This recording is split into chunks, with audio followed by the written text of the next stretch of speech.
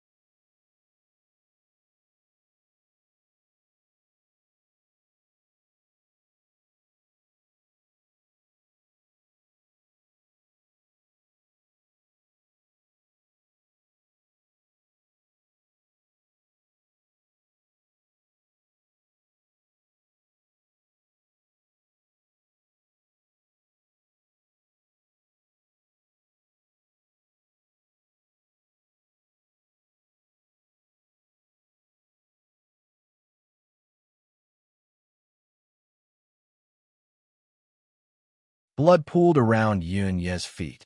He stood silently among the corpses, the stench of death thick in the air, but his heart remained calm. Not a flicker of discomfort touched his eyes. Instead, a thought echoed in his mind. Now is the time to seize control of the entire chaotic zone. And just then, a cold, metallic voice rang out in his head. Ding!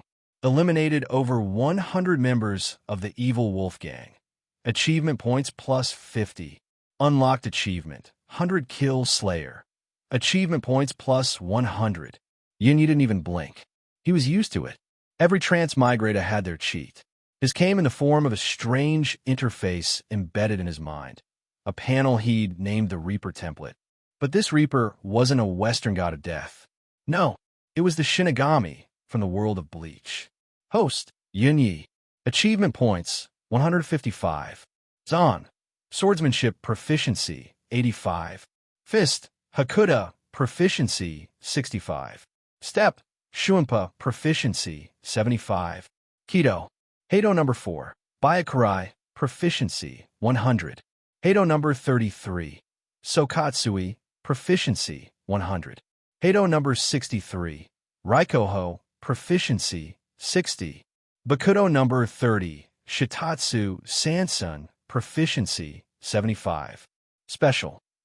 The Reaper system categorized his powers under the core pillars of Soul Reaper combat.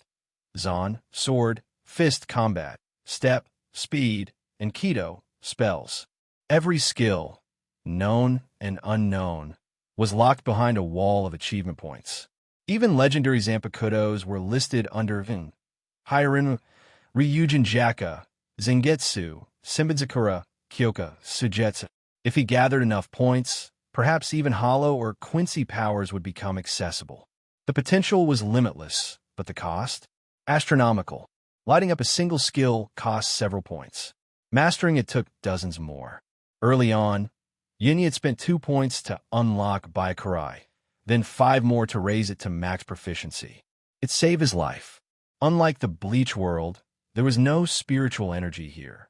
The system adapted, consuming Yunye's physical stamina instead, much like a devil fruit power. He earned points through victory, achievement, or killing powerful enemies. But weak foes? Worthless. The system scaled with his strength. Forest beasts helped in the beginning, but now they yielded nothing. He tossed the thoughts aside. There was still work to be done. 2 gangs remained. Next target, the Iron Hand Gang. The Iron Hand Gang operated out of a dingy bar, their base of operations. The sun was setting, and music, drunken laughter, and crude songs spilled from inside. At the entrance stood 2 guards. A weathered wooden board hung beside them, smeared with blood-red letters. No entry. Trespassers die. Yunyi smirked beneath his mask, singing and dancing, while your graves are being dug. He approached calmly. The guards spotted him instantly. 1 step forward, raising his voice. Hey, stop right there. Who the hell are you? Yunyi didn't answer. A faint red gleam flickered in the eye slits of his black and white mask. A chill ran down their spines. Still, this was their turf. Who would dare cause trouble here? The second guard, more brazen, drew his pistol. You deaf? Take off that mask or... Bang, bang, bang. Gunshots cracked the air, one after another. They expected to see blood, a shattered skull. But Yunyi raised his sword, and with a flick of his wrist, every bullet veered off course. They ricocheted into the ground. The guards froze. What the hell? Yunyi's voice was soft, deadly. You'll pay for raising a weapon against me. With a single motion, he slashed through the air. A wave of sword energy surged forward, 10 meters long, glowing with deadly light. Crash! The blast cleaved the guards in 2 and sliced the entire bar behind them in half. The building groaned, then crumbled in a cloud of smoke and rubble. Inside, chaos erupted. Earthquake! My leg! Help me! Get out! The roof's caving in. Dozens of men stumbled from the wreckage, coughing, bleeding, disoriented. A towering man with iron-plated gloves burst from the debris, covered in dust, but furious. Taisho, the Iron Hand Gang's leader. His eyes burned red with rage as they locked onto Yunyi. You bastard. You dare attack my turf. Who are you? Yin Yu didn't bother answering. His blade rose once more. Do I need a reason to end trash like you? With that, he vanished, only for his blade to come crashing down toward Taisho. Hey, everyone. If you enjoy my quantum audiobooks, you can support me by becoming a Patreon member. Your support helps me keep creating, and you'll get exclusive perks. You can also access my audiobooks directly through Google Drive. Check out the link in the description. Now, let's get started. Flying slash. Seeing this, Tishao looked shocked and quickly dodged to the side, avoiding the slash. But the younger brothers in the back didn't have such good luck. They couldn't dodge in time, they were cut in half, and blood flowed horizontally. Iron Hands is fairly knowledgeable. He once followed a pirate group on a great route. Although their pirate group was destroyed shortly after stepping in, he was lucky enough to survive. But that experience made him see many powerful people, swordsmen who wield flying slashes, and people with magical devil fruit abilities. Their pirate group was easily destroyed by a pirate swordsman. That person can also swing a flying slash, one person with one sword, and easily destroy their pirate group. But Iron Hand would never have imagined that in this remote area of the North Sea, there would also be a strong man who could make a flying slash. Why did this kind of person appear in this remote small sea area if he didn't go to the Great Sea route? And also shot at them? Run, run, run. Tishao only had this thought in his mind, and he didn't even have the thought of resisting. Indeed, he has experienced such a great horror. Scared of being killed. I have some knowledge. Unfortunately, I can't save your life.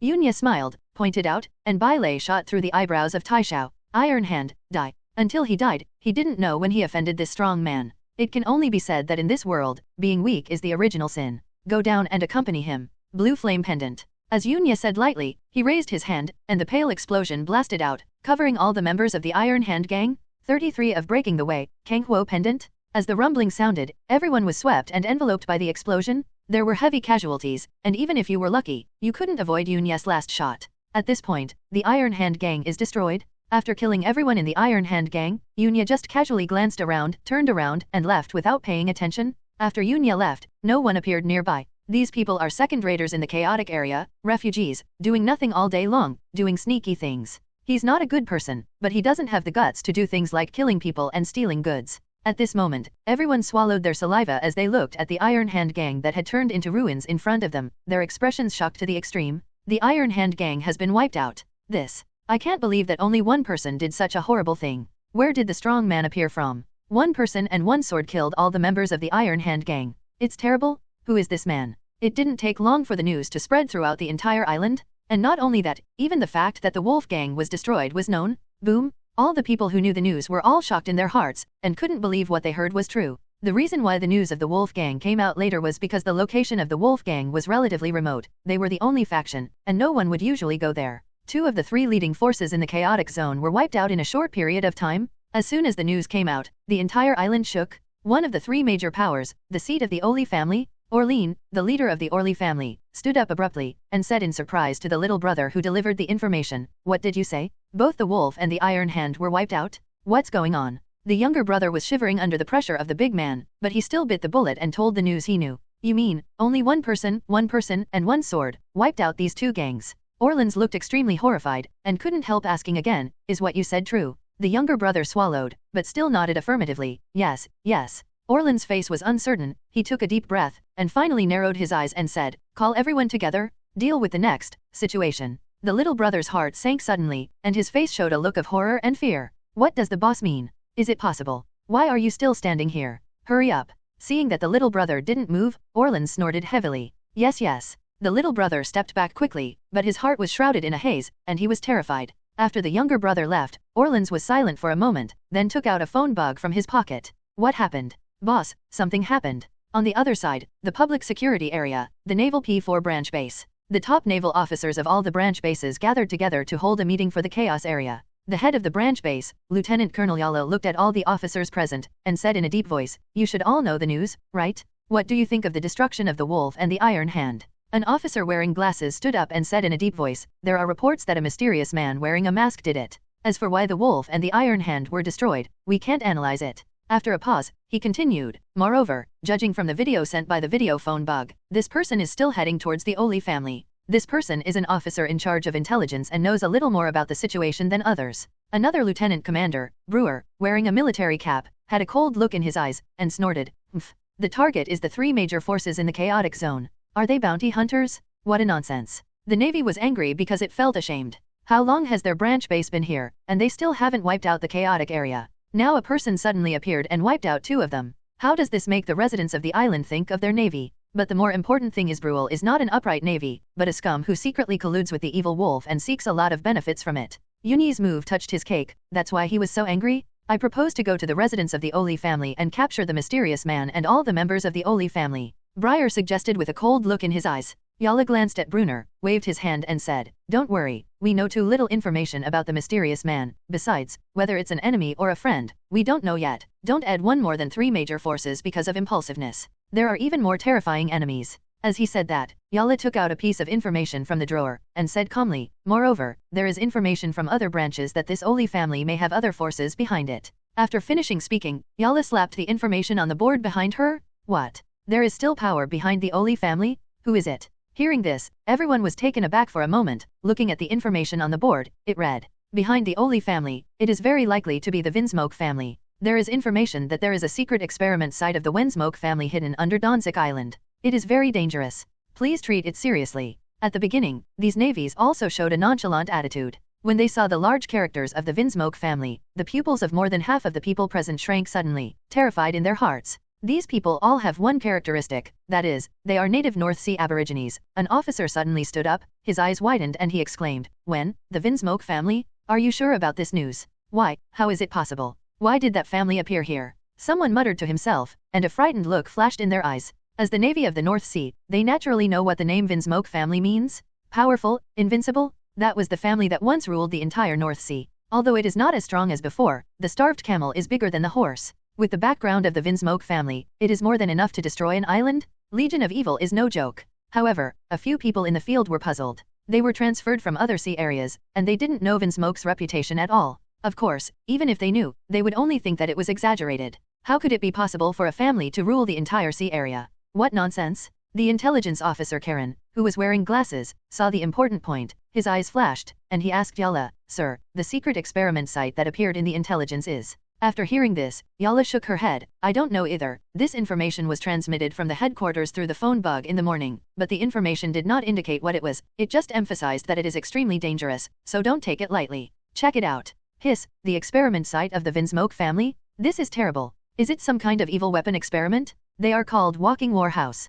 There was discussion among the Navy. Hearing the conversation of these people, a look of disdain flashed in the eyes of Briar on the side. A small place is a small place. If something happens and you panic like this, it's useless. Blair suddenly shot up, swept everyone present, and finally focused on Yala, and said coldly, "Sir, it's useless to talk about these things here now. Why don't you just go and have a look and arrest them all? Just interrogate. So what if it's the Vinsmoke family? Let them know that our Navy has the final say on this island." Now Brunner is still in the rage of having his own interests damaged, and when he gets hot-headed, he doesn't consider the consequences at all, and directly proposes to send troops to crusade. He was born on the Great Airline, and he had an inexplicable sense of superiority when facing the Aborigines from all over the world in paradise. I feel that this is a remote place, and compared with the Great Route, it is a backward place. Because of this, he didn't have much respect for Yala, the officer, even though Yala's military rank was higher than his. After hearing this, some Navy stood up and echoed, "I agree with Major Brewer's proposal. When will our Navy be afraid of other forces? And, what kind of bullshit bounty hunters?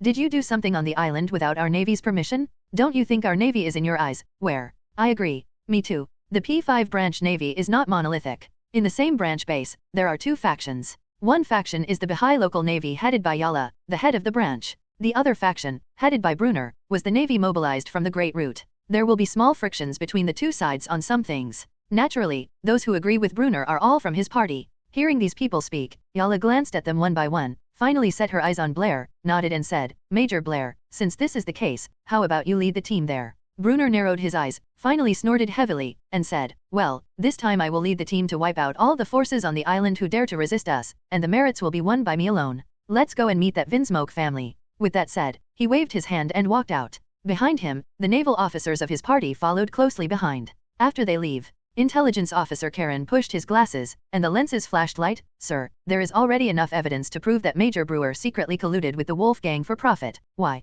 Needless to say, I have my own plans." Yara waved her hand to stop Karen from continuing. Karen responded, "Good sir." Yala scanned everyone present, and said lightly, "Go down, pay attention to all movements in the chaotic area, and don't let go of any information." "Yes." Everyone backed off. Yala was the only one left in the field. He shook his head slightly, looked out of the window, and whispered, "It's been a troubled time. I hope you can find out some useful information for the headquarters, instead of being sentenced to death as a Navy scum." Brunner thought that his secret actions were very concealed, but in fact Yala saw them all. The reason for not exposing it is because Yala's bottom line has not been touched yet. Did not do anything to people in the public security area, but in recent days, the actions of the Wolf Gang have become more and more presumptuous, and they have begun to do inhumane things. This also made Yala completely determined, planning to eradicate this cancer, and when he took advantage of the situation to destroy the Wolf Gang, something happened to the Chaos Zone. With lightning speed, a mysterious person directly wiped out 2 of the 3 major forces in the chaotic area that he was afraid of. Now they are rushing to the residence of the Ollie family. This is planning to take it all in one pot? When Yala knew about it for the first time, she was also very shocked. Who is it and why did they choose to act at this time? Yara picked up a stack of documents, which contained information about the Ollie family and the Vinsmoke family. Yunya glanced at the sky. At this time, the sky was getting late, and night fell quietly. The night is so beautiful, suitable for killing. Yunya smiled, and stared coldly at the front, where hundreds of people had already gathered. It's the Ollie family. On the side of the Ollie family, someone also found Yunya's figure and exclaimed, "Come, come. Be alert, be alert." Orleans narrowed his eyes when he saw the person coming, and waved his hand directly. "Don't give him a chance to get close, shoot." The younger brother took the order and shot with his gun. Bang bang bang, flames spewed out, and the bullets pierced through the air, covering a large area in front of him, leaving no room for Yunya to hide. However, does Yunya need to avoid it? Unnecessary? With a wave of the sword in his hand, a half-moon-shaped slash pierced through the air, deflecting all the bullets, and then killed them without diminishing momentum. Orleans' heart sank, and he couldn't help but said, "Is he really a swordsman?" There was information that the one who wiped out the other 2 forces was a swordsman who could make flying slashes. In this world, a swordsman's attack is the sharpest and most dangerous. If he is not careful, there is only one end, and that is death. Faced with this sharp slash, Orleans didn't dare to be careless, and hastily pulled out a pistol with a peculiar shape, which looked full of technology. When he fired the gun, a ZZ current surged, forming a beam of lightning at the muzzle of the gun. Blazing out, collided with Yunya's slash. The boom exploded with vigor and swept out. The slash and lightning shattered at the same time, and scattered in all directions. Huh. Yunya looked at the pistol in Orleans' hand, surprised. This is a stun gun? Does Pirate World still have this thing? Inevitably, Yunya thought of the pacifists who appeared in the original book. It's just that what the pacifists send out is a laser cannon similar to the Yellow Ape. And this is a stun gun similar to Bailey. Moreover, the power looks good. Of course, Yunya was just surprised. In terms of power alone, it is probably not as good as his own 4th, Bailey. It's just a feeling that the technology tree in this world is really crooked. The ships powered by sails are used to go to sea, but the weapons used are high-tech things such as robots, stun guns, and laser cannons. However, Yunya was only surprised for a moment. This kind of thing is considered high-tech, but it is nothing to him. After all, the power is not even as powerful as Bailey, that is, the level of his own strike. What other means? Let's use it together. Yunya walked forward, his voice deep and cold behind the mask. Orleans narrowed his eyes, and asked, "Who are you?" "Navy." This is already the 3rd person who asked me this question today. Yunya still walked slowly, and said with a sneer, "Then why do you think I'm wearing a mask?" Wearing a mask is naturally to hide your face from being seen. I didn't expect that when the incident happened, I would be mistaken for a dangerous person and wanted to be a bounty criminal, and I would end up being hunted down by the Navy. Yunya has no interest in going out to sea as a pirate. The Navy can think about it, leaning against a big tree to enjoy the shade. The risk factor is much less than being a pirate, but he needs to consider it carefully. He will not do things that are not beneficial. Orleans was startled, and then his face suddenly became very ugly. 3 times? Which 3 times? Then I thought about it for a while. Besides myself, the other 2 refer to people from the other 2 forces. Is this telling him that everyone who said this died at his hands? This is naked contempt for his Orleans?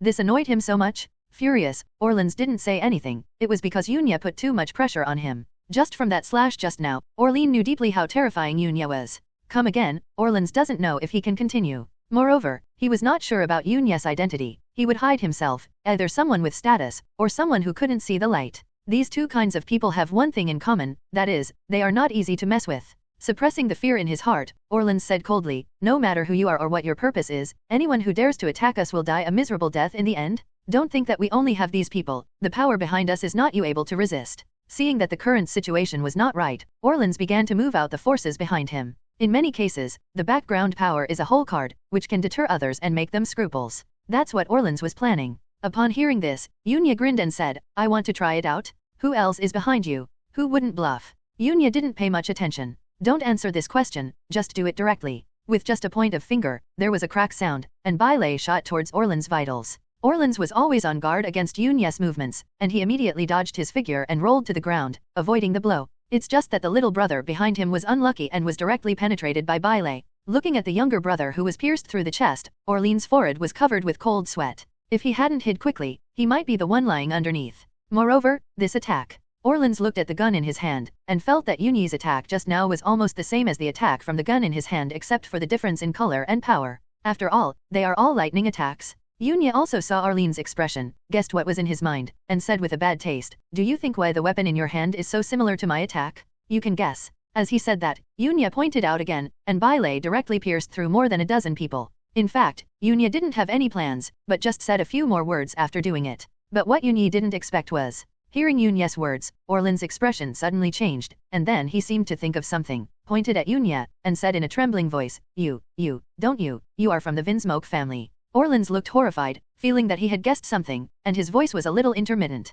This island has always hidden a secret experiment site of the Vinsmoke family. Some mysterious research is going on inside. Moreover, during this period of time, there have been results. The weapon in his hand is one of the results. An extremely powerful weapon. If it can be mass-produced, it will definitely be a big killer in war. Is it possible that this mysterious masked man is from the Vinsmoke family, and he came here to silence us? Guessing this in his heart, Orleans couldn't help but shrink his pupils, and a sense of despair welled up in his heart. Some forces, in order to hide their secrets and not reveal them, will kill all those who know about it. Orleans felt that this person was the killer sent by the Vinsmoke family to kill them, in order to hide the secret research results here. So cruel. In order to hide the experimental results from being leaked out, must all relevant personnel be cleared? Orleans clenched his fists, anger flooding his mind. The rest of the people obviously didn't have so many thoughts. After hearing what Orleans said, they were all shocked and showed a look of horror. The Vinsmoke family? Why did the Vinsmoke family come to kill them? They are just a bunch of minions, and they don't even know that there are forces behind them.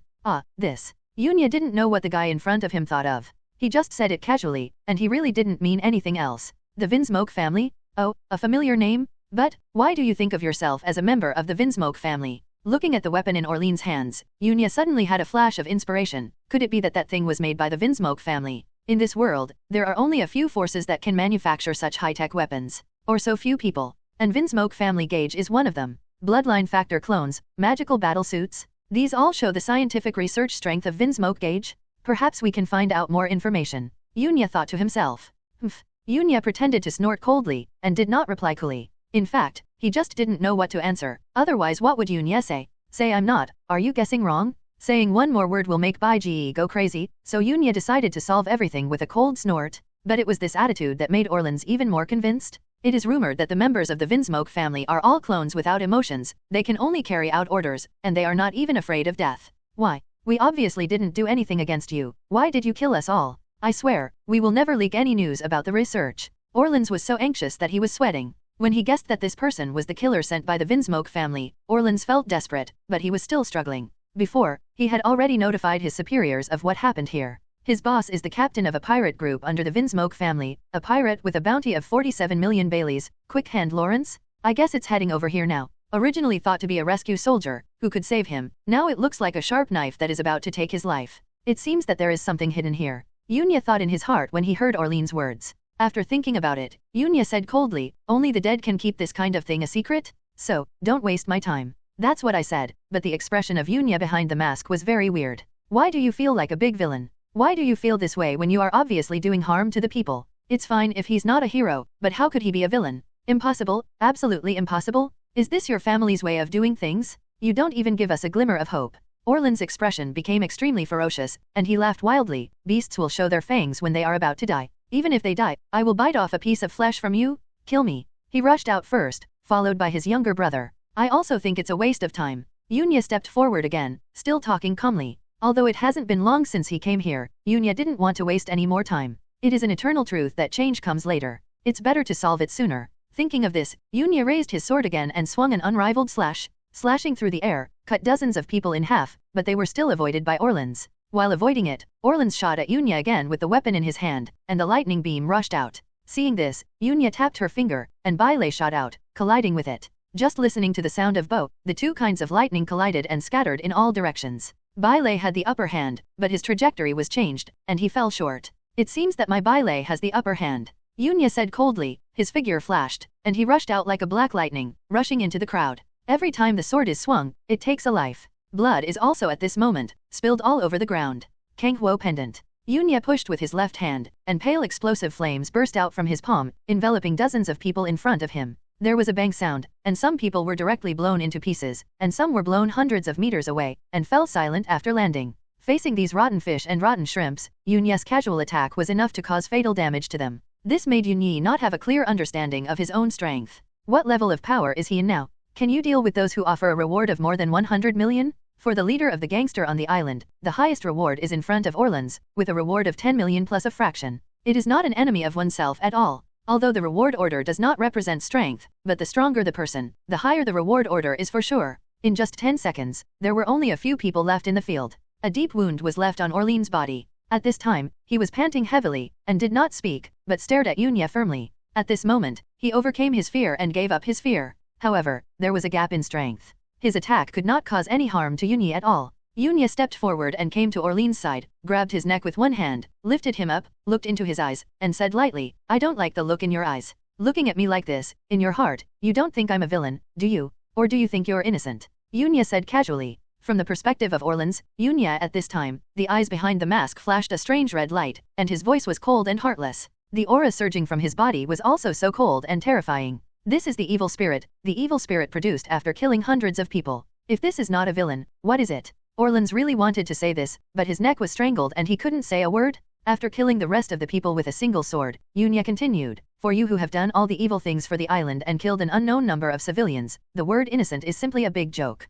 Orleans suddenly narrowed his eyes sharply, and said word by word, "You, not, are, people from, when, s, moke, family, clan." In order to let him speak, Yunya specially relaxed the strength in his hand. Yunya smiled, "It's not stupid, but it still can't change your fate. You, who, are?" Orleans asked again word by word, with a look of bewilderment in his eyes. Even at this time, he still wanted to know Yunya's identity. If he wasn't from the Vinsmoke family, why should he destroy them? This made him very puzzled. Yunya moved closer and said, "It's just an ordinary person who has been offended by you." After finishing speaking, Yunya exerted force in his hands, and with a click, Orleans' neck was directly crushed. Before he died, Orleans still had a dazed expression on his face. If he could survive, he would definitely say, "What a goddamn ordinary person." At this point, the Ollie family is destroyed. The three major underground forces on the island are all wiped out. It was at this moment that the mechanical voice sounded again in Yunya's mind. Ding, kill the Ollie family, reward achievement points 50. Ding, successfully kill the three major underground forces, reward achievement points 100.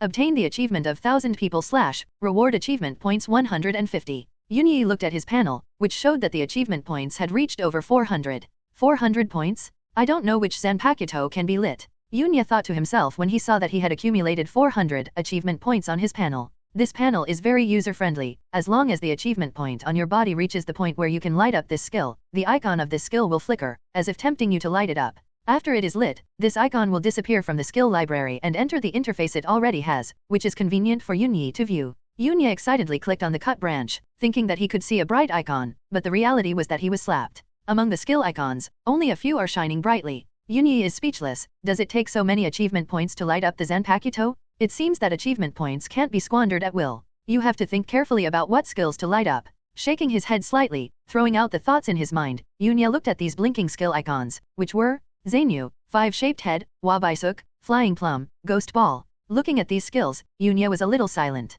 It's not that it's bad, but, how should I put it, it doesn't have the abilities that Yunya wanted. There is no Jinghua Suiyu, no Hirin Maru, no Luren Ruohuo, no Senbin Sakura. It seems that this system also depends on people's dishes. Yunya sighed, people are poor and short-sighted, and they can't even get the ability they want. The gaze moves back and forth between these skills. Finally, freeze on Zainu. Zainu is the Zanpakuto of the protagonist Kurosaki Ichigo in Shinigami. It looks like a machete. The only ability is to gather the spiritual pressure at one point, and slash to create a terrifying slash called Yuiat Yenchong. This is the only ability that Yunya values among the few initial skills at present. I don't know what kind of situation to show it to enhance my slashing power. Yunya guessed in his heart and looked at the panel. Host, Yunya. Achievement points, 33. Cut, swordsmanship, proficiency 85. Zanpakuto, Zainu Yuiat Yenchong, proficiency 50. Fist, hidden vein, proficiency 65. Walk, Shunpo, proficiency 75. Ghost, the 4th of the Broken Way Baile, proficiency 100. The 33 of the Broken Way Kangwo Pendant, proficiency 100. Jean Branch has an extra Zanpakuto interface, and Zainu is impressively listed. After lighting it up, there was no change on Yunya's body, nor did a machete appear. Yunya originally wanted to experiment with Zanu's ability, but after thinking about it, he suppressed his curiosity and tried it again when he had time. Decided to do something else first. Yunya picked up the gun in Orlean's hand and looked around, but looking around, he couldn't see any reason. I can't even find the screw holes. Forget it, I don't understand all these high-tech. Yunya shook his head slightly, putting this thing away. It was of little use to him. In this world where the weak prey on the strong, being strong is the last word. Yunya turned around and walked towards the residence of the Ollie family. This is not a tall building. The architectural style is very peculiar, as if all kinds of different materials are randomly spliced together. It looks nondescript, and the obsessive-compulsive disorder will want to burn it when it sees it. From the information revealed by Orleans just now, Yunya guessed that there must be something hidden on this island. Most likely it has something to do with the Vinsmoke family. Yunya was rather curious about this. There is no doubt about the scientific research capabilities of the Vinsmoke family, and the study of blood factors alone is already very important. In the original book, even the ant wants to annex them. The clone army that is not afraid of death is definitely a weapon in war. According to the urine nature of the pirate world, all hiding places and secret bases are built underground. Yunya came to the house, looked at the ground under his feet, and slashed out with a sword. The sword energy pierced the ground. The ground collapsed directly, revealing a passage inside. Yunya had such an expression as expected, and he didn't know if it was the rules of the world or what. It is a conventional truth that all hidden places must be built underground. Unaware of the danger, Yunya simply used Shunpo and went down the passage. The aisle was crowded at first, but after a few steps, it became brighter and illuminated by lights. At the end, there is a metal gate lying in front of it. Is it over? Yunya approached and knocked on the metal door, feeling that it was quite heavy, and wondered if it could be broken. Thinking about it, Yunya raised his sword and slashed, with a few swipes, leaving a few deep cut marks on the metal gate, but the gate was not broken. Hey, it's pretty solid. Yunya let out a hey, and took a few steps back. At this moment, he was more serious. There was a sword force in front of him, his eyes were fixed. Yunya held the sword in both hands, and slashed forward with a sword. Hearing the sound of buzz, the terrifying sword energy pierced through the air and hit the metal gate in front hard. There was a loud bang, and the entire passage seemed to start to vibrate. Vigorous and full of smoke and dust. Inside the gate is a laboratory full of high-tech paintings. At this moment, there were more than 20 clones with the same face working inside. Suddenly, a deafening sound reached their ears, causing them to look around in shock. What happened? Why is there such a big movement all of a sudden? Then, they were shocked to find that the gate, which could have resisted the mortar bombardment, was actually cut into 2 sections at this moment. The metal gate several meters thick crashed down, and even the ground shook. Looking at them, they suddenly saw a mysterious man wearing a mask walking in through the collapsed gate. Outside, the sky was completely dark, and the stars were shining brightly. Major Brewer led a group of naval soldiers to arrive at the Ollie family residence at this time. Ahead, the raging fire continued to burn, and the air became distorted due to the scorching heat. Looking at the messy battlefield that was burning in front of him, Bruner's expression was also concentrated, and he thought to himself, "It's over? Are you late? Search and see if there are any survivors around." Brewer directly ordered his subordinates to go down to investigate. Yes. Some Navy soldiers responded and scattered out. The other side. A pirate ship docked at the pier, and then, a figure jumped off the ship and rushed towards the chaotic area. Lawrence, who offered a reward of 47 million Baileys, had a gloomy face and ran towards that side quickly. Damn it, who is targeting us? And it happens to be such a time. Is someone watching us secretly? Definitely a world government guy. Damn it! If the information is taken away by the world government, I won't live long. Lord Gagey will not let me go. Lawrence couldn't help but shudder when he thought of the consequences of the research materials being taken away, and his speed accelerated again. No, I can't let people from the world government or the Navy succeed. I have to transfer all the data before that. After a while, Lawrence arrived near the residence of the Ollie family. Ahead, the flames were raging, and the original residence of the Ollie family had been completely reduced to ruins. As soon as Lawrence stopped, he saw the actions of the Navy led by Breyer. Is it really the lackeys of the world government like the Navy? Lawrence gritted his teeth. His eyes were burning with anger, even more fierce than the fire ahead. Because in his eyes, the people who destroyed the Ollie family were these damned Navy. And from the garrison that was covered by raging fire, they must have already searched for the experimental base below. This also means that he came one step late. Damn Navy, what have you done? Realizing this, Lawrence, who was burning with anger, did not hesitate. At this moment, he rushed out and launched a fierce attack towards the Navy. The 2 pistols flew rapidly in Lawrence's hands, and the speed was so fast that after images appeared. In just a few seconds, more than a dozen naval soldiers were hit and lost their breath. There are enemies, be alert. Over there is only one person. His speed is too fast, shoot quickly and block his actions. The Navy was caught off guard, but quickly reacted and launched a counterattack. Bang bang bang. Gunshots rang out and bullets poured out. It's just that Lawrence's speed is so fast that no Navy can hit him while moving. On the side, Blair saw Lawrence's face through the firelight, and felt a little familiar. After thinking about it for a while, his face suddenly changed, and he exclaimed, "It's Lawrence the Quick Hand? No, everyone, get back." He roared, and he was the first to hide behind a bunker. Didn't you say that the enemy is a guy wearing a mask? Is that the Vinsmoke family? Why is it a pirate with a bounty of more than 40 million? Why? Blair was terrified in his heart. He didn't expect that the person who destroyed the three major forces was Lawrence Kuaishao. If he had known that he was a pirate of this level, he would not have dared to come here even if he was killed. A reward of more than 40 million Baileys is offered, which is very rare here in 4 seas, and each of them is a fierce existence. It is not something their navies from all over the world can compete with. At least it's not something his navy, who can only eat and wait to die, can compete with. Could it be that Demgai Yala deliberately passed on false information, just to make me go to die? Suddenly, Blair seemed to have thought of something, and his face became extremely gloomy. Before, he felt that something was wrong with Yala and the other navy. How could a mere family make them so afraid? It turned out that it was deliberately acting for him. The purpose is to provoke him to make a move. What a good plan. He felt that Yala deliberately provoked him and passed on false information in order to make him die, so that his position on the island would be more stable. The two have friction with each other. This possibility is not small. Yara, you are so cruel. Brunner gritted his teeth, his heart full of resentment.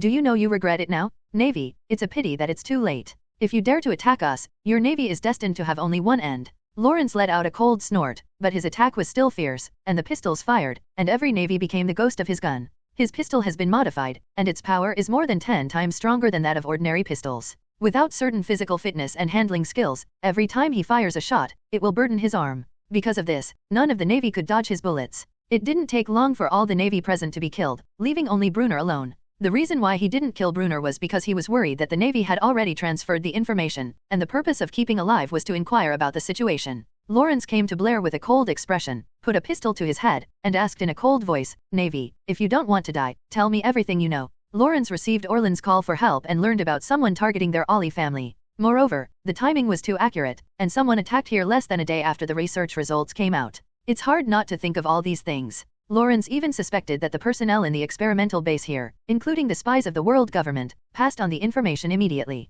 Otherwise, it would be impossible for someone to attack here the next day. No, don't kill me, I said, I'll say anything. Brenner was frightened by Lawrence's killing, and sat on the ground trembling. His tone kept trembling. Seeing Blair's behavior, Lawrence showed contempt in his eyes, but this is better. The more people who are afraid of death, the easier it is to get information from him. What is the purpose of your navy coming here? Lawrence squatted down, with the pistol still pressed against Breyer's forehead, looking directly at him indifferently and said. Hearing this, Brunner's heart trembled, knowing that he could not answer well, and all that awaited him was death. Under the threat of death, his thoughts flashed. It's impossible to tell the truth. It can't be said that you came because of the person who destroyed the 3 major forces, right? Saying it will definitely kill you. Even if there is only a glimmer of hope, Breyer will not give up. He will do his best to try, even if he drags all the living creatures on the island into the water. Since he couldn't tell the truth, he could only use the Vinsmoke family as a shield. So, he replied in a trembling voice, there is news from the Navy headquarters that the Ollie family on the island is involved with the Vinsmoke family. However, before he could finish speaking, there was a bang gunshot, and Breyer's head exploded directly, and red and white things splashed all over the ground.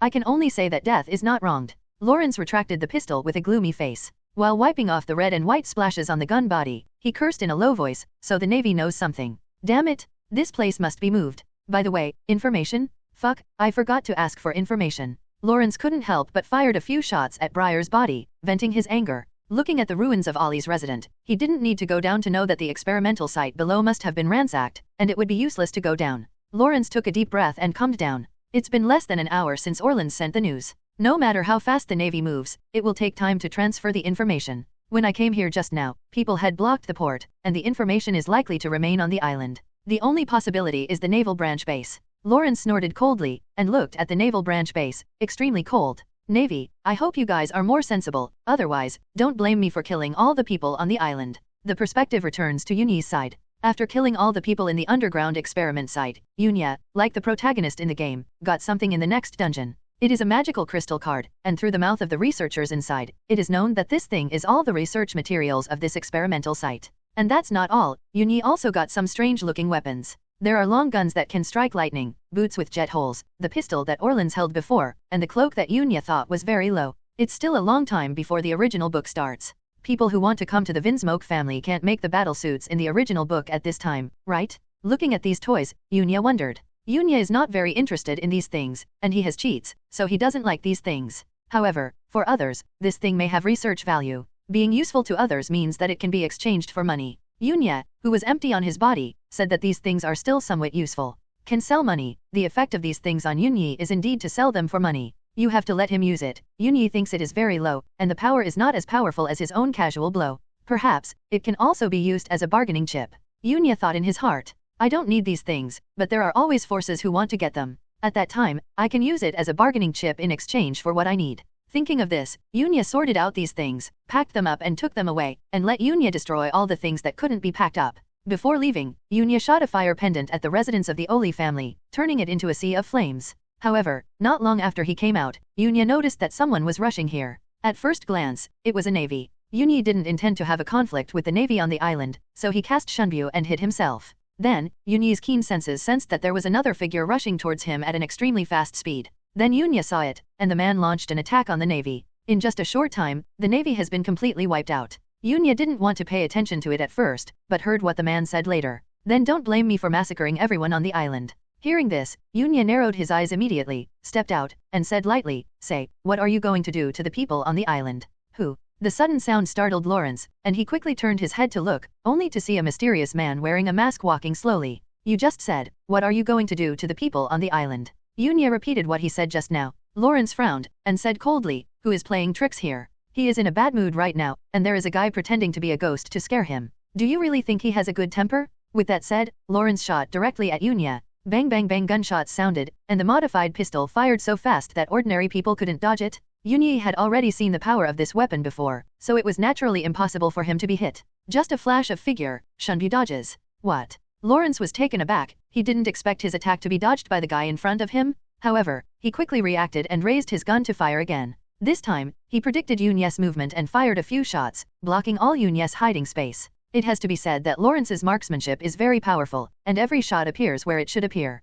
Even Yunya couldn't help feeling that this person's marksmanship was really accurate. He actually predicted his next move in advance. Yunya even wondered if the guy in front of him possessed a domineering aura and captured his movement. However, if he wanted Yunya's life, that was because Lawrence was thinking too much. I saw Yunya drew out the blade of his waist, and shot instantly, only hearing the sound of dang dang dang. The bullet was completely blocked by Yunya with his sword. Answer my question. Yunya said indifferently, raised his hand, and slashed through the air with a slash. Tell me, what are you going to do to the people on this island? Sword hero. Lawrence's eyes were fixed, his figure flashed, and while avoiding Yunya's attack, he raised his hand and fired again. Is the guy who hides his head and shows his tail a righteous man on the island? Lawrence smiled ferociously. I said, I want to slaughter everyone on the island, so stop me if you have the ability. Humph. Yunya snorted coldly, his eyes became cold. He could tell that the guy in front of him was not only this powerful, and those two pistols were just one of his means of attack. Aren't you going to talk? Then go to hell with me. Lawrence's eyes were cold, and while he was shooting, his figure also moved towards Yunya.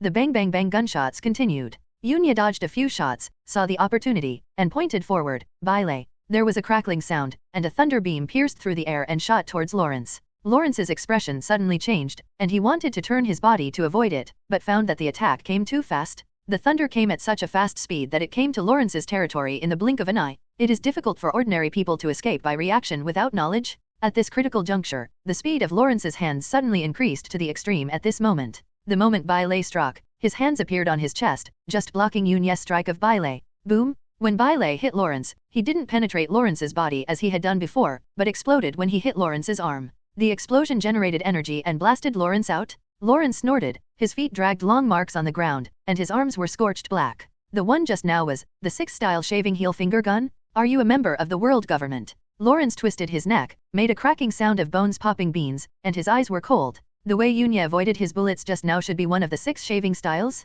There is also the white thunder bursting from the fingers, which is also similar to a finger gun. When he was fighting the Navy before, he also had a master of the 6 styles, so he knew how difficult it was for a master of the 6 styles. I know that there are some navies who specialize in 6 styles, and their 6 styles are different from other navies. Even combine devil fruit abilities to create even more powerful moves. Moreover, judging from Yunya's attire, he is also in line with the CP of the world government's organization. What they like most is to wear a mask to hide their appearance, like ghosts in the dark night, never looking at people directly. Guessing this, Lawrence looked indifferent. Sure enough, even the world government is eyeing those materials? You think it is right? Yunya said lightly, not surprised that Lawrence took Baile from him. People in this world have extraordinary physical fitness, so it is not surprising that they can resist Baile. I couldn't bear it before, just because I was a weak person.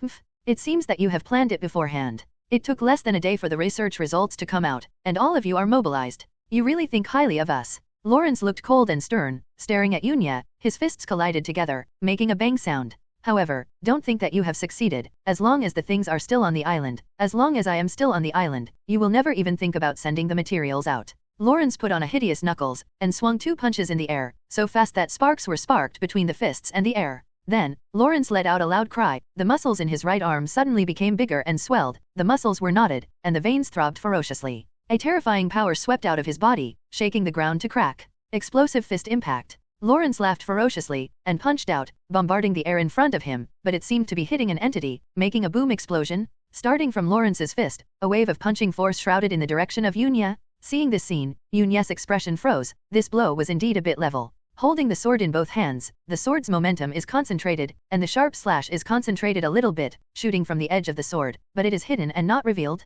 Cut. Yunya shouted loudly, swung his sword forward, and the slash that was hidden at one point suddenly exploded like a spring pressed to the extreme. Boom! When the two collided, a sky-shattering sound suddenly resounded through the space. A gust of energy turned into a billowing air wave and swept towards the surroundings. The two attacked the collision point as the center, and the ground sank directly, causing smoke and dust to rise everywhere. Where are you looking? In the smoke, a figure broke through, very fast, with a sneer on the corner of his mouth, and punched out again. The knuckles screamed sharply, the force of the fist pushed the air in front of him, and bombarded a black shadow in the smoke. Boom! The strength of the fist penetrated the black shadow, blasted into the ground, and blasted a big hole in the ground, which was more terrifying than the power of artillery shells. Chi-Jin scattered the smoke and dust, but where is anyone still there? The blow just hit a phantom. Where are people? Lawrence frowned. The next moment, he sensed the crisis above his head. Looking up, a bolt of lightning fell straight towards his position. Then I heard an indifferent voice, "Baile." Lawrence dodged sideways, and was about to launch another attack, but found that there was a heat wave rolling from the right. Over there, Yunya landed on the ground in an instant, raised his hand, and the 33 of the broken Deo, Kankwo pendant, bombarded out. Before the explosive flames arrived, the heat wave had already passed one step ahead, causing Lawrence's expression to change drastically. He wanted to avoid it, but realized that the explosive flames were surrounded by fan-shaped radiation, covering his avoidance space. Helpless, Lawrence can only choose to resist. Putting his hands in front of his body, he planned to take Yunya's blow hard. However, is Yunya's attack so easy to block? Without armor, relying on physical protection alone, even animal-type ability users may not be able to survive this blow intact. With a sound of boom, there was an explosion of flames, and Lawrence was directly blasted hundreds of meters away by this blow, smashing all the trees along the way to pieces, and finally fell to the ground, smashing a huge hole in the ground. Oh, still alive? So, what about this blow? Yunya sneered, although he didn't know who this person was, but the words "I want to slaughter everyone on the island" from his mouth was enough for Yunya to regard him as an enemy. It's the enemy, we must kill them all. Yunya jumped into the air instantly, raised his sword to the top of his head, and a strong sword force condensed on his body. His eyes were cold, and he stared directly at Lawrence's position below, with a cold smile on the corner of his mouth. Yuaya, Tianchong. On the edge of the sword, a wave of sword momentum was brewing, and then, a half-moon-shaped slash several tens of meters long shot out from the edge of the sword, slashing fiercely towards Lawrence's position. The ability of Zhan Yu, Yuya Tianchong, was displayed by Yunya at this moment. This sword, the sharpness contained in it, is much stronger than before, as if it wants to cut the whole island into 2 halves. Over there, as soon as Lawrence got up, he saw a terrifying slash straight down on his head. At this moment, he finally felt the fear, and couldn't help but say, "This level of slash? Who are you? CP0 member." He felt that this sword was invincible. However, ants still have the intention of resisting in the face of death, let alone a pirate who is vicious. At this moment, Lawrence was completely insane. His eyes were stained with blood, his expression was ferocious, and he burst out with all his strength. With his fists gathered in his abdomen, and with all his strength, he hit the sky with both fists. Break it. At the critical juncture, Lawrence completely exploded his potential, and this blow was also his strongest blow ever. Boom! The two attacks collided again, and this time, there was an even more violent sound. Under Lawrence's feet, the ground collapsed again, and the shock wave swept all around, blowing the rock formations and trees away. Crush! Crush! Yunya slashed down with a sword, breaking Lawrence's explosive punch directly. In the end, the half-moon slash crashed down in Lawrence's desperate eyes.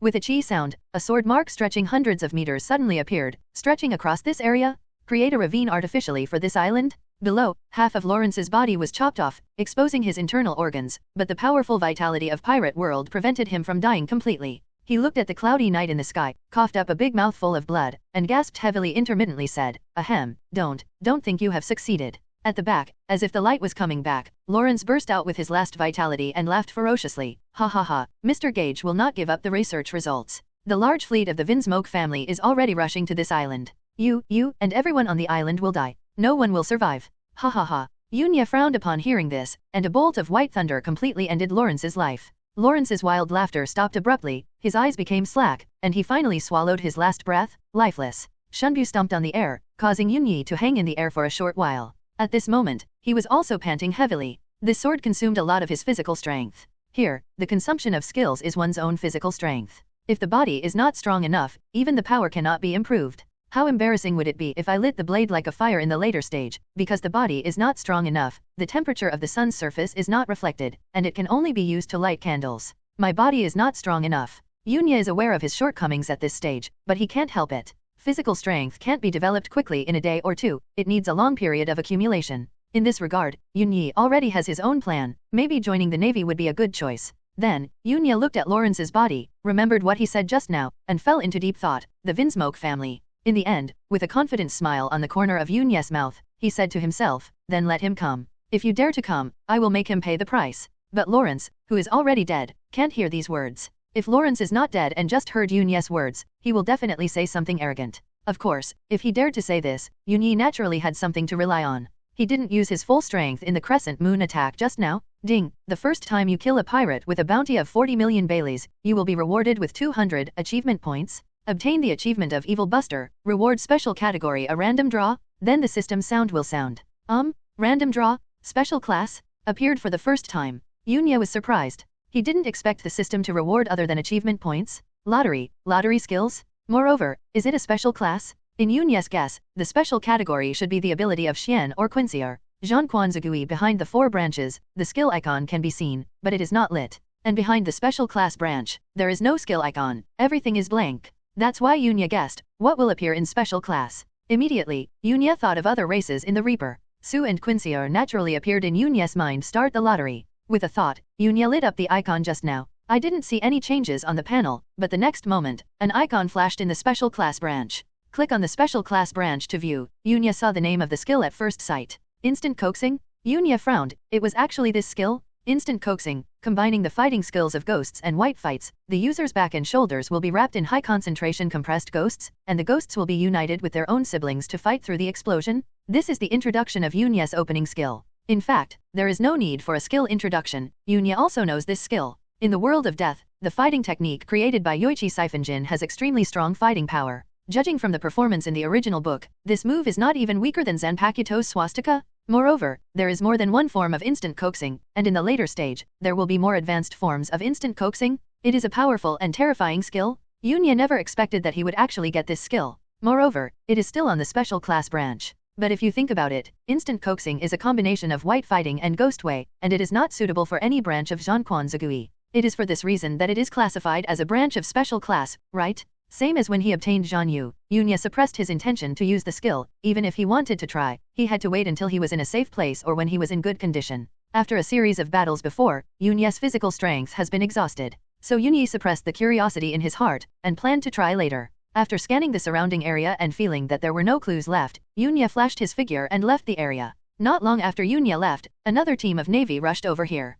Headed by the base chief of the island's naval branch, Yara. Yala looked solemn. It had been a long time since there was news from Briar, and there were frequent movements here. He couldn't hold back the thoughts in his heart, so he decided to come here to have a look. As soon as I came, I saw corpses all over the ground. Looking around, almost all of them belonged to the Navy. This could not help but make Yara's face darken. Although he wanted to let Brunner come over to test the reality of the Ollie family, he didn't think that Brunner would be compromised here. After all, he also came from the Great Root. Although he is a scum in the Navy, his military rank is earned by the real deal. He has a certain strength, and his cunning level is also the best among the branch bases, otherwise he would not engage in those actions secretly to seek benefits. But what Yara never expected was that Briar and a group of naval soldiers who came to investigate were destroyed here. Not even the information was passed on. Who exactly did you encounter? Yala's face was solemn. He was quite clear about the strength of Orleans, the boss of the Ollie family. It was impossible for him to have the strength to kill Brunner. In other words, someone else did it. At this time, a Navy soldier walked over quickly and reported, "Sir, a body that was chopped in two was found over there," and,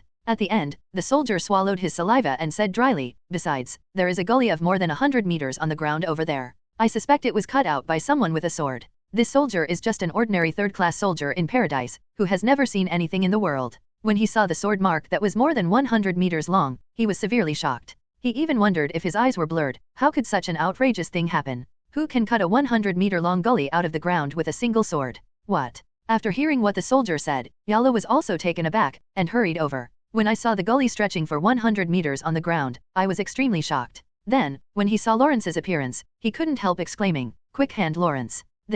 He was shocked. The pirates who offered a reward of 40 million Baileys belonged to the top group in the North Sea, and their reputation could stop children from crying when their reputation was heard by ordinary people. A character that even the Navy would not dare to provoke?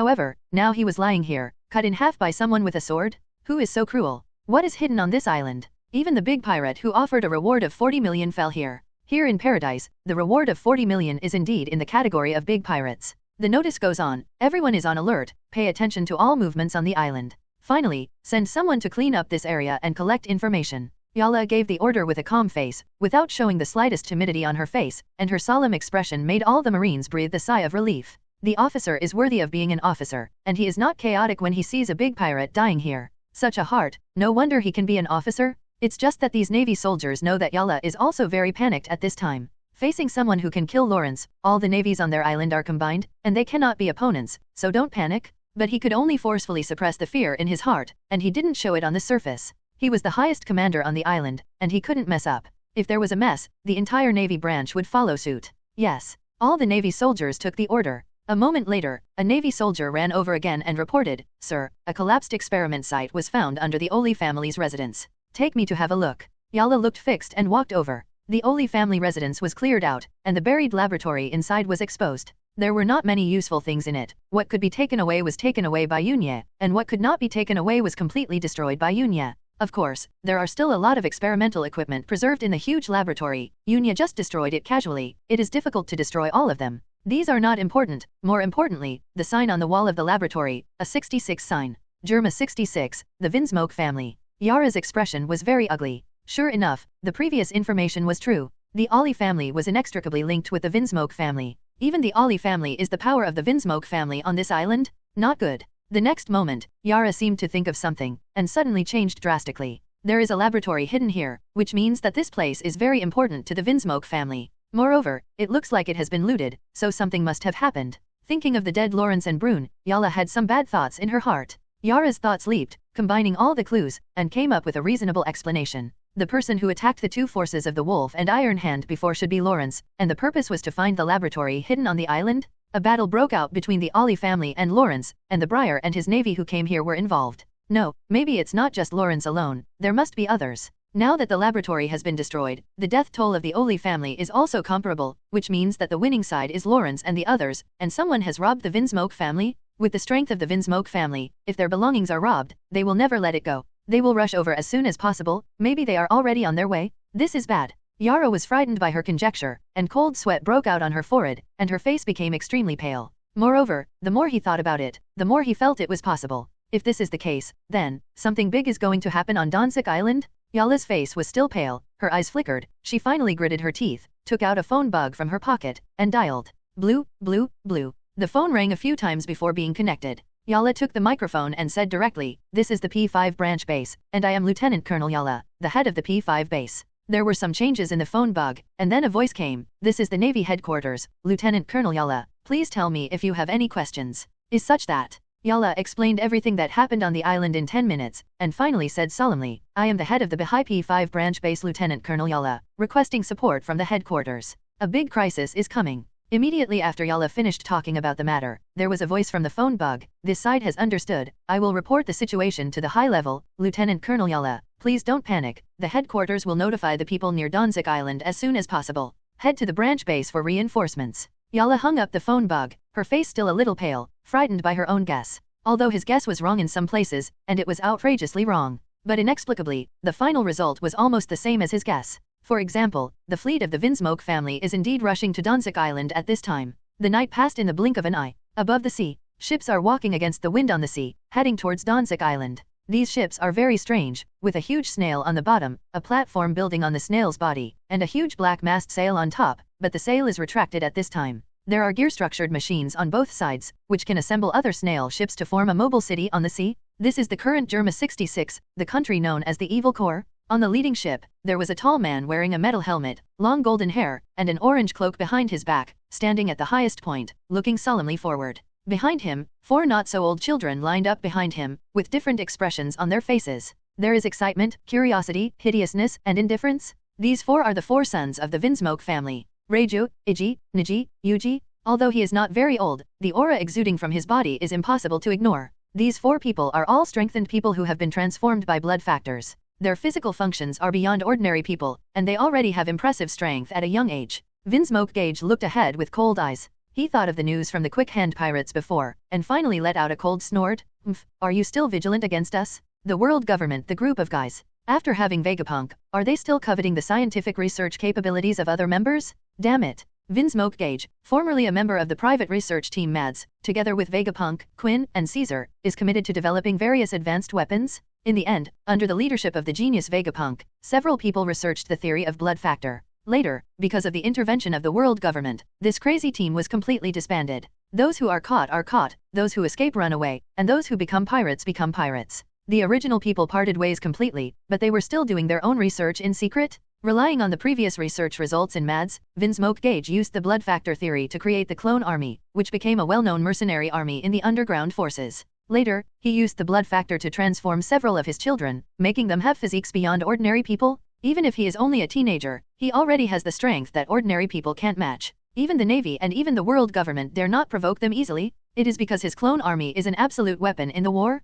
However, just yesterday, there was news from the pirate group under the banner that someone was eyeing their research results and had already done it. This made Jiaji furious. Now, someone dares to attack Germa 66? Immediately, he thought of the world government, and only the world government would be interested in his research results. Father, where are we going now? Among the 4, the pink-haired little Lolita Reiju, who had already come out now, asked Geiji, looking carefully at her father. Since my younger brother Sanji ran away from home, my father's temper has become worse and worse. Or, it was the previous war that didn't reap enough benefits? No matter what the reason is, you have to be careful even talking to your father now, Reiju thought to herself. Geiji cast a sideways glance at Reiju, and snorted coldly, don't worry about it, you just need to follow the order. Yes. Seeing his father getting angry, the 4th son Youngji, who was the most escaped, and a few others didn't dare to touch his bad luck, so they could only respond. They have been indoctrinated to obey orders since birth, and they dare not even have the thought of rebelling against their father. At the bow of the boat, Jiaji stared intently, wondering what he was thinking about. On the other side of the sea,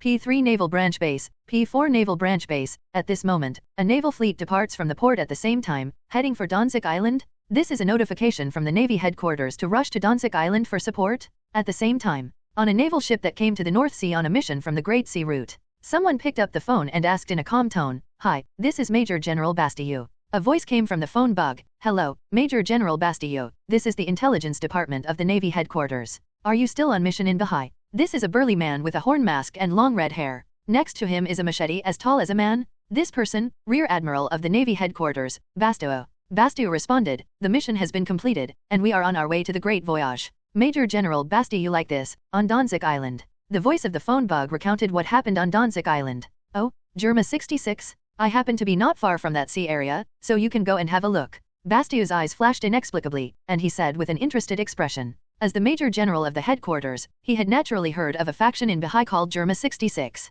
"I am also very interested in this force known as the Legion of Evil. Then I'm counting on you, Major General Bastille." After the voice finished speaking, he hung up the phone. Bastille stood up abruptly, and shouted to his subordinates, "Turn left and go to Danzuk Island." At this time, on Danzuk Island, the sky is covered with overcast clouds, and the wind and waves are sweeping the shore, looking like a storm is about to come. When Yunya woke up, he felt refreshed and his state had returned to its peak. After getting up and washing up briefly, Yunya opened the door and walked out of the room. When he just walked out of the gate, Yunya frowned suddenly. His keen perception made him realize that there was something strange on the island. There was a loud noise coming from a distance. Yunya followed the sound and walked forward for a certain distance. This is a small village in the back mountain. It is said to be a village, but in fact there are only dozens of families living here, and the houses are the simplest wooden houses, which are very simple. Although the village is small, it is well equipped with all internal organs, and it can be regarded as a part of the public security area. However, it has become independent from the town, and if the people in the town call it, it is a broken country. After Yunya was rescued, he has been living in this village.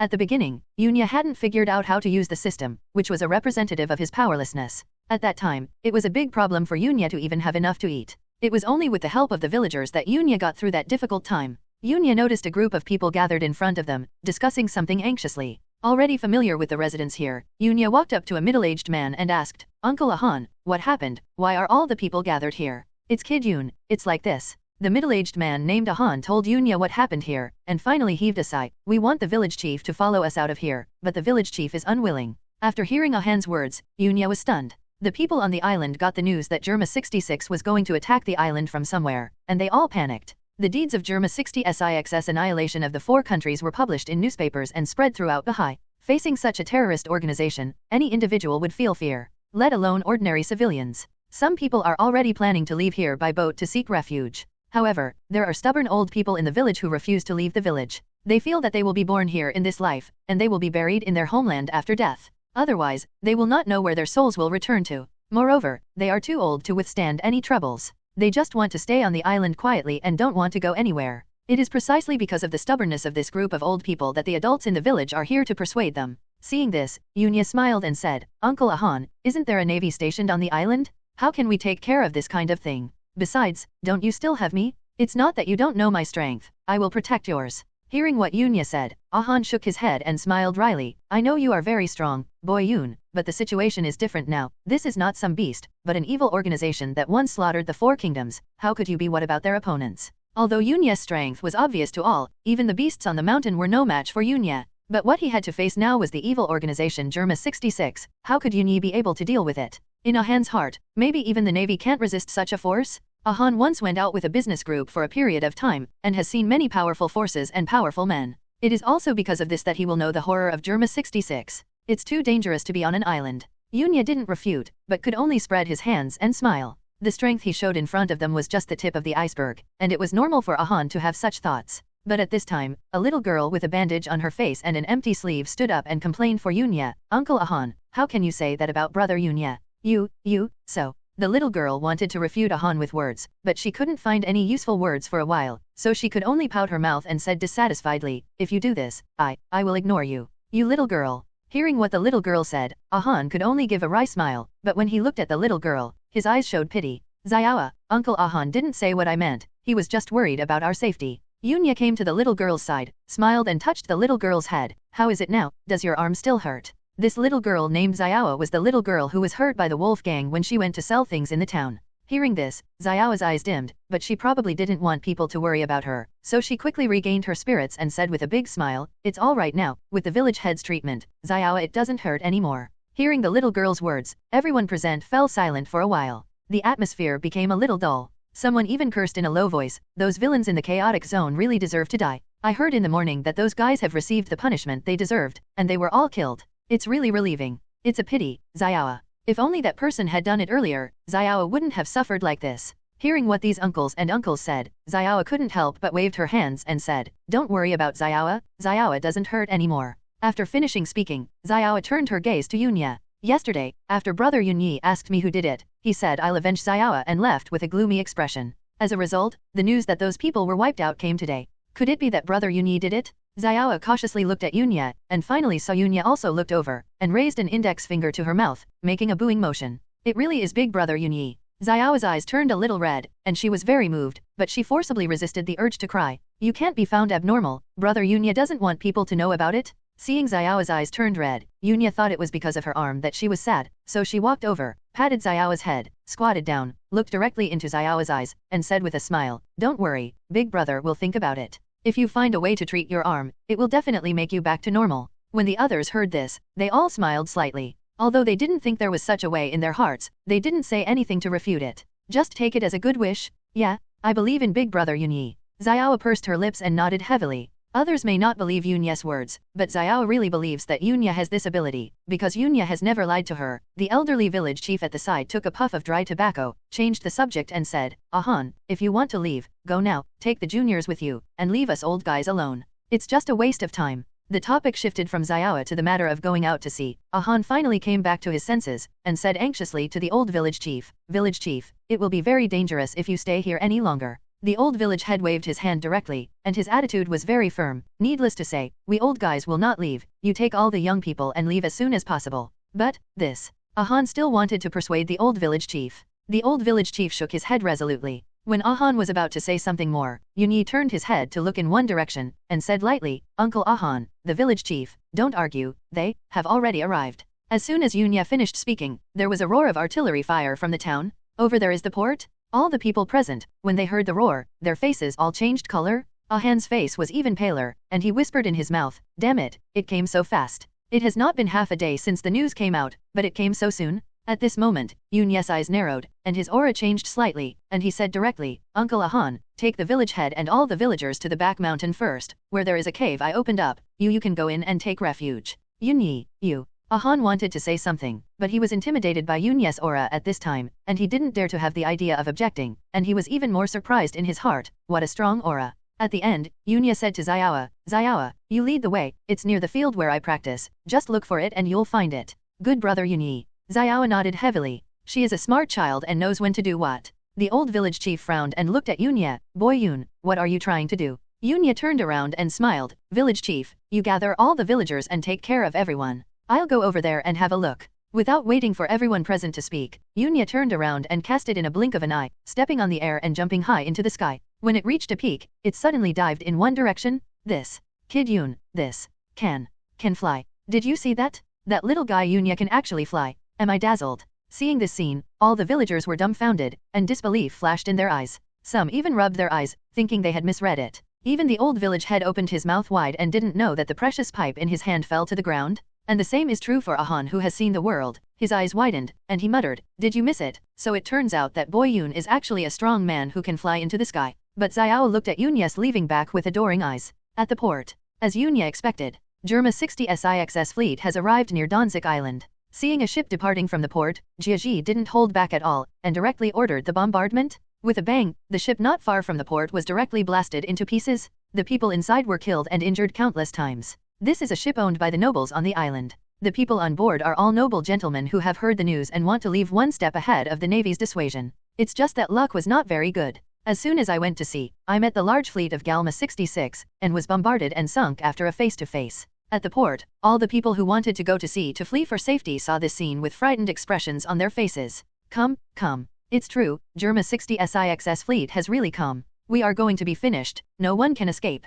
Who will save us? By the way, the Navy, there is a naval base on the island, they should protect us. What nonsense are you talking about? The Navy is definitely their first target to be wiped out. Let's run away to the other side of the island? It's too dangerous here. Originally, a large number of people gathered at the port who wanted to go to sea to escape the island, but now they all fled around screaming, and even caused dozens of stampede incidents. Some were unlucky, and they were directly trampled into meat by dozens or hundreds of people. The death was extremely tragic. For a while, the scene was very chaotic. There is only one thought in these people's minds, and that is to escape from the port and leave far away. It is too dangerous here. Block all the islands, and all ships are not allowed to go to sea. On the main ship, Jiaji didn't even look at these fleeing people. With a wave of his hand, a snail ship directly blocked the huge port, and no ship could leave the island. After doing this, the main ship docked at the port, and Gage and his party got off the ship, followed by the 4 sons of Vinsmoke and a group of clone soldiers. Gage was tall, with disdainful eyes, full of power. He shot around at will, and finally looked in one direction.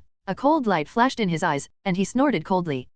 Navy. Over there is the Navy side waiting in full force, with thousands of soldiers forming a square formation, and their guns are aimed at Jiaji and others at the port. The leader, Yala, looked extremely solemn, looking at Geiji. His eyes were full of vigilance, but at this time, Yala still showed the atmosphere of the Navy, and took a step forward. This is the P5 Naval Branch base of Danzuk Island. This island is under the banner of the world government. May I ask, His Majesty Geiji of the Germa Kingdom, an ally of the world government, is there anything you want to do here? Yala moved out of the Navy and out of the world government in the first sentence, just to deter Gage and make Gage feel scruples. But who is Jiaji? Naturally he will not take Yala's words to heart. The kings of the 4 countries that were beheaded before are also allies of the world government? Wasn't it directly destroyed by him? Did the world government say anything? No? As long as you have enough strength, you can step on some rules. Therefore, Jiaji just glanced at all the Navy, looked at the leader Yala, and said in a flat tone, Navy, where are my things? Seeing Geiji's attitude, Yara's heart sank, knowing that things would definitely not develop as he thought.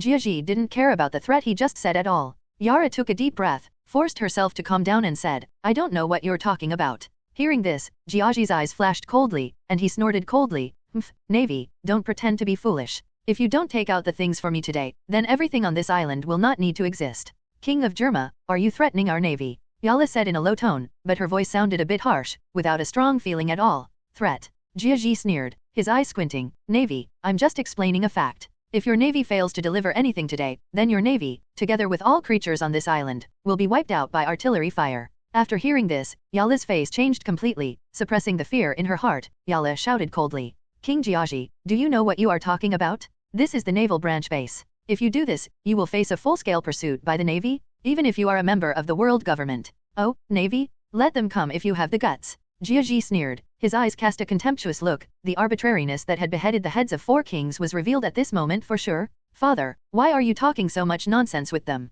Let's go to war. Nizi, who was dressed in blue at the back, had a ferocious smile on his mouth, and looked at all the navy. His eyes were full of tyranny. Among Vinsmoke's sons, he has the most violent temper, and he will strike if he disagrees. In fact, it wasn't just him. Besides little lowly Reiju, Iji, and Yuji were also ready to move, but they forcibly held back the urge to do it, not daring to go beyond their father's order. Although they were still young and looked like little kids, the aura that emanated from them was not weak, and even the cold and heartless expressions on their faces were not at all what they should be at this age. Seeing a few brats dare to be so arrogant, some people in the navy had an angry look on their faces. But he didn't act rashly, just looked at them with angry eyes. Yara stared at Gage, and said word by word, King Gage, can we think you are declaring war with our navy? Jiaji sneered, don't threaten me with such low-level means, you still can't represent the navy, unless those senior members of the navy show up and say this to me in person. Okay, don't waste time, I'll give you 3 minutes, if you don't hand over the things, then, just wait for my Germa's artillery bombardment. Behind Yuji, Niji, Yangji, and the soldiers behind are all about to move, with hideous expressions, as if they are waiting for the arrival of the war earlier. 3 minutes is 3 minutes. When Jiaji said this sentence, he didn't speak any more and waited quietly. The navy side here was completely overwhelmed by Jiaji's aura, and no one dared to speak. The same is true for Yala, hoping that support will come soon. Although the war has not yet started, their navy has completely lost the wind. At this time, the island has completely exploded. Countless people in the town were talking about it, with panic on their faces. The explosion just now came from the port. Could it be that Germa's people have already arrived on the island? It's over? Everyone is going to be over. Isn't there a naval base on the island? Where are they now? The navy on the island is just a branch base. If you think about it, you know, how could it be Germa's opponent? Let's run quickly. The two emotions of chaos and despair flooded the entire island like a plague. Regardless of civilians or nobles, villains, or criminals, they all looked terrified and pale at this time. At this time, someone who ran back from the port yelled, the people of Germa have landed, and the people of the navy are confronting each other at the port. The port is blocked, no one can escape. A noble ship has been sunk, and there are countless casualties. War is about to break out. The arrival of these people revealed the situation at the port. For a while, the panic spread again and became more intense. Everyone felt that the end of the world was coming. Everyone dragged their families, brought their valuables, and migrated to the other side of the island, as far away from the port as possible. The only port on the island is on the other side of the security area, and all the ships on the island are also docked at the port. Now that the port is blocked, the people on the island are like turtles in an urn. The time is up. It seems that your navy is really not afraid of death, or do you think I really dare not do anything to you? Jiaji said in a cold voice, waved his big hand, and directly ordered, attack. Jiaji's voice fell, and shells blasted out from the fleet behind him. Boom! With the sound of explosions, war broke out. Although the navy side is terrified, they will not sit still. After Yala gave the order with a gloomy face, he also started a counterattack, and the forts in front of them opened fire directly. The shells blasted directly into Germa's army. There was a booming explosion, and both sides suffered casualties. Haha, it should have been like this long ago.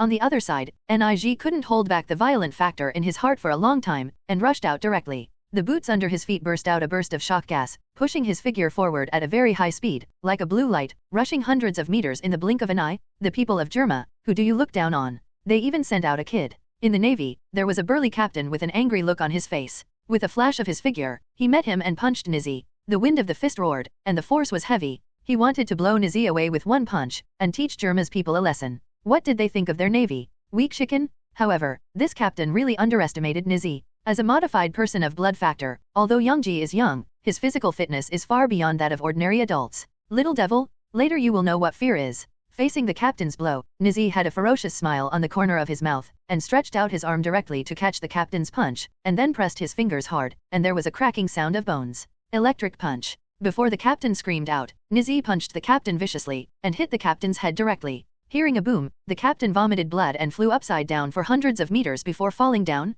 Damn, shoot. Seeing this scene, a naval officer directly ordered to shoot, and the bullets poured towards Nizi. However, Nig was not moved at all. He just stood where he was, and the bullet hit his body, making a dang-dang metal collision sound, which did not have any effect at all, and was bounced away instead. Bullets are useless to me. Nig showed a haughty expression, he rushed out again, rushed into the crowd, and started killing. On the other side, Yuji and Youngji also took action, and began to kill the quartet. Yuji rushed out, set his sights on Yala, and started fighting with him. Captain, is this the strength? Yuji was not as arrogant as Niji, but he was colder and more ruthless. An orange flame appeared in his hand, and he punched Yara. You look down on people. Yala also punched out and collided with it, but was hit by Yuji's punch and made a few steps backwards, looking a little embarrassed. This is impossible. Yala looked horrified. She didn't expect that she couldn't even deal with a child of Germa, so she fell into a disadvantage. Nothing is impossible, your navy here is too weak. Sparks and maneuvers. Yuji said indifferently. Orange flames appeared in his fist, and he punched Yara's face. But Yala is also a captain of the navy after all. Although he is a little embarrassed, it is not impossible to fight back. Land feet. Avoiding Yuji's punch, Yara saw the opportunity, and kicked Yuji away with a blow from close range. However, Iji just turned over in the air and landed steadily without any damage. It's not a bad blow, but that's all. Iji sneered. The boots under his feet spewed out gas, which suddenly increased his speed several times, and he came to Yala in the blink of an eye. Under Yala's horrified eyes, the flames appeared on Yuji's fist again. Give me go to hell. Sparks double swirl. The fists blasted out like cannonballs, directly hitting Yara's chest. This blow sent Yara flying, plowing a long trace on the ground before stopping. Ahem. Yala coughed up a few mouthfuls of blood, got up in a panic, and there were burnt marks on her chest. Sir. A navy exclaimed when they saw it. But before they went to support them, Germa's clone army also attacked at this time behind them, engaging the marine soldiers. For a moment, the scene became completely chaotic. The sound of gunshots, cannons, shouts of killing, and screams all sounded at the same time. There was a downturn in the scene. Under the hands of the fearless clone army, as well as the strengthened humans Yuji, Niji, and Yuji, the navy is retreating steadily. War means death. In just a few minutes, a large amount of blood was already flowing on the ground. In the arena, only Gage and Reiju did not leave. Jiaji watched everything that happened with indifferent eyes, and his eyes were not disturbed. But Reiju's eyes showed an unbearable look, but she hid it well. Reiju, why don't you make a move? Geiji looked at Reiju and said lightly. Reiju was startled, but she quickly realized that she said, Father, I think it is enough to have Yuji and the others. I have no plans to take action against the weak. Hearing the words, Jiaji just nodded and didn't say much. Reiju couldn't figure out what was going on in her father's mind, and she didn't speak any more, just watching what happened before her eyes. But at this moment, Gage suddenly raised his head and looked in one direction, frowning. Reiju was also bewildered, and raised her eyes to look. Over there, a figure was rushing towards him at an extremely fast speed, and in the blink of an eye, he was not far away from here. As the distance got closer and closer, Geiji and Reiju also saw the general appearance of this person. Wearing a black and white mask, wearing a simple white dress, and a sword without a sheath pinned to his waist, who else could it be if it wasn't Yunya? Yunya flew all the way, and finally arrived here at this time. Looking at the two sides who were fighting, Yunya frowned. So tragic? Sure enough, the navy is no match for the Vinsmoke family. Although he had already guessed in his heart, Yunya never expected that the battle would turn out to be one-sided. The navy is no match for the Vinsmoke family at all. But think about it, the strength of the navy branch of the Four Seas is there, how can it be the opponent of the Vinsmoke family? Unless it is the branch base of the Great Airway that has the strength to resist the attack of the Vinsmoke family. The navy of the P5 branch didn't run away, and still stood in front of them regardless of their own safety, which already made Yunya appreciate it very much. Yunya's speed was fast, and the power he brought was full. As he got closer, everyone in the field heard the movement. There is a situation, everyone back. On Yala's side, although Yuji was hit, but as a practitioner of physical arts, he has a strong ability to resist blows, so he only suffered some injuries and was not fatal. Seeing a mysterious person suddenly appearing in the field, he was worried that Germa's people wanted to attack from behind, and the situation would get worse if they were attacked from the back, so he quickly asked all the soldiers to retreat on alert. The navy obeyed the order, and after losing dozens of people, it also successfully retreated to the side, looking solemnly at the mysterious man Yunya. The same is true for the people on Germa's side, looking at the sudden cloudy night. They regarded Yunya as someone from the navy. Yunya landed, did not speak, but walked towards the battlefield step by step. Gage watched, unmoved, and did not speak. Who? Yuji's eyes flashed, and he said vigilantly. Yunya still didn't speak, just walked forward step by step. No, it should be said, towards the direction of Jiaji. It's just that Jiaji's position is at the back of the battlefield, and Yunya needs to pass through the battlefield. Pretending to be a ghost. Here, the irascible Nizi snorted coldly, moved his feet, rushed out at a high speed, and punched this pretending guy with a punch. A suit of blue, this should be Vinsmoke Nij. Yunya looked at this guy in blue and murmured in his heart, but the movement was not slow. The blade of the waist appeared in his hand in the blink of an eye, and he swung the sword. Brush. The bright sword energy pierced through the air and hit Nizi directly, and the huge slash directly blasted Yongji away. However, it didn't completely break through the combat uniform on his body, only leaving a small gap. Yunya tightened the sword blade in his hand, looked at Yongji who was flying upside down and smashed a big hole in the ground, and thought to himself, Germa's battlesuit is indeed hard, but it's not impossible to cut it open. From the feel of the cut just now, although Yunya felt it was hard, it was not impossible to break through. Dare to attack us, Germa, don't you want to live? Seeing his younger brother being attacked, Yuji's eyes flashed cold, and his figure flashed, and he also rushed out. The fiery flame spread from the fist again, and the fist bombarded towards Yunyi. On the other side, Yongji also followed closely behind. Little friend, didn't you use the flame like this? Yunya said lightly. White explosive flames surged in the palm of his palm, and then he pushed it out with a palm, blue fire pendant. With a sound of boom, the pale explosive flames directly enveloped Yuzi, flying hundreds of meters away. Finally, it crashed down, smashing a big hole in the ground. At the same time, Yongji attacked, pinching the gap between Yunyi's attacks, and punched fiercely. There was a ferocious smile on Yongji's face. This punch, this man couldn't dodge it. However, Yongji's actions have always been in Yunyi's perception. How could he be hit? Yunya smiled, turned around in an instant, and pointed her finger. The mouth flashes 3 times. The next moment, 3 beams of light appeared out of thin air, locking Yongji's body and pinning him down. Yuji was taken aback, not understanding what happened. You go there too. But without waiting for him to think too much, Yunya made another move, swung out a sword, and sent Yongji flying.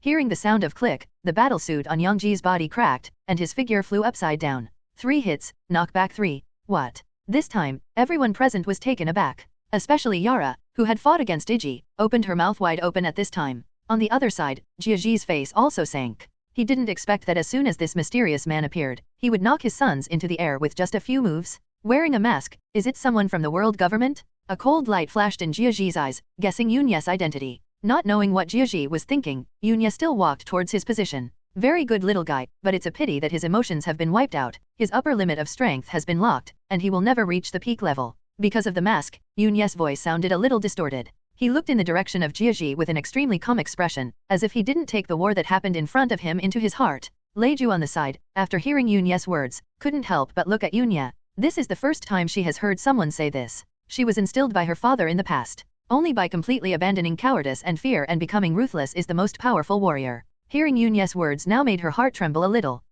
Only by completely throwing away useless emotions such as fear, pity, and cowardice, can one become the strongest warrior. Jiaji was non-committal, did not take Yunya's words to heart, but looked at Yunya, looked at the mask on his face, and said coldly, besides, a guy who hides his head and shows his tail is not qualified to speak wildly in front of me. Yunya smiled lightly, and shook his head lightly. No wonder you can only dominate here in Bahai, your vision is too short-sighted. As one of the forces that can cross the Red Earth continent, Germa can come and go freely in the 4 seas of the paradise, and it is very easy to enter the New World. However, they have been staying in the North Sea and rarely set foot in the New World. The first is because Jiaji's goal is to lead Germa to the top of the North Sea again, and his ambition is not in this new world. Another reason is that although they have powerful means of warfare, they lack the powerhouses at the apex. In addition, their scientific research ability is the sweet pastry in the eyes of other big forces, and everyone wants to take a bite. As long as they dare to step into the new world, someone will definitely be interested in their scientific research ability and make a move. It's okay to deal with ordinary pirates, but if they have to deal with those top powerhouses, they are a bit powerless. That's why Yunya said the above words. People whose emotions have been wiped out are just tools, the upper limit has been locked, and it is impossible to become the top group of people. Geiji's vision is too short-sighted. But think about it, after all, he is a scientific researcher, and it is already very remarkable to be able to achieve this step.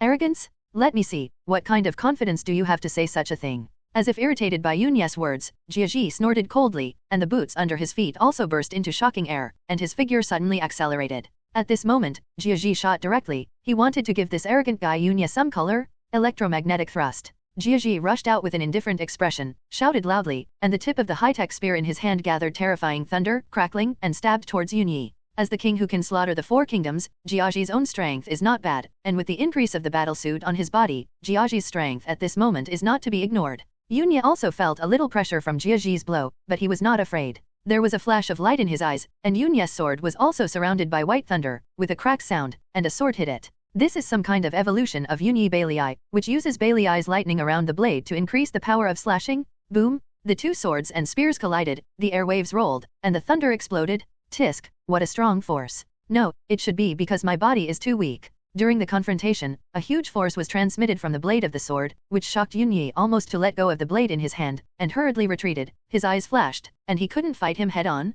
He was just an ordinary person in his previous life, and he hardly exercised his body. In the next few months, Yunya started to exercise his body, but the time was still too short. It is still the same sentence. Physical strengthening takes time to accumulate. It cannot be accomplished overnight. Aware of this, Yunyi will naturally not use the weak to attack the strong, but use his own advantages. Sharp slashes and treacherous ghost ways are his attack methods at this stage. One sword flow lightning slash. Yunya held the sword in both hands, and then slashed. The sword edge was surrounded by white thunder, and the magnificent slash carried a trace of thunder towards Jiaji. Break it. Jiaji's pupils reflected Yunya's slash, and with a loud shout, the spear swept across. Boom! There was a louder collision sound, the airwaves rolled, and the energy radiated, and the ground cracked with Jiaji's feet as the center. Jiaji was also forced back a few steps by this slash, and he hummed coldly in his heart, what a powerful slash! Thunderbolt plus slash, the combination of the two, erupted with terrifying power, causing Jiaji to be repelled. Breaking through Yunyi's slash, Jiaji's eyes flashed coldly, and he stopped his retreating figure a little under his feet. The boots jetted out, and rushed out quickly, and the boots surged with current, kicking towards Yunyi's waist. Yunya didn't accomplish anything with his sword strike, and when he saw Jiaji attacking, he drew back and pointed out, Baile. Baile exploded with a bang, blocking Jiaji's kick for a moment, and also stopped Jiaji's movements for a moment. Seizing this opportunity, Yunya turned over in the air, and with a touch of dots in his hands, several white thunders rushed out again, directly hitting Jiaji's vitals. Jiaji's pupils shrank, and he grabbed the cloak behind him to block in front of him. Following the sound of boom boom boom, Jiaji stepped back a few steps. Flame, thunder, what type of devil fruit? Flicking the cloak behind his back, Jiaji's face darkened. Who the hell are you? Yunyi's configuration made him think of a certain extremely terrifying woman. You come to my territory to be a dominator, and you actually ask who I am. Yunya stopped, looked over, and said calmly. Jiaji's face darkened, his eyes narrowed. Your territory? Are you not a member of the world government? Seeing Yunya wearing a mask, Jiaji thought at first that Yunya was a member of the CP organization of the world government, but now, judging from what Yunya said, he felt that he was not. World government? What the hell? Don't you know that this island is covered by my Quincy? Yunya twisted his neck and sneered, and, remember it for me, this name will be your nightmare forever. The exterminator. Not only Jiaji, but everyone present who heard this sentence murmured in their mouths and began to think in their hearts. But it's still up to them to think about it, and they don't remember that there are people with this name or powerful people in this world. Of course I don't know, this is just a name that Yunya casually mentioned, and naturally it cannot have appeared in this world. Yunya didn't pay attention to what they were thinking in their hearts, stepped on Shunbu, and the next moment appeared behind Jiaji like a teleportation, and a sword was slashed from top to bottom. The sword's edge was full of sharpness, and with this sword, Yunya exploded with all his strength except the whole card, and wanted to cut Jiaji in half. Jiaji came back to his senses, his face changed drastically. He didn't expect Yunya's speed to be so fast, but his reaction was not slow. At a critical moment, Jiaji's feet jetted air, narrowly avoiding Yunya's move hit. Yunya's blow fell to the ground, and the slash across the ground, a sword mark hundreds of meters long ran across the center of the field. Everyone who saw this scene was horrified. Especially the Navy. When they saw the sword marks left by this sword, they all inexplicably thought of the 100-meter sword mark near the Ollie family. Could it be that this person left the cut mark on the Ollie family? Lawrence was also killed by this person? But what is the reason for all this happening? Yala gritted her teeth, a lot of thoughts in her mind. Who is this person? Why do you say that Danzuk Island is his territory? Saying that, where do you put our Navy? Yala came to Danzuk Island and became the base commander here for a long time. Bro, why didn't he know that there was such a person on the island? Now Yala's head is muddled, and she can't figure out the current situation at all. Can't figure out Yunyi's identity. I don't know what the thing in Geiji's mouth is. I really don't know. The Navy, what they have encountered in the past 2 days, they are all in a passive situation. A blow was avoided by Jiaji. Yunya was not discouraged, but when he wanted to kill again. In the perception, there were 4 people attacking him. It's the 4th son of Vinsmoke? The 4 of them teamed up and charged forward together, unleashing a terrifying blow. Yunya frowned. The joint attack of the 4 of them made even him feel the danger. As expected of being transformed with blood factors, the strength is terrifying at such a young age. There is a breakthrough. Yunya originally wanted to use the Crescent Sky Chong to break it apart violently, but his perception sensed a slight weakness in the attack. Without even thinking about it, his figure flickered, and he rushed in this direction, swung his sword, and broke through the pink impact. In his eyes, there was a pink figure that had already appeared very gracefully. A look of surprise appeared on Reiju's face. Although she stopped this blow, she never thought that her attack would be broken by Yunya so easily. When Yunyi passed by, he glanced at Reiju, then looked away, and the white explosion appeared in his hand again. Don't come in the way. Yunya shouted coldly. The blue fire pendant enveloped the 4 of them, blasted the other 3 into the air, and affected one of them. Over there, after avoiding Yunya's blow, Jiaji looked at the slash scars stretching for hundreds of meters on the ground, and screamed in his heart. Then he was completely enraged. His eyes were bloodshot. He hadn't felt the threat of death for a long time. If he didn't dodge Yunya's sword just now, he would definitely fail. Even the battlesuit on his body can't save his life. Even in MASD before, being targeted by the Navy was not as dangerous as before. Give it all to me. Gage's eyes flashed with anger, and he ordered his clone army to take action directly. He doesn't take one-on-one fights. This is war and not a child's play. Where does the one-on-one battle come from? It's all bullshit. Just kill the enemies. When Jiuji gave an order, all the clone soldiers also rushed towards Yunyi at this moment. Shoot, shoot, shoot, shoot. Bullets and shells are pouring towards the cloudy night. Yunyi snorted coldly, while Bailey exploded the incoming bombs. He swung his sword and sent countless bullets flying. What couldn't be bounced away was a flash of his body and he avoided it skillfully, but the bullets were so dense that even he couldn't bear it. Jiuji looked at Yunyi's movement of avoiding or deflecting the bullet with his sword, his eyes narrowed, and he said coldly, "Is knowledge-colored domineering? I didn't expect that there would be someone using domineering here in paradise. But in the face of such intensive firepower, what's the use of knowledge-colored domineering?" Although I was very surprised that Yunyi, a mysterious person, could use knowledge-colored arrogance, but knowledge-colored arrogance also has a limit. Even if you can perceive the trajectory of the attack, it's useless if your body can't react. Enough firepower coverage, enough to blast any knowledgeable master into scum? This feeling, is it really the color of knowledge? Yunyi dodged and dodged for a while, and deflected bullets with his sword for a while. He also smiled when he heard Jiuji's words, affirming his previous thoughts. When I crossed over, I realized that my perception was extremely sharp, and I was able to detect a long distance. Moreover, Yunyi could always predict the attack of wild beasts on the mountain, dodge in advance and kill with one blow. At that time, I was wondering, could this kind of perception be the arrogance of knowledge and domineering? Now it may be confirmed that this kind of perception is undoubtedly the color of knowledge. However, being bombarded by such fierce artillery fire, Yunyi also felt a little unable to hold on. Several shells bombarded, unable to escape Yunyi's perception, but the bullets from all around came together, covering all Yunyi's hiding space, and there was no way to hide. Yunyi frowned, stepped on the ground, stepped on the air one after another, and disappeared in place in an instant, avoiding the bombardment of the shells. "You guys, have you had enough?" Reappeared already above the sky, looking at the densely packed crowd on the ground. Yunyi looked indifferent, spread his 5 fingers, and began to chant in his heart. Lightning surged in his palm, and a majestic aura surged and radiated from Yunyi's body. This is the 63 Thunder Roar Cannon. It is the strongest breakthrough that Yunyi has at this stage. It was also Yunyi's second lit skill. Yunyi had tried it before, and the Thunder Roar Cannon after chanting was more than 10 times more powerful than the one without chanting. With just one blow, half of a mountain was blown away. It can be said that chanting followed by breaking the way without chanting are two different concepts. At that time, it caused a certain sensation on the island. At first, the residents on the island thought there was an earthquake and didn't care. It wasn't until some residents entered the back mountain that they realized that a mountain peak had been flattened by something. There are even good newspapers on the island that published this incident, but no one knows how it happened. It is an unsolved mystery on the island. Of course, after the blow, Yunyi, who was still a weakling at the time, was drained of his physical strength, and almost lost his breath. Moreover, later Yunyi also discovered that he could not fully display the full power of the high-level broken way, possibly due to his limited physical fitness. The Thunder Roar Cannon without chance is not even as powerful as the Blue Fire Pendant. Although chanting will liberate the power of high-level breaking the way, it will uncontrollably draw Yunyi's physical strength. If you don't grasp it well, you may drain yourself dry. Therefore, since then, Yunyi's lighting skills have not been too ambitious, everything is practical. Although I didn't light up a few skills. However, after several months of training, Yunyi's physique has been strengthened. Although he can't use it frequently, his body can bear the occasional Thunder Roar Cannon that sings. The thunder in the palm gathered, the light surged, and Yunyi's aura was also rising steadily. The air seemed to become heavier by a few minutes. At this moment, everyone was aware of it, and they all raised their heads and looked at the figure in the sky. "Quick, back away." Feeling the aura surging from Yunyi, Yala quickly shouted orders behind her. Wow! Hearing the commander's order, countless navies retreated frantically in fear. They are not clone troopers, they can clearly feel the oppression coming from the air. Jiaji looked up, seeing the thunder surging in Yunyi's palm at this moment, his pupils contracted violently. He also sensed a very dangerous feeling. "Get out." Gage yelled. These words were addressed to his own children. Those clone legions are just consumables, even if they are all lost here, it doesn't matter. These children are all fighters carefully trained by me, and they are the key to dominating Bahai in the future, so there can be no mistakes. In fact, there was no need for Geiji to make a sound. As early as when they sensed the danger, Reiju and the other 4 had already stepped on high-tech boots and fled far away.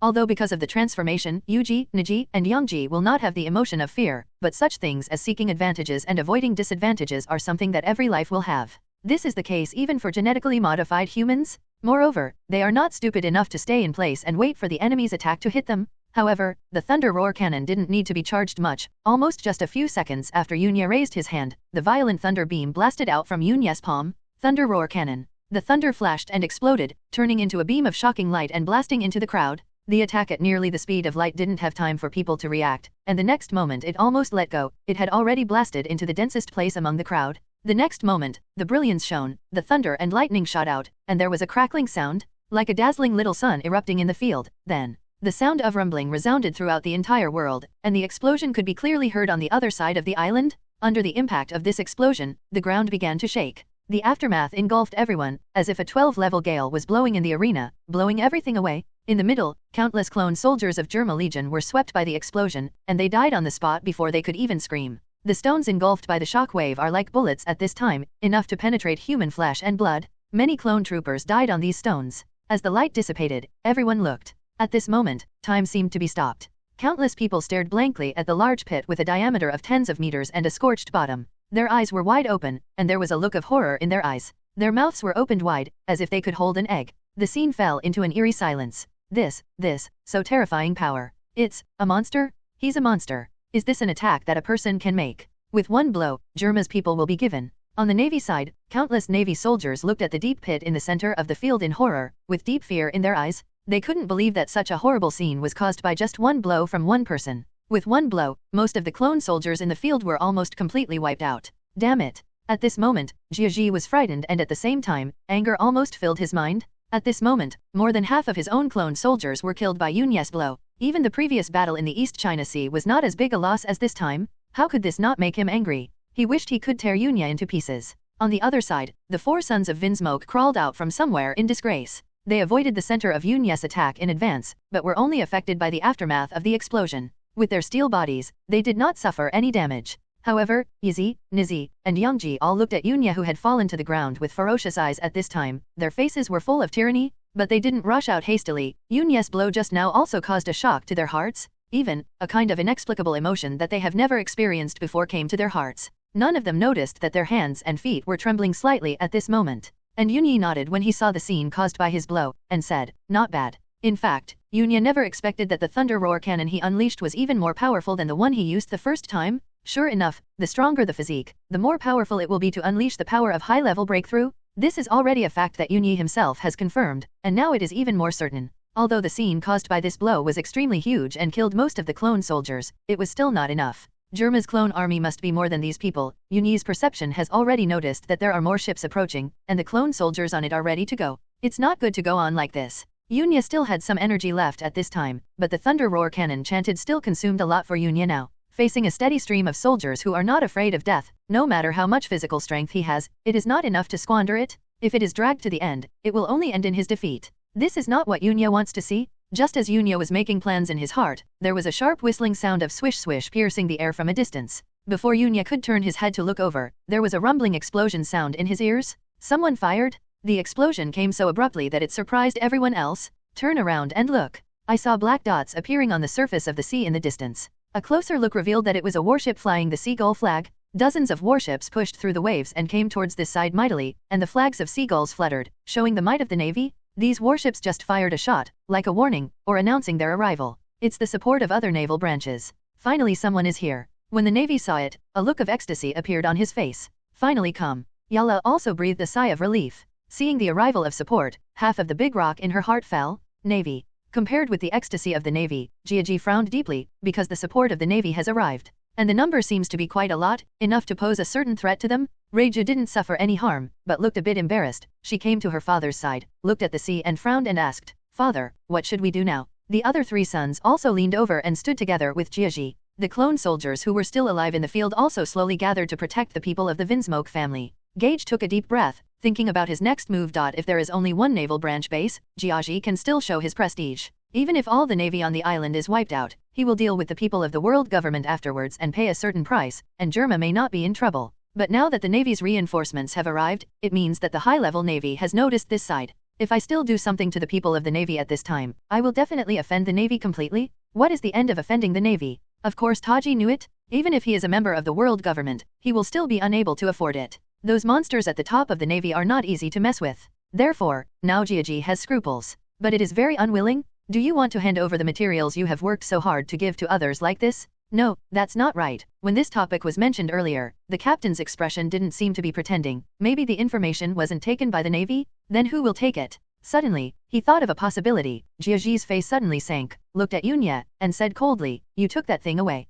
Yunya's eyes flashed, and he naturally knew what Jiaji was talking about, the crystal card, but Yunya pretended not to know. What is it? Jiaji narrowed his eyes. He didn't believe what Hai or Yunya said. They might be lying. The information in that thing is very important to me, and it is one of the important components for conquering the North Sea in the future, and it is indispensable. No matter what, I must get the information back. Thinking of this, Jiaji's eyes became fierce again. Even if he risked offending the Navy, he had to completely turn over the island. But at this moment, a team of clones who had secretly sent out to check on the Ollie family's residence rushed back. A clone captain headed by him came to Gage and reported, "My lord, I didn't find anything in the underground base, and there is also a Navy guard over there. We broke through, and most of the experimental equipment inside has been destroyed. That card it's gone to." The clone captain briefly reported the situation in the laboratory, paused, and continued, "Besides, outside the laboratory, there is a gully with a length of 100 meters across the field. We don't know what caused it."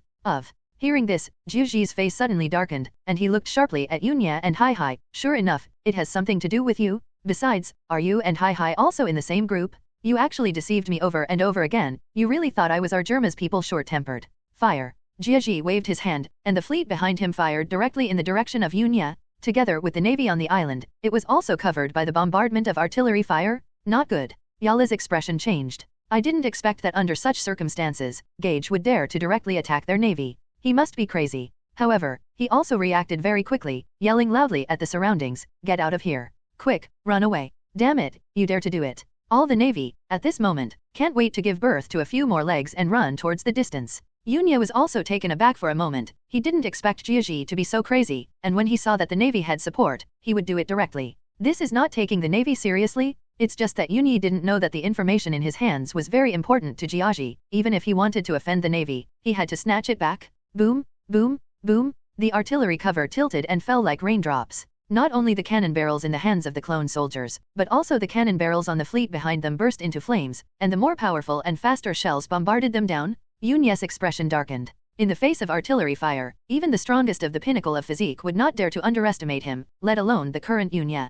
They are treated with care. Yunya raised his hand, smashed through the air with a magnificent slash, and intercepted the next part, but more shells hit him. Using Shunbyu, Yunya avoided the shells. At the place where Yunya was standing just now, the explosion submerged everything. Snort. With a cold snort, Yunya also knew that he couldn't let Germa's men continue to bombard him. No matter how fast he was, he would still be hit in the face of this intensive artillery attack. The blade was raised above his head, and a sword force erupted from Yunya's body. Cut down with one sword. Crescent sky rushes. A half-moon-shaped slash dozens of meters long shot from the edge of the sword, and slashed towards a snail boat in the distance, splitting one into two. Wow. Blood splattered, the snail ship fell to two halves, and the waves rolled up. The clone soldiers on the ship jumped into the water with screams. The slash continued unabated, hitting the two snail boats behind one after another. Destroy 3 snail ships with one hit. Yunya didn't stop, he spread his fingers, and the Lihaopao was ready to launch again. Leizu pierced through the air, hit a snail ship, and completely sank it together with the clone soldiers on it.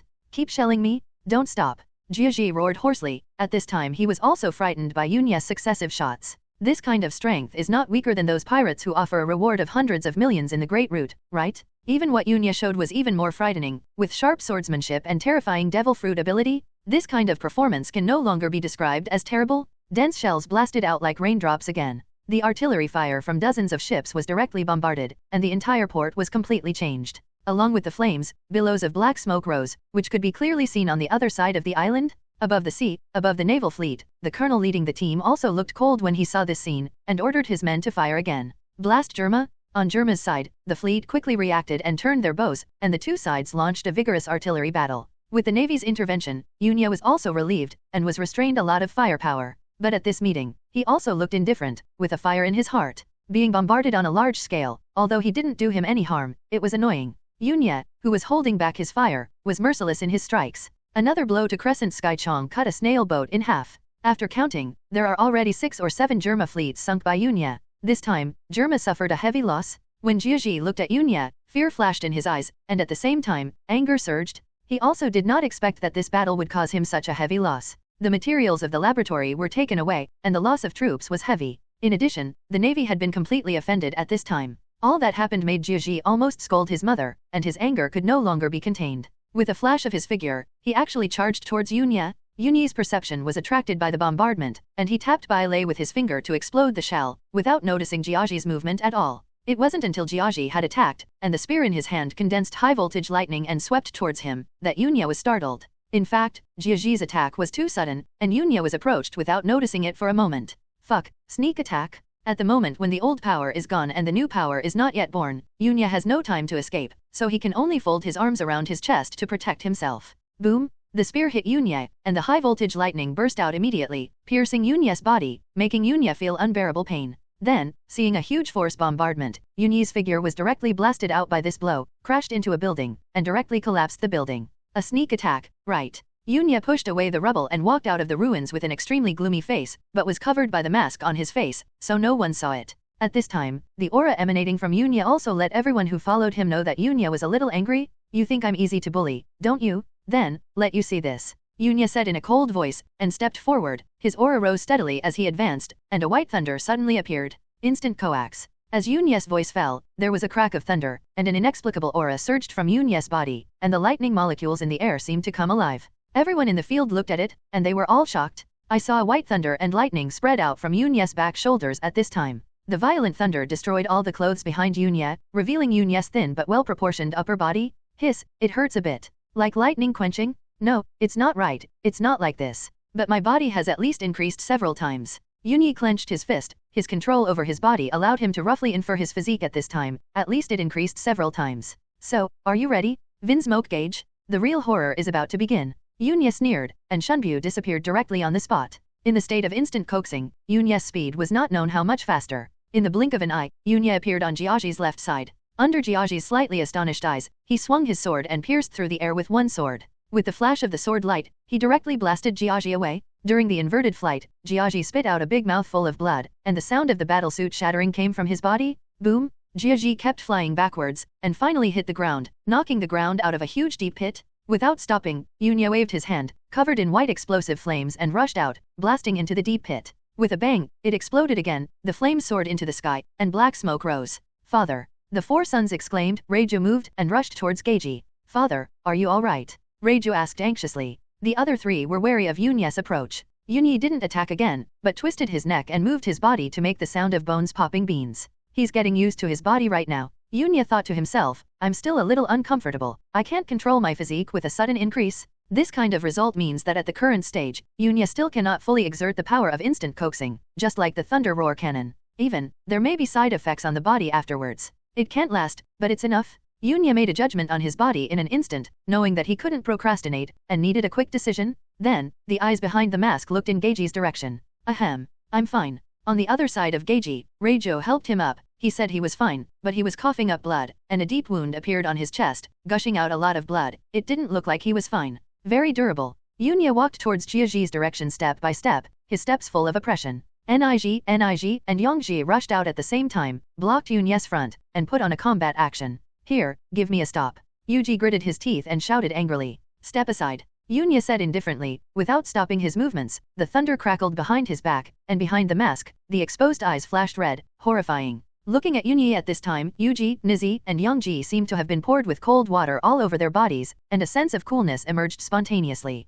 Moreover, they found that their hands and feet were a little disobedient, and they began to tremble slightly with. An inexplicable emotion gushed out uncontrollably from the depths of their hearts, a feeling they had never experienced before. They don't understand what this emotion is and don't understand it. This look is fear. However, they still did not retreat, still standing in front of them. Seeing the actions and demeanor of these three people, Yunya frowned, and said to himself, this kind of performance, is it starting to recover emotions? After all, such things as emotions are innate in living beings. Even if emotions are erased through acquired transformation, they still cannot be eradicated. This is engraved deep in the soul. The soul, not to mention the scientist Juji, even the two soul-related ability users who ate the soul fruit and the underworld fruit, can't explain it clearly. Don't let go, then, pay the price. Whispering, Yunya took a step forward, and the white thunder boomed behind him, raising Yunya's speed to an extreme. 1. Yunya came to Yuzi in the blink of an eye, and swung his sword out. The sword light wrapped in thunder, and hit Yuzi from top to bottom. 2. Unceasingly moving, Yunya's figure disappeared again, and he slashed down with a sword. This time it was Nig. 3. When the last sword fell, Yunya's figure swept past the three of them, and he ignored it. Keep going. 1 step, 2 steps, 3 steps. The next moment, there was a click sound, and the battlesuits of the three people behind were shattered at the same time, leaving a deep wound on their chest. The three of them rolled their eyelids neatly, and their bodies fell limp. Seeing this, the clone army rushed out, trying to hold Yunya back. However, facing Yunya at this time, there is no way to stop Yunya's footsteps if one comes and dies. Give up, relying on these clones, they can't stop me. Yunya easily broke through the siege of the clones, striding forward, killing people like hemp while strolling in the courtyard. Like a big devil, no one can pass a move in his hands. There are red threads fluttering around the pupils of the mask. It looks extremely evil, and it is not an exaggeration to say that it is a villain. At least, in Leiju's eyes, Yunya is now a big villain. The big villain with countless blood on his hands? Ahem. Jiaji coughed up a mouthful of blood again, clutching the wound on his chest, resisting the pain, pushed Reiju away and hurriedly said, Reiju, you take everyone out of here, I will block this place. Although Jiaji is ruthless and has not fulfilled his father's responsibility in treating his children, but now, at this critical moment of life and death, Jiaji has actually made such a move? After hearing her father's words, Leiju was also taken aback, gritted her teeth and said nothing. Her eyes were red, and there were faint tears rolling down. Hey, don't make such a life and death scene, okay? Those who don't know think I'm a villain. Seeing this scene, Yunya couldn't help but sneer. Can this touching drama not be staged before my eyes? Reiju moved her feet and dodged in front of Jiaji, glaring at Yunyi. The cloak like butterfly wings floated behind her back, and the dark purple poisonous mist began to seep out, enveloping Yunyi. Poison? It's useless to me. Yunya swung his sword, and a boundless storm was rolled up, blowing away all the poisonous mist in the air, making it impossible to get close to him. Once again, the sword fell, and the slash was magnificent, and Reiju also screamed, and was directly knocked out. So far, there is no one in front of Jiaji. Are you only at this level? Vin Smoke Gauge? Lost your high-tech items? Are you so weak that you can only hide behind your own children? Yunya said as he walked, with a mocking tone. A cold light, hatred, and fear flashed across Jiaji's eyes, but as the lord of a country, he did not give up resistance completely. Leaning on a spear and struggling to stand upright, he looked at Yunya and said coldly, I, Germa, never back down, and will take my life if I can.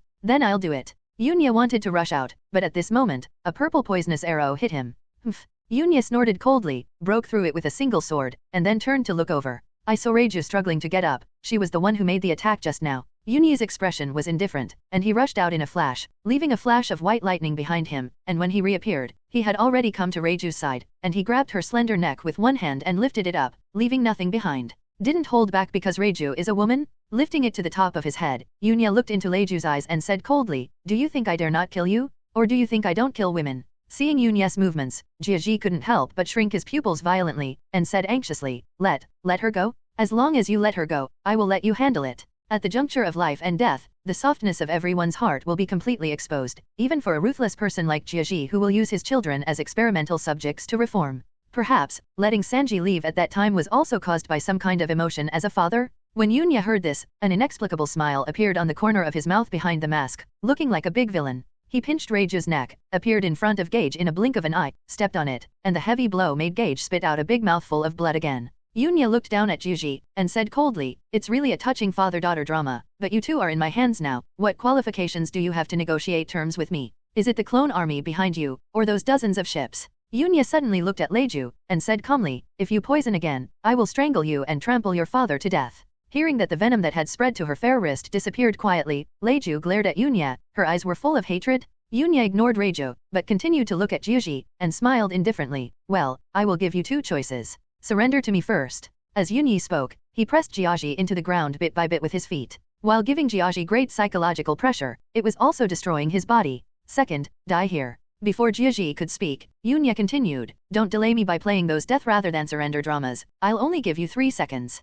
After 3 seconds, if you don't surrender, you and your children will die. Germa, which has existed for 300 years, will die from now on. Yunyi knew Jiaji's deepest dream, and made Germa climb to the top of the North Sea again, so he was absolutely unwilling to die here. All the previous actions had put pressure on Jiaji, causing him to collapse under the tremendous pressure. To put it bluntly, Yunya wanted to subdue the Germa 66 war group and make plans for the future. This is a very powerful force, and an army that is not afraid of death will definitely be a nightmare in the eyes of others. If it succeeds, it will be a trump card for the future. If it fails, it doesn't matter, just eliminate it. After finishing speaking, Yunya didn't look at Jiaji again, but turned to look at the sea surface, where the naval warship was getting closer and closer. The navy on the island did not take a step closer when the cloudy night erupted, but watched quietly. No, it should be said that I dare not take a step closer. 3. Yunya counted down, his body full of murderous intent to the extreme, accompanied by a suppressed sense of oppression enveloped Jiaji, making Jiaji's heart tremble. There is a feeling that if Jiaji dares to say no, then he will die in the next moment. Geiji's heart was extremely tormented. Looking at Yuji, Niji, and Yongji who fell to the ground, and Reiju who was pinched by Yunyi, his teeth were bitten and his lips were bleeding, and he didn't even know it was bleeding. It can be seen how violent his heart fluctuates, too. Yunya said lightly. Before Yi could speak, Jiaji's eyes flashed with pain and humiliation, and he lowered his proud head. I surrender. Wise choice. Yunyi laughed, moved his feet away from Jiaji's body, and let go of Reiju's neck. He didn't even look at Reiju, who was coughing non-stop, and Gage, who was crying because of the humiliation, but glanced at the navy on the island and the warships on the sea. The sea is still fighting, and the artillery fire has not stopped. Yunyi was already considering retreating. After thinking for a while, Yunya threw the crystal card on the ground from his arms. This thing is useless to him, it is better to give it to Jiaji. Moreover, Yunyi was not afraid that Jiaji would take something and leave directly. When he loosened his grip on Reiju's neck, Yunyi took advantage of the situation and cut off the nail of her left little finger, intending to use it to make a life card. Glancing at everyone in the field, Yunya said lightly, fix the matter here by yourself, and then do what you should do. I will notify you when I need you. After finishing speaking, Yunya turned around and stepped out in another direction, stepped into the sea, and disappeared in the blink of an eye. He didn't say any harsh words, didn't say any threatening words. After Jiaji said his surrender, Yunya had already put himself in a position above him. This tone is an order? Yunya's tone was always calm, without any change due to the submission of Jiaji and Germa. But it was this indifferent attitude that made Jiaji's heart even colder. He knew that after he said the words of surrender, he could no longer escape the control of the mysterious man in front of him. Perhaps, this is an opportunity for Germa. Geiji looked at the crystal card on the ground and could only comfort himself in this way. After all, he has experienced the world. Jiaji quickly restrained his emotions, suppressed the negative emotions of humiliation and pain for a short time, and gathered the troops around him. He ordered his subordinates to bring the three of Yuji who was in a coma, and Jiaji and others set foot on another ship again. Avoid conflict with the navy, set sail. Geiji gave an order, and all the snail ships turned around, and did not clash with the navy again, and chose to avoid it. After the supportive navy pursued for a while, it was quickly thrown away. The speed of the snail boat is much faster than that of a warship. On the way, another navy warship was encountered. The two sides met. The navy opened fire, but Germa's men did not fight. Rear Admiral Bastiu on the warship looked at the departing Germa fleet and thought to himself, is the war over? Are you late? How is the situation on Danzuk Island? Thinking of this, the warship still headed towards Danzuk Island. The navy of the P5 branch on the island heaved a sigh of relief after seeing Germa's people leave completely. Live, survived. Win, win. We repelled Germa's army. Some soldiers couldn't help cheering. But it was quickly poured cold water. What stupid things are you talking about? If it weren't for that masked man, we would be dead by now. Yes, if there is no such person. Who is that man? Is he from the island? It seems that there are rumors that behind the chaotic area, there is a master behind the scenes. Could it be that mysterious person? He also said just now that this island is his territory. I've also heard that it was rumored that the top of the back mountain was blown up by the master behind the chaotic zone. I didn't expect it to be true. But he said this, as if he didn't take our navy seriously. Is he an enemy? Countless navies were discussing and speculating about Yunya's identity. Only Yala looked at the Germa fleet in the distance and fell into deep thought. Just now, what did Germa's people say to the mysterious man? Why did the battle stop suddenly? What deal did they secretly make? More importantly, who is that masked man? What is the Quincy? Name or influence? Because of the long distance, he didn't hear the conversation between Yunya and Jiuji at all. But if he found out, he would definitely be surprised. Yunya circled back to the public security area from the other side of the island, and after reaching the back mountain, he didn't care about these things anymore. I was wearing a mask at the time, so no one would see my true face, and I also made a disguise beforehand, with different heights and weights. The blade in his hand has been sunk by him, it's just a fine iron sword, it's not a big loss. Everything that could reveal his identity was hidden by him, and no one would associate himself with the masked man. Unless you use the skills you just used, but you are not so stupid. Yunyi turned to look at his system panel. Ding, defeat the Vinsmoke family and get 200 achievement points. Ding, subdue Germa Kingdom, get 350 achievement points. Acquisition of the achievement of behind the scenes will reward special category a lottery draw. After leaving, the system's notification sound came again in my mind. Another special category lottery? Moreover, they are all rewards obtained from title achievements. Yunyi had obtained these achievements like title a few times in total. The first time was an achievement called Animal Killer, but it was just achievement points. The following killing 100 people is all achievement points. The first lottery was drawn when I got the Evil Buster. Now it's the second time? Yunya didn't know the difference between these two achievements and other achievements. Are the rewards random? Is there a special reason in it? If there is a special reason, what is it? If you know the reason, can you reproduce it? Yunya has many questions and speculations. Just like playing a game, you can directly brush achievements to get rewards. That's great. Of course, Yunya was just thinking about it. The more difficult it was to get achievement points later on. It used to be possible to kill rabbits and beasts to get achievement points, but now it is no longer possible. In the words of the game, if you brush low-level monsters at high levels, you will get less and less rewards, and you will not get any rewards in the end? Don't fight the 4 emperors to get the reward at that time, that's a trap. Yunya murmured in his heart. Let's draw a lottery. Yunya calmed down and clicked on the lucky draw. Ding, I got skeleton. Yoo-hoo. Yunya was a little surprised. Yoshiko naturally knew what it was. It is an item in Reaper that can be used to carry the spirit body of Reaper. But isn't this thing an item? Why can I still get it by lottery? Yunya looked at the panel, and suddenly found that there was an extra icon in the special category branch. Special category, instant coaxing, proficiency 50, righteous bones, 1/1. Not proficiency? What does 1/1 mean? Looking at the icon, Yunya frowned a little, clicked on the icon, and got an introduction from Yi-Hai. Yi-skeleton, a product of science and technology that can carry the actions of spirit bodies. Yunya was slightly stunned. That's it? Always tell me the specific use. Yunya was speechless. From the introduction, he couldn't tell what it meant. Forget it, let's try it first. After taking a look, there was no one around, so Yunya decided to try to use it. With the use, Yunya only felt a sudden strange sensation in his body, and then a tingling sensation in his soul, but it disappeared in just a short moment. When he opened his eyes again, Yunya saw a figure appearing in front of his eyes.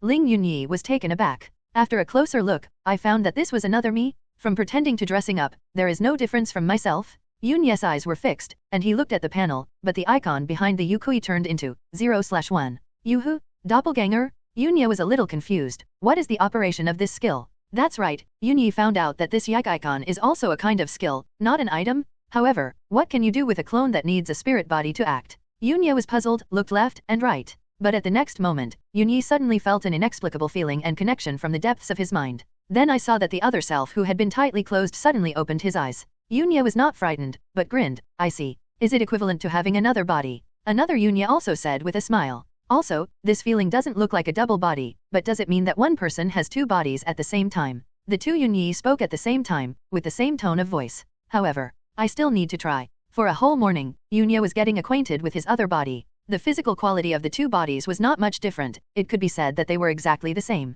This feeling is very strange, as if one person can control 2 bodies at the same time without interfering with each other. It can be one individual or 2 individuals. Moreover, Yunya found that both of them could see the system panel, and after trying it, both of them could use all the skills that had been lit up. It just consumes a lot. All aspects of consumption. The spirit and spirit are all like this. Of course, Yuhu's avatar can be put away and turned into a shining black bead, so that the consumption can be minimized. As long as Yunya's mind moves, Yukuza will change into Yunya's appearance again. Hey, with this ability, there are many places where you can operate. Yunya put away the Yikwezu, an inexplicable smile appeared on the corner of his mouth, and walked in another direction behind the mountain. There is a place where villagers take refuge. Now that Germa's people have left, it means the incident is over and safe. I should also report that I am safe, lest they worry. The news of Germa's defeat quickly spread throughout the island from the mouth of the Navy. For some unknown purpose, the Navy concealed the existence of Yunya and did not publicize it. According to rumors on the island, it was the Navy that repelled Germa. No details, just a few sentences. The Navy doesn't even exaggerate its credit. But I can't stand other people's imagination. Most people in Bahai know what Germa is. But it is such a force that was actually beaten away by the Navy? Then how powerful the Navy should be. There are not a few people who have this idea, and they can't help cheering. Cheering for the Navy? For a time, the prestige of the Navy on the island reached the highest level in history. Here, Yunya came to the place where the villagers took refuge, and after simply perfunctory the villagers' rambunctious questions, he followed the villagers back to the village. Yunya also learned the news from some places, but his eyes flashed, and there was no expression on his face. This kind of operation of the Navy is very normal. Compared with promoting a person of unknown origin, it is better to promote the strength of the Navy. And judging from Yunya's words and behavior style before, he is definitely not a decent person. Maybe he is also a criminal. It would be embarrassing to promote rashly, but later found out that the pirates saved Danzuk Island. When did saving others become a matter for pirates? What do your Navy do for food? Based on this idea, Major General Bastille ordered to hide Yunya's existence. 2 days have passed. Danzuk Island. Only 2 days later, the island returned to its previous state, and everything had returned to its original state. If it weren't for the messy place left by the artillery bombardment at the port, everything seemed to be just a dream. Life has to go on, and the residents on the island don't have time to lament what happened. They still need to survive. Ordinary people, in this world, simply want to live is very difficult. Perhaps it was the Navy's deliberate concealment, or other reasons, this matter was hardly spread. There was not a single wave in the sea. Only those who have personally experienced it know that Germa has taken this action. Germa is still Germa, a member of the world government. Yunya didn't read any newspaper reports about this incident, and probably guessed that Jiaji was behind the scenes to minimize the impact of this incident. It is very likely that some price has been paid, but this is out of Yunya's control. At this stage, I can't use Germa's power to do anything for me. When needed, Yunya will come to the door. For now, let's consider how to join the Navy. Yunya has always planned to join the Navy, not only because the Navy is the most powerful organization in the pirate world, but also belongs to the Justice Camp. This is definitely a perfect place for Yunya, who wants to be a good person, who advocates justice and has a strong sense of justice. Yunya said, the villain? Impossible, absolutely impossible. More importantly, the Navy has a complete training system, which allows itself to avoid many detours on the road to becoming stronger. This is very important for Yunya, who needs to strengthen his body as soon as possible at this stage. Moreover, all the life-saving skills on him come from the system. Although the skills are very powerful, Yunya is still a little uneasy after not thoroughly understanding the system panel. I'm afraid that the system will fail or something will happen, and the skills obtained will no longer be usable. So, what should you do then?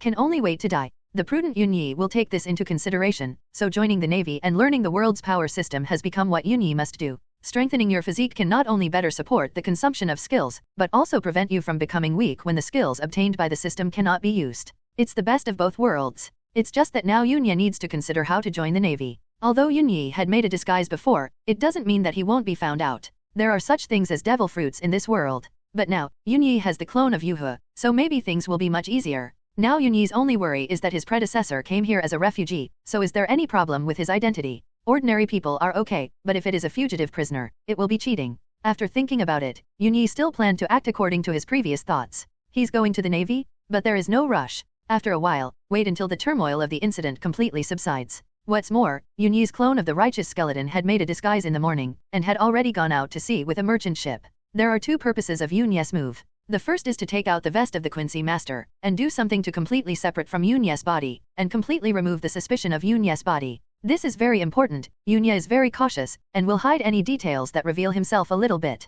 Second, Yunya wants to test whether those achievement titles can be scanned out. Since both bodies can see the system panel, can they be rewarded at the same time? Furthermore, on the island, unless you attack the Navy branch, otherwise with Yunyi's current strength, ordinary soldiers won't get any rewards. This is also one of the reasons why Yunyi let Yuka go out to sea separately. P5 Branch Base. A conference is in progress at this time. The Rear Admiral of the Navy headquarters, Bastia, who was wearing a mask, sat on the main seat. The head of the branch base, Lieutenant Colonel Yala, sat on the second seat, looked at Bastia, and said with a bit of hesitation on his face, "Sir, the news on the island is getting more and more exaggerated. Will it affect you badly?" He also knew the news spread by the residents on the island. Even though he had a good skin, he still had a look of displeasure on his face when he heard the words that praised their navy. If it was their navy that repelled Germa's men, it would be fine, and they would be praised if they were praised. But the facts are not what the islanders think at all, and Yara feels ashamed. The heart of justice will not allow him to do such a thing. Bastiu looked at Yala and said, "Lieutenant Colonel Yala, you have to remember that our navy is just, and justice is absolute.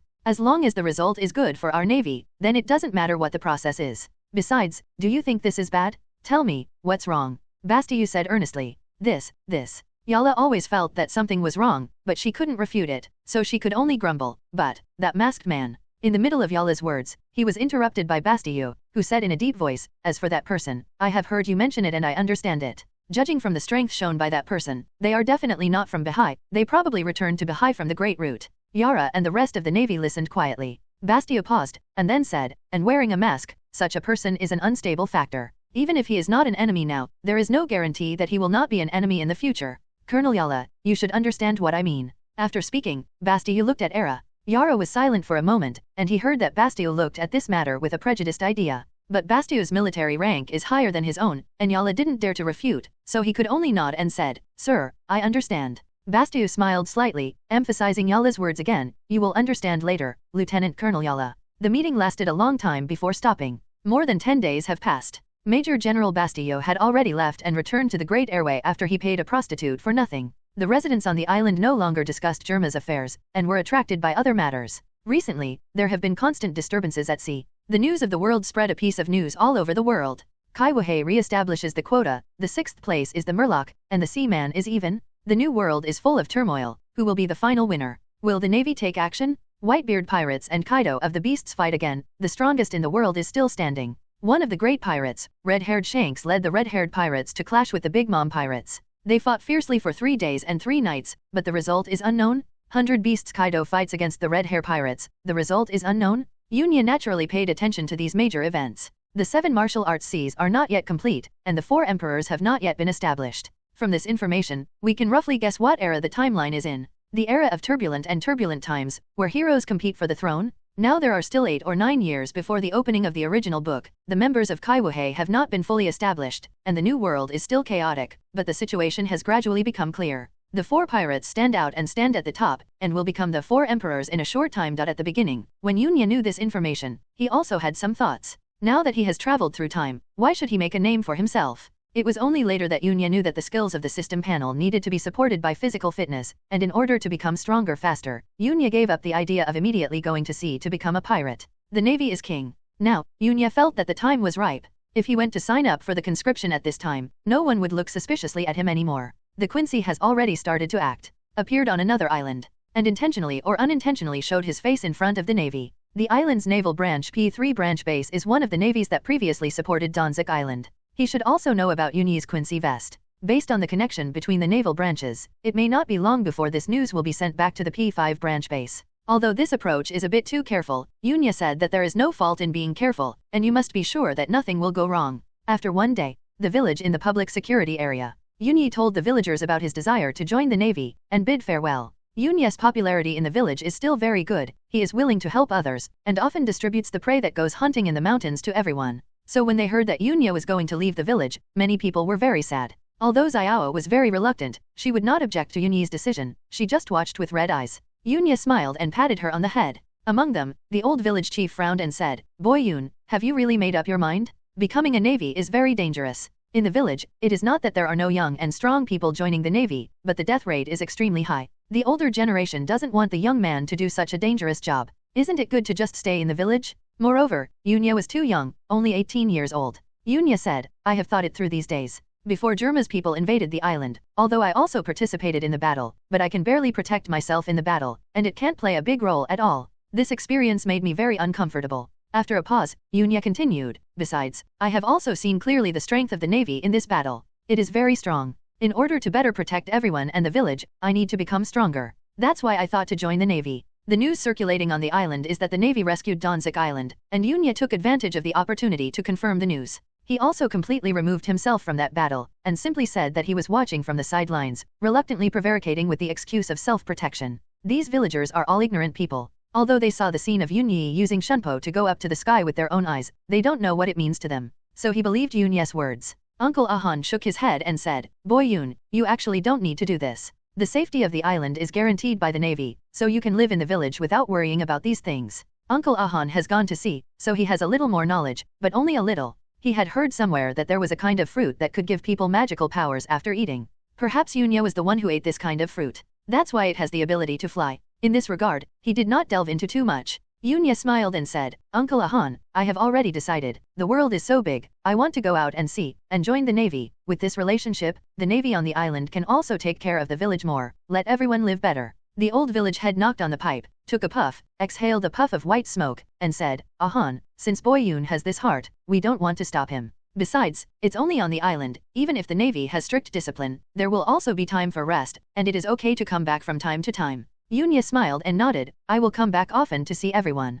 After hearing this, although many people were still reluctant, they didn't say anything. "Brother Yunyi, you must come back often." Xiao looked at Yunyi and said reluctantly, "Well, I promised Xiao that if I treat Xiao's arm, I will definitely come back." Yunya looked at Xiao seriously and promised. "I just complained slightly in my heart, is this considered to be setting up flag? Like the film and television dramas in the previous life, saying get married when I come back. After that, there will be no more."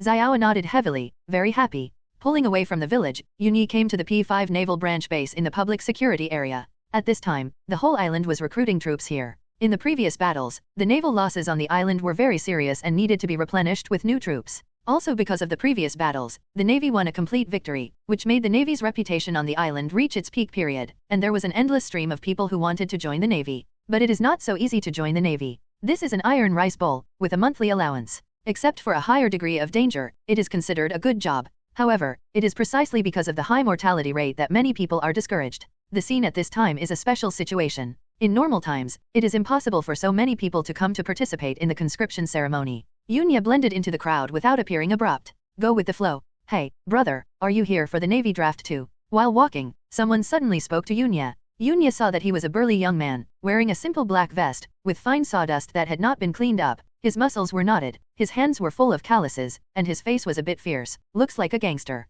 At this time, the young man grinned with a ferocious expression on his face. Ordinary people would probably be terrified when they saw it. It's probably a carpenter. Naturally, Yunya would not be frightened, and after seeing the young man at first glance, Yunya roughly guessed the occupation of this person, nodded and said, yes, after knowing the previous incident, now the island what young man wouldn't want to join the Navy. Hearing this, the young man couldn't help laughing and said, that's right. I also came up with the idea of joining the Navy after I heard about the deeds of the Navy on the island. It's really exciting. It's just that the conditions for joining the Navy are quite harsh. I don't know if I can be selected. The young man said, revealing a ferocious smile. The people around saw it, and immediately cleared a large space. A lot of people are terrified. The young man didn't know if it was because of a lack of brain or something. It seemed that he didn't realize that he was the one who scared the people around him away. Looking at Yunya with some doubts, he asked, why did they back off? I don't know, it's my turn, bye-bye. Yunya waved his hand at him and walked inside. The process of conscription is very simple. First fill out a form, fill in the name, age, and origin, and then go to the test field to test all aspects of physical fitness.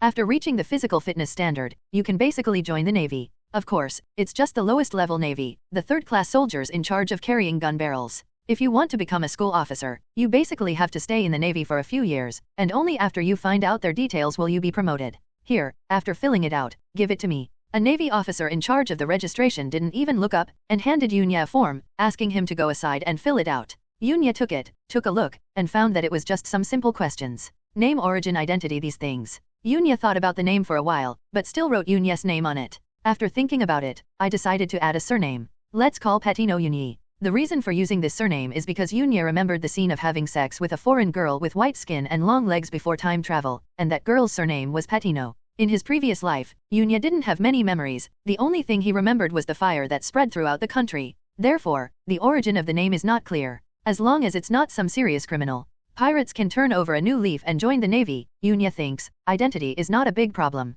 After simply filling it out, Yunya handed it over to the Navy who was in charge of the registration. The Navy just looked at it for a while, then waved his hand at Yunya. Okay, you can go over there and wait. You will be tested directly later. If you pass, you will be the reserve Navy on the island. Yunya nodded, and walked directly to the test site. Sweeping your perception, you can see that the place is full of people. There are many people who are preparing for the test. In fact, the test is also very simple, just testing physical fitness, jumping, speed, and strength, which are linked to physical fitness. As long as 2 or more standards are met, you pass the test. The speed of the test was also very fast, and it was Yunya's turn after a long time. Yunya's physical fitness, how should I put it, in 2 words, is broken? At this stage, when he didn't turn on instant coaxing, his physical fitness is probably not as good as a clone soldier in Germa. The reason why killing clones was like chopping melons and vegetables before was because Yunya's swordsmanship was relatively strong, and he was a swordsman who could slash, and ordinary people couldn't easily avoid it. Don't go so far, for the people in front of him who are also testing, Yunya feels that there are some people who are stronger than him.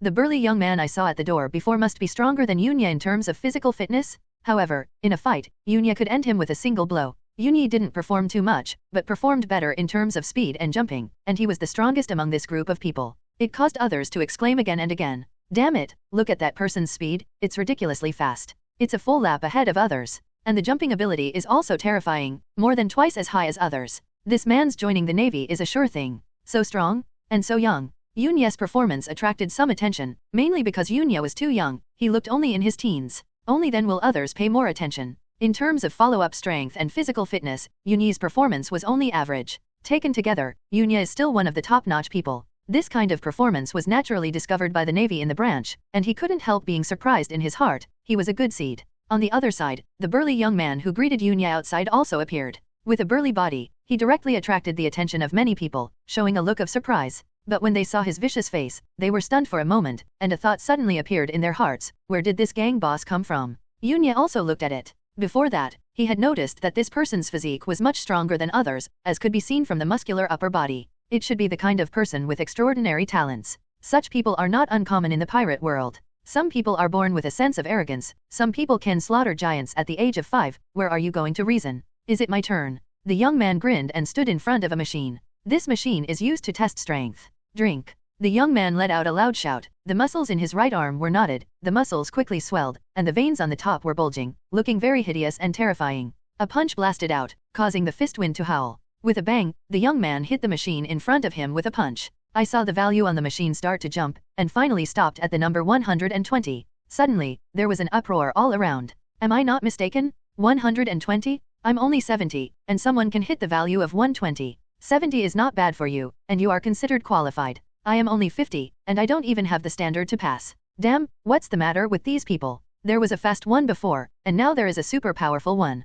Do you want us ordinary people to live? Obviously, the numerical value of the young man's punch shocked many people. 120, already the strongest among all the people present. More than 20 values more than the second place. Yunya also looked at it and nodded slightly. This person's physique is indeed unique. Judging by his punching movements, it is obvious that he has not received professional training, so that he can strike with such strength. It can only be said that he is extremely talented. Even the nearby Navy soldiers were surprised. Some of them couldn't hit this value? Very good. A naval officer with a cloak behind his back nodded. Indeed, this time there are 2 good seedlings. Let me see, what are their names? The other Navy also nodded, looking at the book in his hand. Oh, one is Patino Yunyi, the other is Renlier, one is from Danzuk Island, and the other is from Flywheel Island. They are all good seedlings. Work hard and strive to reach the standard for going to the training camp of the headquarters. Another naval officer said with a smile, 300 power. I don't know how many people can complete it this time. Power value is a standard for testing strength in the Navy. An ordinary soldier's Deo value is 10, and if it exceeds 500, he is considered a Superman.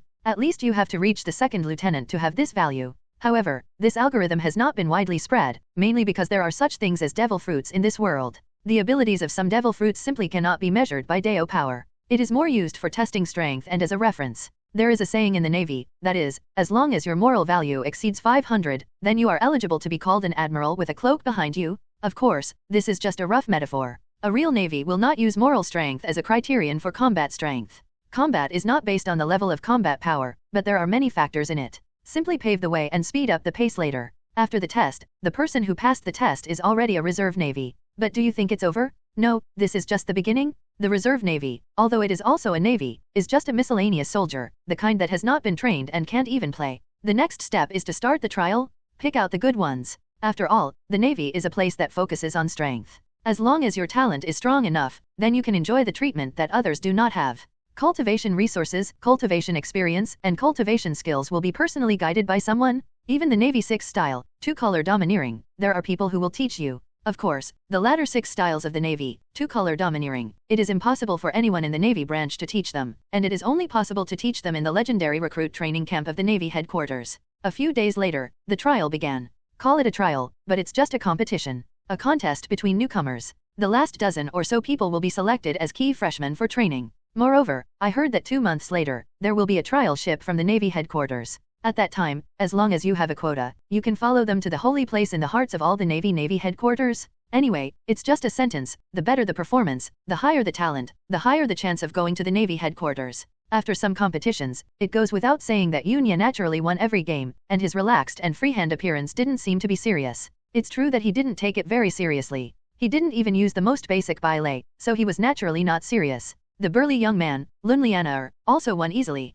His fighting was very rough, without any moves, almost relying on his own physique to forcibly crush him. In the next few rounds, Yunya and Lunlianaer ran into each other. When seeing these 2 tests, the 2 who performed well finally met, and the rest were also interested. One person smiled and said, "Who do you think will win between the 2? The other looked at the field, shook his head and said, "One is good at speed, the other is good at strength. It's hard to say. I guess the powerful Renlian won." "Why? You are stupid, although that Yunya is fast, but his attack power is not strong, and he probably can't break Lunlianer's defense." That's not necessarily the case. Lunlier's attack may not be able to touch Yunya, as long as Lunlier's physical strength is consumed all the time. Okay, stop arguing, just see if it's okay. They've already started. These people were talking a lot at first, but after seeing the 2 started fighting, they became more focused. The naval officer on the side also looked this way. A captain said, "Who do you think these 2 little guys can win?" The other lieutenant smiled and said, "It should be Lunlianaer. His physique is not just for jokes. Even in terms of pure strength, I may not be his opponent.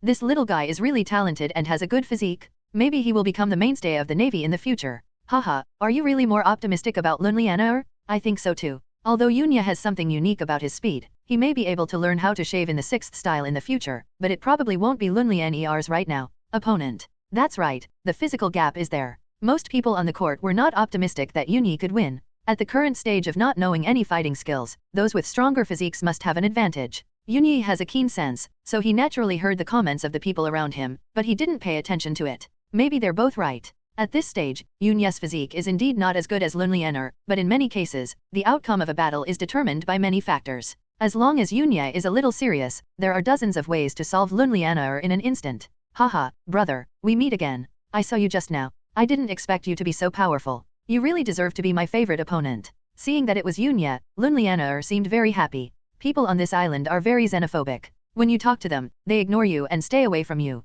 I even showed a friendly smile to them, but they are still so xenophobic, it is really unfriendly. And Yunya was the first person to talk to him, which moved him very much. Treat it like a friend. After seeing that Yunya is also so good, Lunlian immediately regards this new friend as a strong enemy. My mother said that a good enemy will make me more motivated. Therefore, Lunjiner looked at Yunyi with a fighting spirit. Lunlianer was more than 2 meters tall and close to 3 meters tall. Compared with him, Yunya's height of more than 1.8 meters was like a small one, and he looked very weak. Fancy opponent? Yunya couldn't figure it out. This guy was quite familiar. He knew it from the first time he talked to him, but when did he become his opponent? Moreover, why do you suddenly have a high fighting spirit? Inexplicable. Your name is Lunjiner, right? Let's start quickly, there are people waiting behind. Yunya said calmly, with a calm demeanor. Brother Yunyi, be careful. Lunjiner's eyes were fixed, and his originally ferocious face became even more terrifying, making everyone around couldn't help but shudder slightly. What a scary look. This guy, wasn't he really a gang boss before? It's really scary. This guy, just by his appearance alone can scare many people.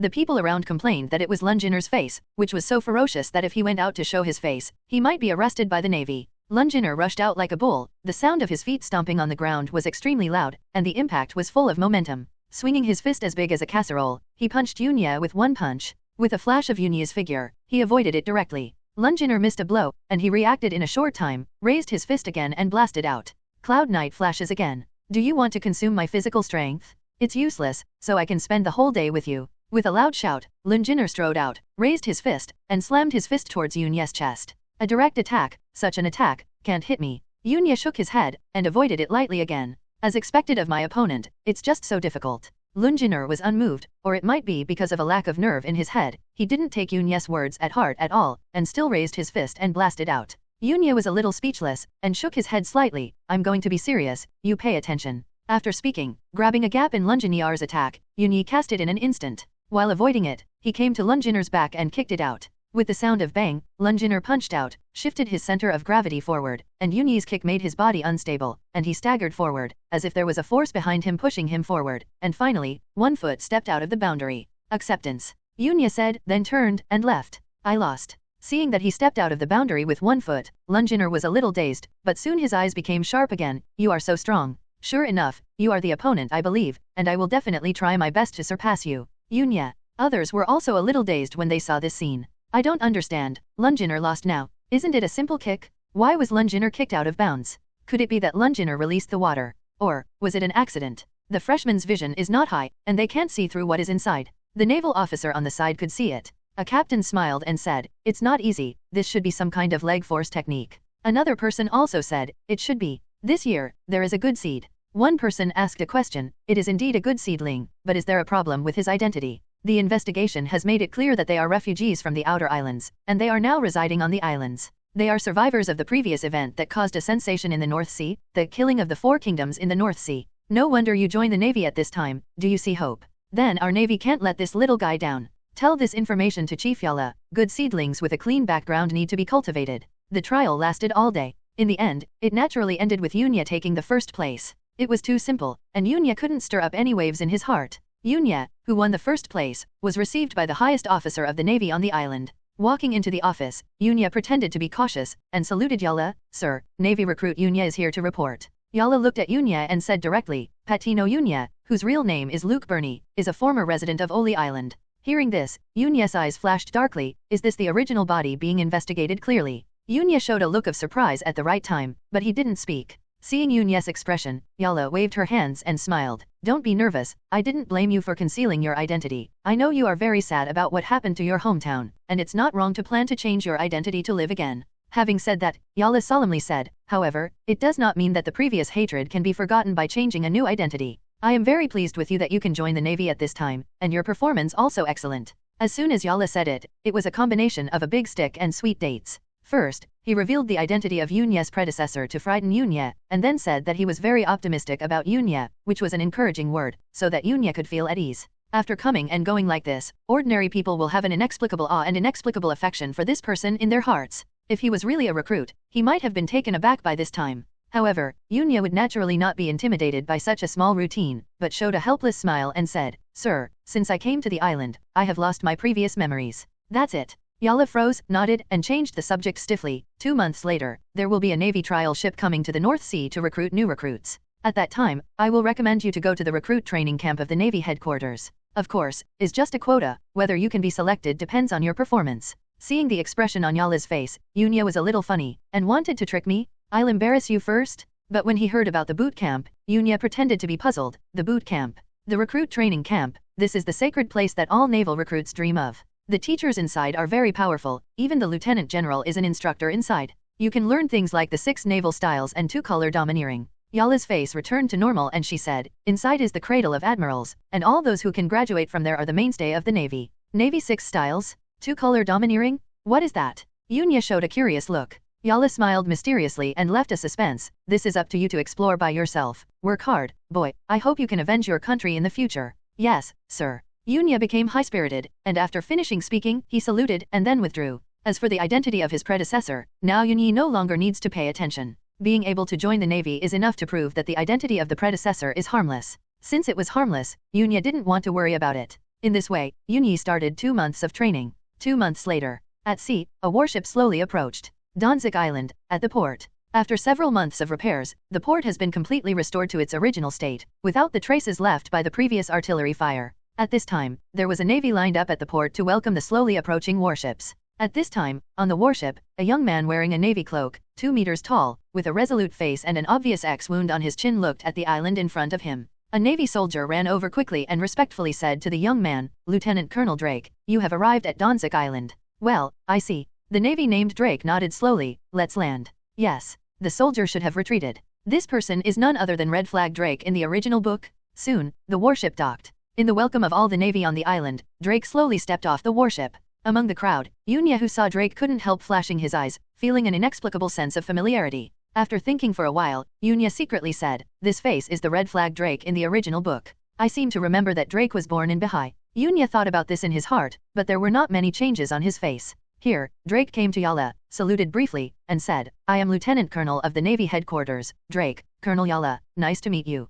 After the Germa incident, Yala received meritorious service and was promoted to the rank of Colonel. Yara returned a military salute. "You are welcome, Lieutenant Colonel Drake." Drake smiled slightly and said, "I know your deeds for a few months, and it really makes me, a Navy born in the North Sea, very proud." Yala was very surprised. Is Lieutenant Colonel Drake from Bahai? Yala could vaguely sense that the Lieutenant Colonel in front of him from the headquarters contained a terrifying power in his body. Although my military rank is higher than him, but in a fight, I guess I can't beat him in seconds. Drake nodded. "Yes, I'm from Bahai." After a brief exchange of pleasantries, the two went directly to the topic. "Colonel Yara, we won't be here for long, so let's get straight to the point." Drake's expression became serious. Because he was born in Bahai, Drake, who had just graduated, served as the main team for the trial ship mission to Bahai. Yala also looked solemn. "I have 5 recommended places here, and they are all good seedlings." Drake nodded and said, "Okay, then let them come out. We are going to set sail again." The 5 of Yunya came out, and under the leadership of Drake, they marched towards the warship at the port. Except for Yunya, Lunjiner, who had fought against Yunya, was also present, and his face was full of excitement at this time, and his face was flushed red.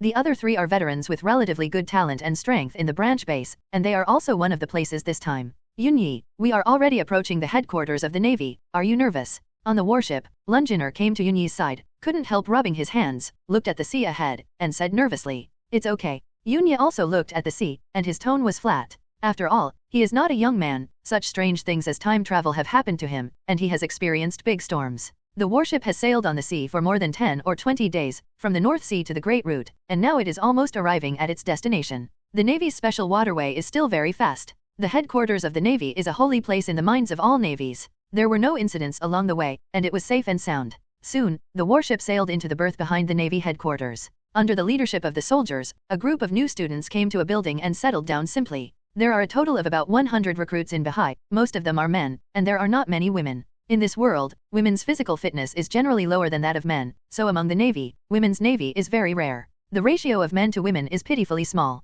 There are even fewer strong women. It can be explained by the rarity. The next day, all freshmen are called together. There are less than 500 people from all over the world and the Great Route. This is a new batch of freshmen? These freshmen came to a huge venue. Here, it's Navy boot camp. The venue is big enough to accommodate tens of thousands of people, but there are only less than 500 people in the venue at this time. A big man wearing a Navy justice cloak with the rank of Major General on his epaulets walked over. Every step you take, your aura will increase by 1 point. As soon as this Major General appeared, he naturally attracted everyone's attention, and then he felt the aura emanating from him. The aura and killing intent that have been tempered on the battlefield for a long time are simply not something these recruits can bear. Some people, even under this kind of aura, felt the breath in the city, and their foreheads were covered with cold sweat. I am Major General Cage, and I will be your instructor for the next period of time. The Major General said lightly, his sharp eyes swept across. No one in the field dared to meet his eyes, until, when his eyes came to Lunginer, he found that Lunginer's fierce eyes were looking at him together. Hey, be brave? It's a prick?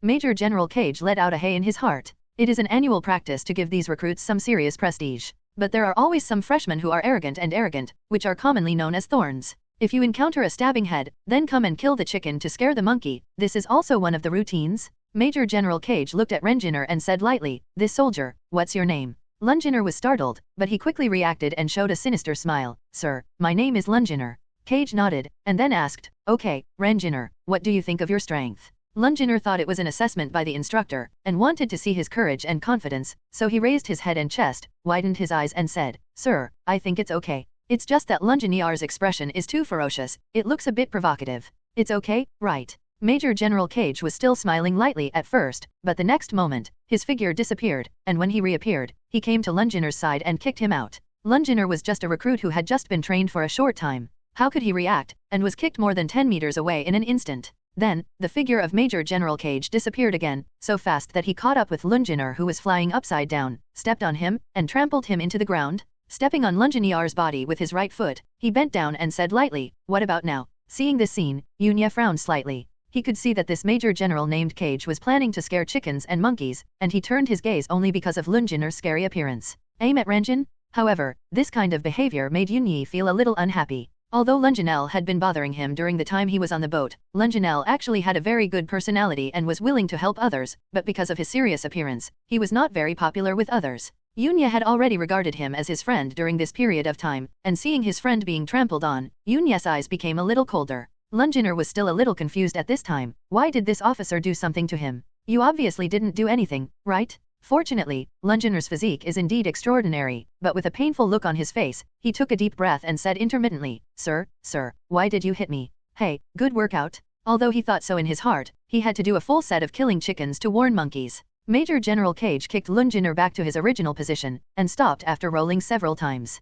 However, it was this last kick that made Yunya's gaze even colder. Major General Cage came to the position where he was standing just now, looked at everyone who was trembling, and nodded in satisfaction, saying, I know you are all the best in your respective naval branches, but what is this place? This is the headquarters of the Navy? It is the gathering place of the most elite soldiers in all the seas? Among the people here, which one is not strong? So, let go of your arrogance and face up to your own weakness. Train hard and be. But halfway through the Major General's speech, he was interrupted by a voice. I think my strength is not bad. Instructor, is it true that I don't need to train? Seeing someone interrupting his words, the Major General was obviously stunned for a moment, then his eyes turned cold, and he looked at the person who spoke. This was the first time a freshman dared to contradict himself like this. The person who spoke was naturally not someone else, but Yunya, whose eyes turned cold. All the other freshmen were also taken aback at this time. They didn't expect that after what happened just now, there would still be people who would dare to object to the instructor's words. Are they impatient? Lunginer was throbbing in pain because of Major General Cage's kick just now, but after hearing the familiar voice, he still endured the pain and raised his head to wink at Yunya. He felt that Yunya contradicted the instructor in front of him just to vent his anger on him. Cage glanced at Lunginer, then at Yunya, guessed something in his heart, but narrowed his eyes, and said calmly, Soldier, can you say what you just said again? Yunya looked at him without retreating at all. Instructor, I think my strength is not bad. Is it true that I don't need to train? Okay, the strength is pretty good, right? A cold look flashed in Cage's eyes, and a sneer appeared at the corner of his mouth. With a flash of his figure, he shaved and performed one of the 6 moves, and disappeared instantly. Pull out from the chest. Naturally, Cage didn't use all his strength. He just wanted to teach Yunya a lesson to the ignorant boy who dared to contradict him. Let this little guy not be too cocky. However, when Cage's confident blow was about to hit Yunya at the end, it missed. Yunya avoided it with shunpo. Cage didn't expect it either. He was stunned for a few seconds. Then he looked at Yunya on the other side with a face of astonishment. His attack was dodged just now. Hey, now it's interesting? Cage showed a look of interest, and the next moment, He stepped on his feet more than a dozen times, and his figure disappeared again, rushing towards Yunyi. The speed is more than twice as fast as before. This time, Cage clenched his fist and threw an unstoppable punch towards Yunyi. Cage's speed was fast, but he still couldn't escape Yunyi's perception capture. Yunyi's eyes moved with Cage's movements. This situation was naturally discovered by Cage, and an incredible thought came to Cage's heart. His movements were captured by him, and then Yunyi's actions confirmed his thoughts. Yunyi dodged his attack once. However, the shocking thing is yet to come. This time, Yunyi, who avoided Cage's attack, unexpectedly rushed towards Cage, and launched an attack. The skill white fighting makes Yunyi's boxing skills very high. Although it is weaker than swordsmanship, it is still commendable overall. Gathering fists at the waist and abdomen, Yunyi mobilized all the muscles in his body, and rushed out quickly, coming to Cage, and blasted out a straight punch viciously. The fist wind roared through the air, full of momentum. Good guy. Cage was shocked by Yunyi's speed, but after all, he has been fighting all the year round, so he captured Yunyi's movement aggressively, turned his body around, and greeted him with a punch. Boom! The two fists collided. Yunyi gathered his strength to punch, and Cage responded with storage after all. This time, Cage was knocked back a few steps by Yunyi. An inexplicable look flashed across Cage's face. Although he responded hastily, he was knocked back a few steps by a freshman. Sure enough, you are the elite of the Navy, and the blows that the warehouse responds to are so powerful. Yunyi's eyes flashed, and his figure rushed out again. This time, Cage saw Yunyi's footsteps clearly, and said in surprise, 6-style shaving? No, this is another technique. Cage's inner interest was completely mobilized, and he disappeared in place in an instant when he used the razor. The figures of the two people flashed and moved in the field at such a high speed that the others could only see two afterimages, and they couldn't capture their trajectory at all. The two afterimages collided from time to time, making a booming sound. In the arena, the same group of freshmen saw this scene. Their eyes almost popped out, and their mouths were open so wide that they could stuff a goose egg. Someone murmured in a daze, Is this the same batch of freshmen as us? Are you kidding me? Is this a new student? Fuck, what kind of fairy is this? At this time, even Lunlianaer, who thought he understood Yunyi, widened his eyes. His eyes were full of disbelief. Brother Yunyi, is he so strong? Before, although he also knew that Yunyi's strength was good, he never thought of such an exaggeration. The man in front of him is the rear general of the Navy headquarters. Judging from the scene, Yunyi can actually fight back and forth with a rear admiral. Good boy, the speed is good, but the strength is a little bit worse. Cage was amazed in his heart. After several fights, he also discovered Yunyi's shortcoming, that is, his lack of physical strength. The speed is commendable, and the fighting skills are not weak. The only thing that hinders Yunyi's performance is Yunyi's physique. Yunyi didn't speak, and concentrated on coping. He realized that if he couldn't play the cards, he really couldn't do anything with the instructor in front of him. However, if it's just like this, it hasn't reached the point where you don't need to train. Cage sneered, grabbed Yunyi's fist with his right hand, and threw his whole body out. Then with a step, the ground was smashed with great force, and he rushed out at a high speed, caught up with Yunyi, and punched Yunyi's chest fiercely. Yunyi frowned, stepped on the air instantly, and turned around to avoid Cage's punch. Cage punched the ground, blasting the ground into a big hole. There was a lot of movement here, and it spread to the elite camp.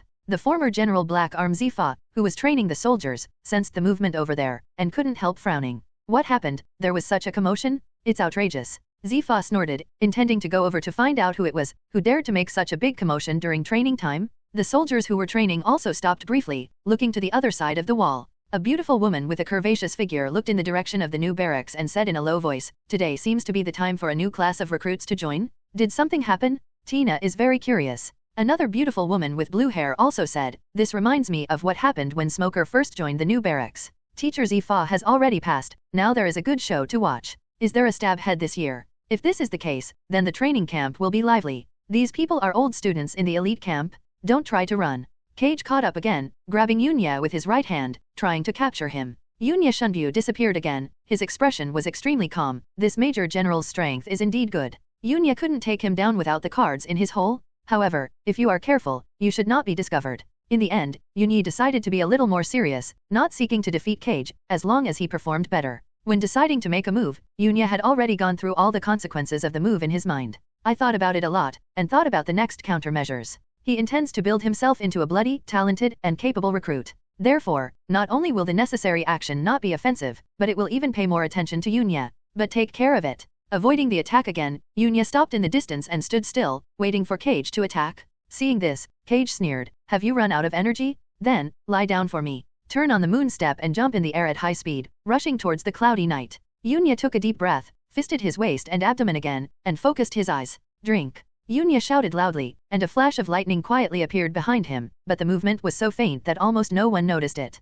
Cage also saw that Yunyi was planning to make a final counterattack. Instead of retreating, he advanced, sneered, and punched him in the same way. Just like that, under the gaze of everyone, the fists of the two are getting closer. However, at the next moment, Cage's face suddenly changed, and an inexplicable threat struck him, causing him to use a force at the last moment to cover the fist. Yunya was so focused on controlling the burst of instant coaxation that she didn't notice it at all. Next moment, boom! A loud noise broke out in the field, setting off bursts of smoke and dust, and the shockwave swept out, causing the rest of the people to take a few steps back. Two figures rushed out from both sides. One foot rubbed against the ground and made a 10-meter-long trace before barely stopping. The other was directly knocked out, and after two successive releases in the air, it landed on the ground smoothly. Yunya fell to the ground. The clothes on his body were torn, revealing his vigorous upper body. The reason why the clothes on his body were broken was because at that moment just now, Yunya had used the instant coaxing, and part of Cage's fist force had penetrated his body. Yunya also used that momentary explosion to knock Cage out again. At this moment, Yunya was panting heavily, looked to the other side, gave a military salute, and quickly said, "Instructor, I am arrogant.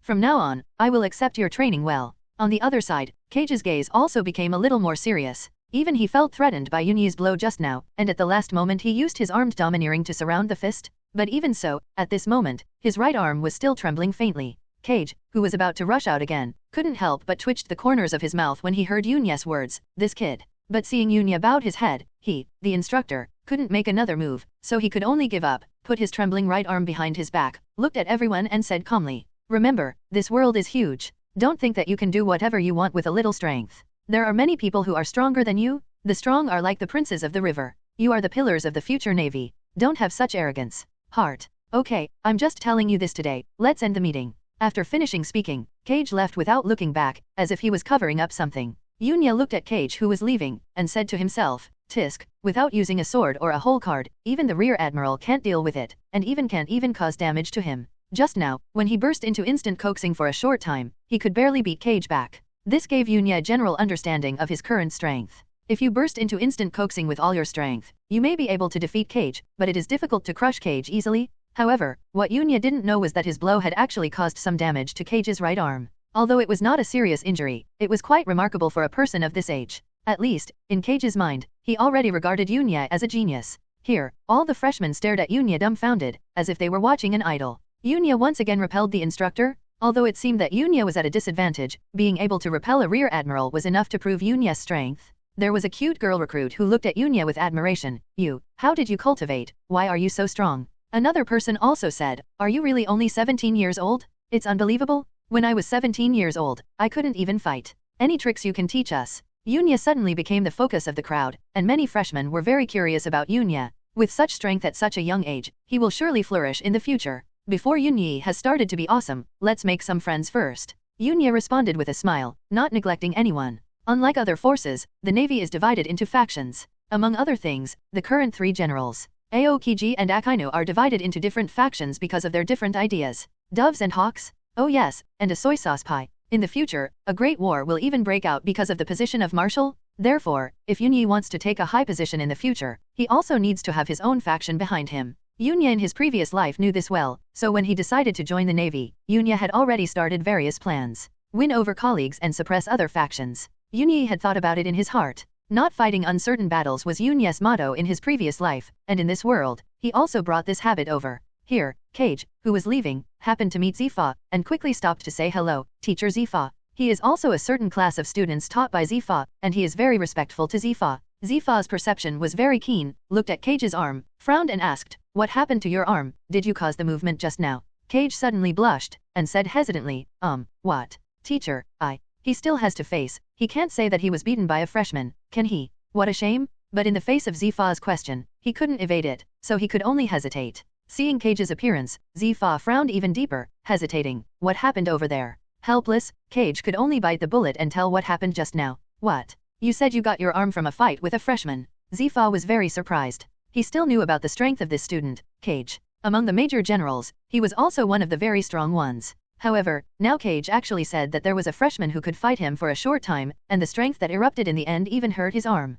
Yes, teacher. Cage could only nod with a blushing face. He didn't dare to say that he used armed domineering in the battle just now. Although it was just the simplest surrounding, this is not something an ordinary recruit can resist. But even so, his arm was still injured in that confrontation. Speaking out will only make it more embarrassing. Are you new? I don't know if I can be compared with those people in the past. Zifa suddenly smiled and became very interested, but when he saw Cage's appearance, he said angrily, did you become lazy after graduation and have no training? Even a freshman can hurt you? What does this look like? Run 3,000 laps around the Navy headquarters for me, and you can't stop before you finish running. Being reprimanded by Zifa, Cage's body trembled reflexively, as if he had returned to the time when he was ravaged by Teacher Zifa. The corners of his mouth twitched, and he said with a sneer, Teacher, I am already a major general after all. Now, will this? I can't command you now, can I? Zifa stared. Don't let me go. Yes, instructor. Cage made a military salute reflexively, then raised his legs and ran. It's just that after turning around, his complexion suddenly turned bitter. It's really so embarrassing.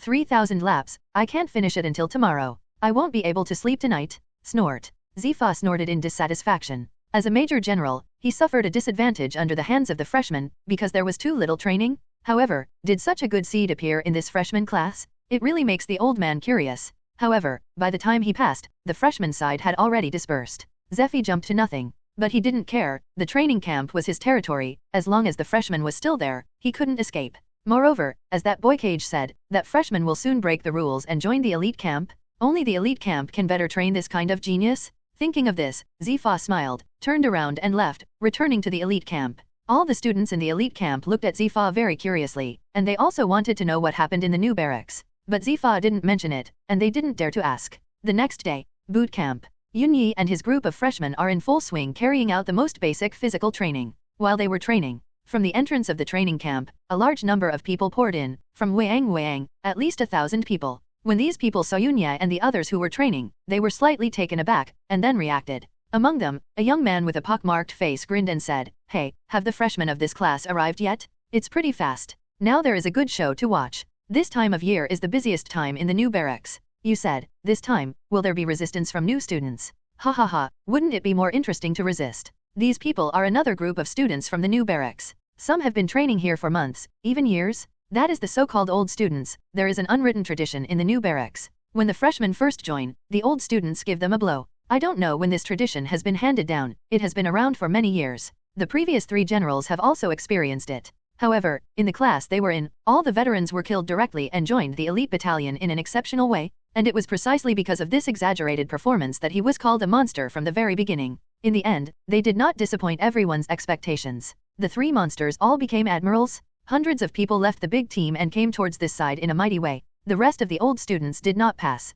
Hundreds of people were enough, and they all watched the fun. The actions of these people were naturally discovered by Yunyi and the freshmen. They didn't pay attention at first, but soon, a group of old students blocked the road ahead of them. The front was blocked, and the pace of training of the freshmen stopped. Everyone looked at it with doubts on their faces. Who are these people? What do you want? Yunyi looked up, only him, and found that the person in front of him was a bit malicious. Among the freshmen, a young man couldn't help frowning. Who are you? You hindered our training. This man was no fool, guessed that they should be other members of the training camp. It is impossible for them to be the only ones training in the training camp. There must be other people. These people should be the soldiers who entered the training camp earlier than them. A carefree old student took a step forward, ignored the freshmen who were talking, but looked at the freshman in front of him with a playful look, and said in a strange way, Are you the freshman of this year? The man's tone was very blunt, even condescending. The freshman who heard this sentence frowned. The freshman who spoke just now spoke again. We are freshmen, that's right. Who are you? Are you also soldiers in the training camp? However, after hearing this, the foolish old man suddenly sneered, kicked this man, kicked him more than 10 meters away, and then said with a sneer, Do you understand the rules? Here, you have to call us seniors.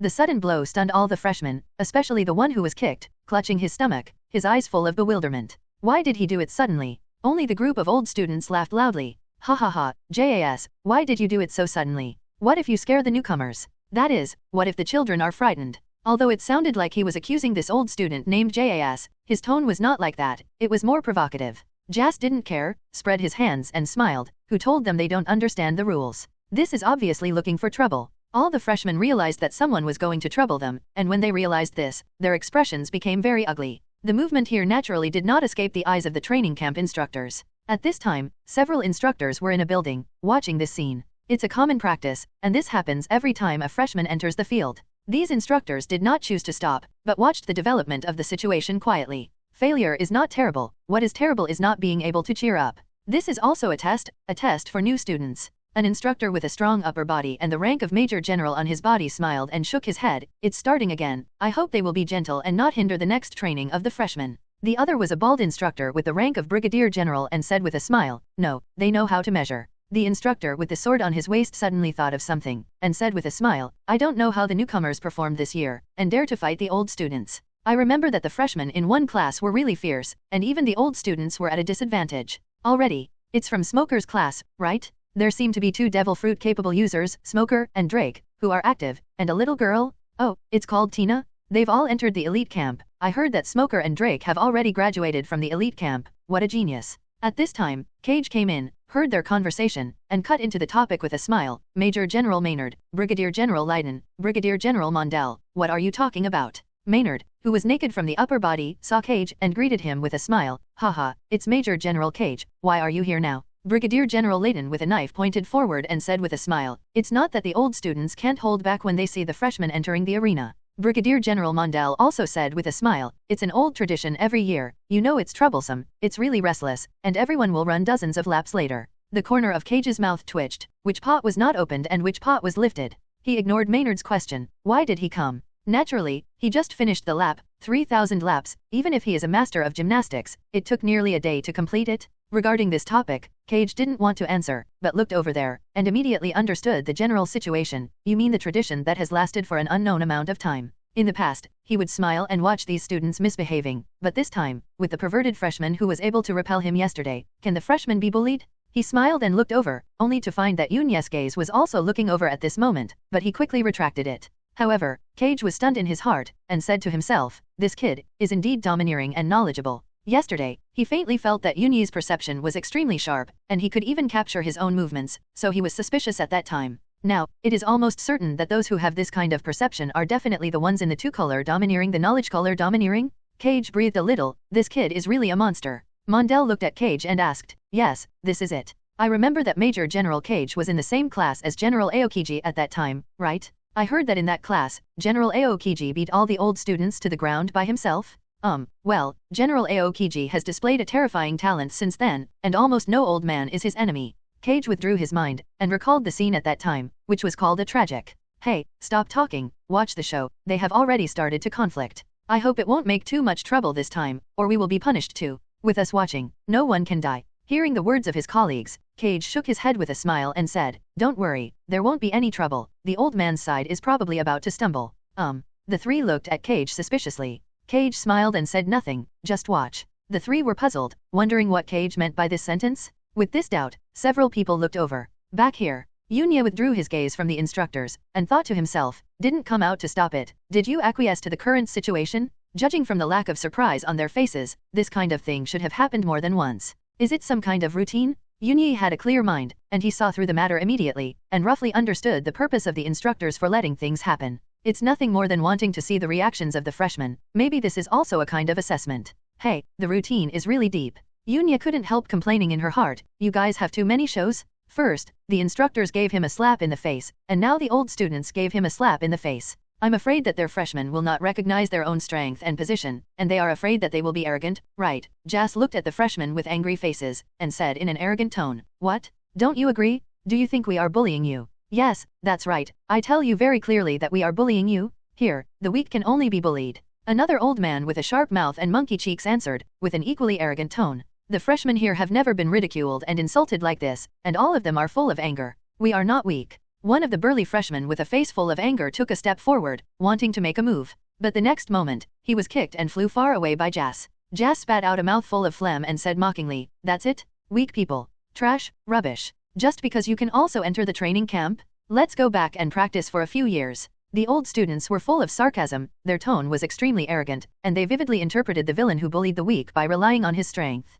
It made all the freshmen suffocate a fire in their hearts. This is the training camp of the Navy headquarters. The instructors are coming. How dare you do it? Are you paying attention to the instructors? Another freshman with an angry face roared. He wanted to attract the attention of the instructors in the training camp, and use the name of the instructor to make the old students dare not act recklessly. Jas's expression turned cold, and he walked up to the new student, kicked him far away, and said with a sneer, "Don't worry, none of you can escape today, the instructors won't care about it." As soon as these words came out, all the freshmen were shocked. Since the old students dared to say such a thing, they naturally had something to rely on. Could it be that the instructors are not here? All the freshmen have this idea in their hearts, but how do they know that the instructors are actually not far away, watching the play happily? You are trash, trash. Come on, you resist a try. Jas looked at the angry faces of the freshmen who didn't dare to say a word, and they were extremely proud inside, as if the anger of being bullied by the old students had also been vented together, and they were extraordinarily happy. Go, go. Don't be afraid, I and the others only have hundreds of people, and we have hundreds here, so can't we beat them? Lunginyar was also full of anger. Anyone who was looked down upon like this would feel angry in his heart. He was the first to rush out, waving his casserole-sized fist and blasting towards an old student. The old student didn't take it seriously at first, but when he saw Lunginar's ferocious face, he was taken aback. Where did the gang boss come from? As a result, he didn't notice it for a while, and was directly blown away by Lunginar's punch. Hiss. The old man grinned his teeth in pain, stood up enduring the pain, his eyes turned cold, and rushed towards Lunginar, fighting with him. With Lunginar's start, the other freshmen mustered up their courage and rushed out together to fight with the old students. The battle is on the verge of breaking out?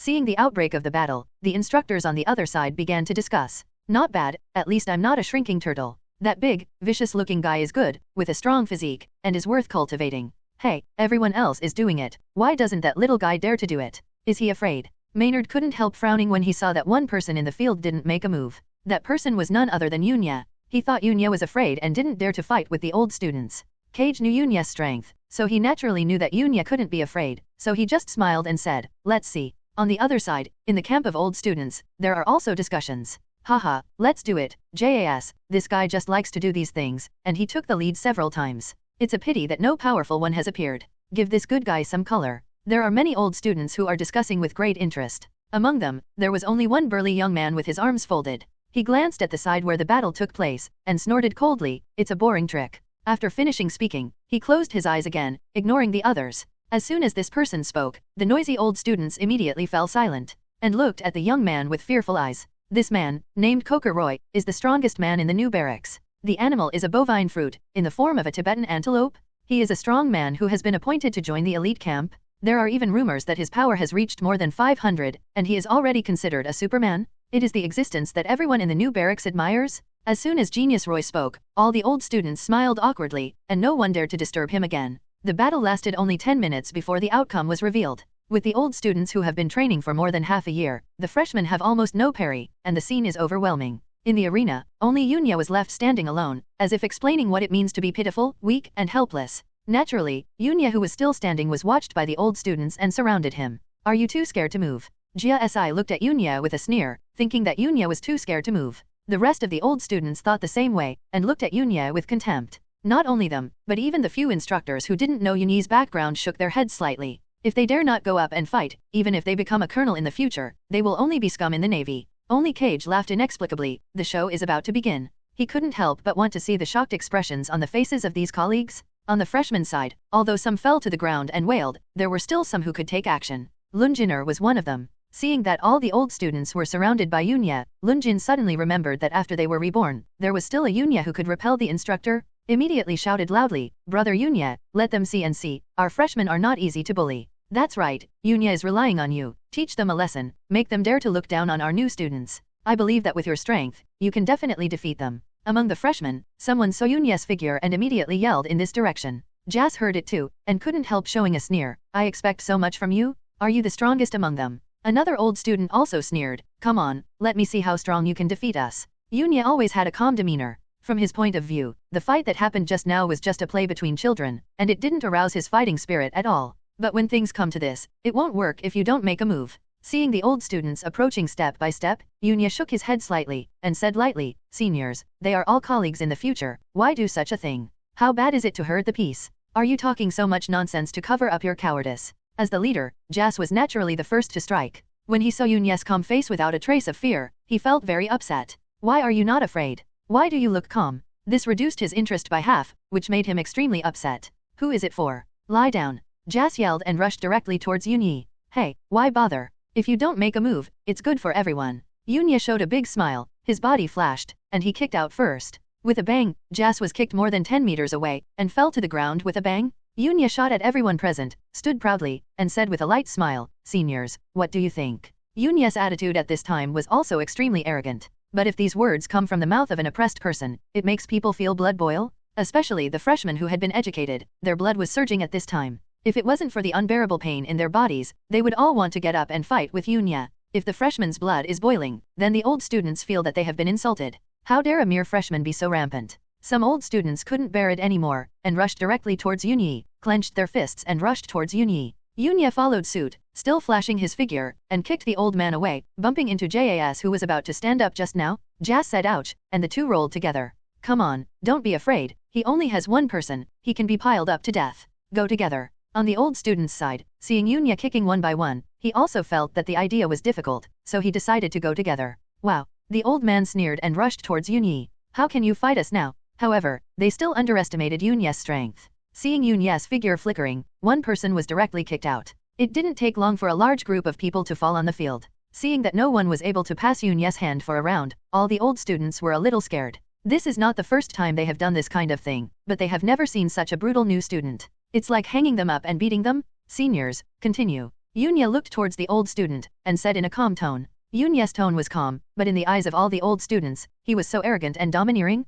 Jia wanted to scold Yunya angrily, but met Yunya's indifferent gaze head-on, and forcibly held back the words that followed. Yunya glanced around and said, they are all colleagues, why did the seniors do such a thing? The instructors are coming soon, if this continues, the instructors will only see the joke, how about exposing it? In this case, don't do things too extreme, save some face for the old students, and it will be easier when you want to win over in the future. If you directly offend them severely and shout at each other, how will you develop your power in the Navy in the future? Therefore, Yunyi still doesn't want to be too extreme. All the old students looked at me and I looked at you, and felt that Yunya's words made sense. But in fact, they were terrified of being beaten by Yunya. They had never seen such a brutal freshman. Beating them was like beating children. But just when they were about to say something, someone rushed towards them from afar. Roy has been paying attention to Yunyi since Yunyi kicked Jas away, and later Yunyi showed his strength, crushing all the old students one by one, and he couldn't hold back the fighting spirit in his heart. Unexpectedly, among the freshmen, there are such powerful characters. Freshmen, how about a battle? Roy rushed over at an extremely fast speed, looking at Yunya, his body was full of fighting spirit. The old students who fell on the ground were shocked when they heard this voice. This voice is Roy. Is Roy actually going to make a move? Haha, now, let's see how this new kid is so pissed off. Roy is a master who has been appointed to join the elite camp by default, and his strength is unfathomable. This freshman is definitely not Roy's opponent. The old students were all excited again, and they all looked at Yunya with pity. Being targeted by Roy, Yunyi is probably going to be miserable. On the other side, the instructors also showed interest. Maynard smiled and said, I missed you, this kid is pretty good. Layden also said, however, Roy made a move. I wonder how long he can last? 10 minutes. Mondale chuckled, if Roy's devil fruit ability can be forced out, then he will be proud enough. Listening to the words of several colleagues, Cage complained in his heart. It's not just good, even if this kid joins the elite camp, he's still one of the best in the elite camp. How long will it last, do you mean Roy? That's right, Roy is still an animal-type devil fruit, so he should be able to last for about 10 minutes now, right? If a few colleagues know that Cage is complaining in his heart at this time, they will definitely have question marks on their faces. Are they talking about the same topic? Yunya looked over and saw a burly young man with a unique build in Pirate World rushing towards him at an extremely fast speed. Moreover, from the words discussed by those old students, Yunya roughly knew a little information about this person. A master who is scheduled to join the elite camp? I don't know how strong it is. It's just right to practice your hands. Yunya thought about it, looked at Roy first, and said, personal fighting is not allowed in the training camp. Senior, you have already violated the rules, so why don't you refuse? Do you think the instructors don't know about the battle here? Then what do you think is the reason for them to let it go? Roy sneered and said, let me tell you, the strong will get preferential treatment no matter where they are. As he said that, Roy stepped on his feet, and his figure seemed to disappear. The next moment, he appeared directly behind Yunyi, and punched out fiercely, like a sledgehammer. Yunya's figure also flashed, and he avoided it directly. He looked at Roy and smiled and said, will the strong get preferential treatment? There was no surprise on Roy's face. Judging from Yunya's performance just now, he must not be defeated so easily. That's right, the strong will get preferential treatment. Come on, try to defeat me, freshman. Fighting intent flashed in Roy's eyes, and his figure disappeared like a teleport. His speed was very fast. With just one step, he rushed towards Yunyi again. Who gave you the qualifications for this kind of lofty attitude? Yunya's tone was still flat. This time he didn't dodge it, but his figure also flashed to meet him. Boom! The two fists collided in the air, full of vigor. The next moment, the two retreated at the same time. Yes, I did not misunderstand the person. Your strength is really good. Roy laughed out loud, and the speed was several minutes faster, and the others couldn't catch his figure at all. However, Yunyi's perception was strong after all, and his eyes moved accordingly, capturing Roy's figure. Here. Yunya punched forward, and the next moment, Roy's figure suddenly appeared, and he also punched. Boom! The two collided again, and both retreated. It's my turn, senior. Yunya smiled, leaned forward suddenly, and punched fiercely with his protruding hand. Roy's expression changed. He didn't expect Yunyi's speed to be so fast, but he didn't react too slowly. He tilted his head just to avoid the blow. While dodging, he twisted his body and hit Yunyi's forehead with a whip leg. Yunyi raised his left hand to block it, then sneered, clenched his right fist, and bombarded Roy's chest. Feeling the power of Yunyi's punch, Roy's pupils shrank suddenly. This punch came very quickly, very strong. If you don't take measures, you may be injured. Thinking of this, Roy's eyes flashed and he snorted angrily. In an instant, the body changed strangely. Two slender horns grew from the forehead, and fine fluff grew from his body, covering his whole body in an instant.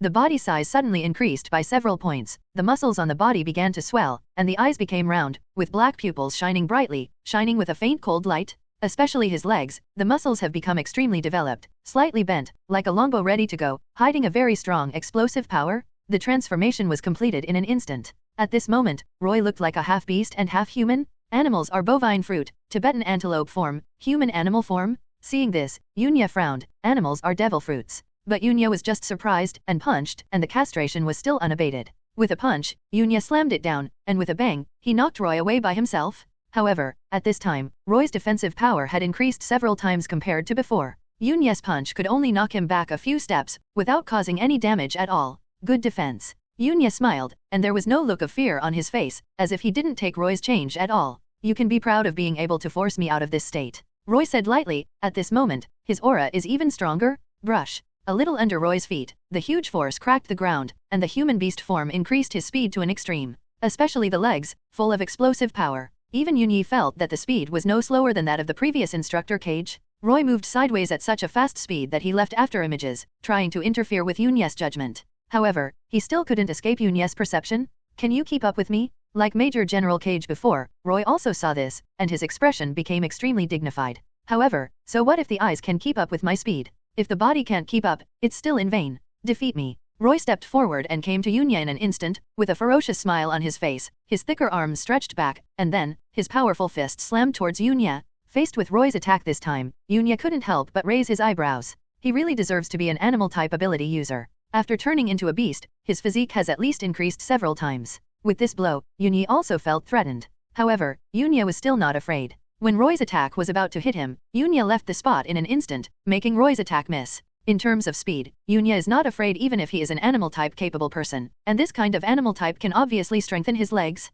If Roy had already learned the shaving and moon steps among the 6 forms at this time, then his speed would probably make Yunyi feel troublesome. It's a pity that there is no if. Senior, do you think that someone with a devil fruit ability can defeat me? Yunyi laughed, and the next moment, the speed increased sharply. Shunbu came directly to Roy's side, and blasted out several punches one after another. Don't be too arrogant. Freshman. Roy punched to meet him, and collided with Yunyi. At this time, Roy was also furious. He had already used his devil fruit ability, but he still couldn't crush the new student in front of him, which made him very upset. Boom boom boom. The two punched each other more than a dozen times in an instant, and then retreated at the same time. Hateful. Roy's expression became extremely ferocious. He even used his devil fruit ability, but he still couldn't crush a new student. Thinking of what he said to Yunyi just now, his face felt hot. Slapped in the face, two slapped in the face. The battle between the two of them here shocked everyone present. Especially on the old students' side, they all opened their mouths wide and stared blankly. Even several instructors looked surprised, except Cage. Cage looked at Yunyi at this time, and an inexplicable thought came to his mind. This guy couldn't be deliberately letting the water go to save face for Roy, right?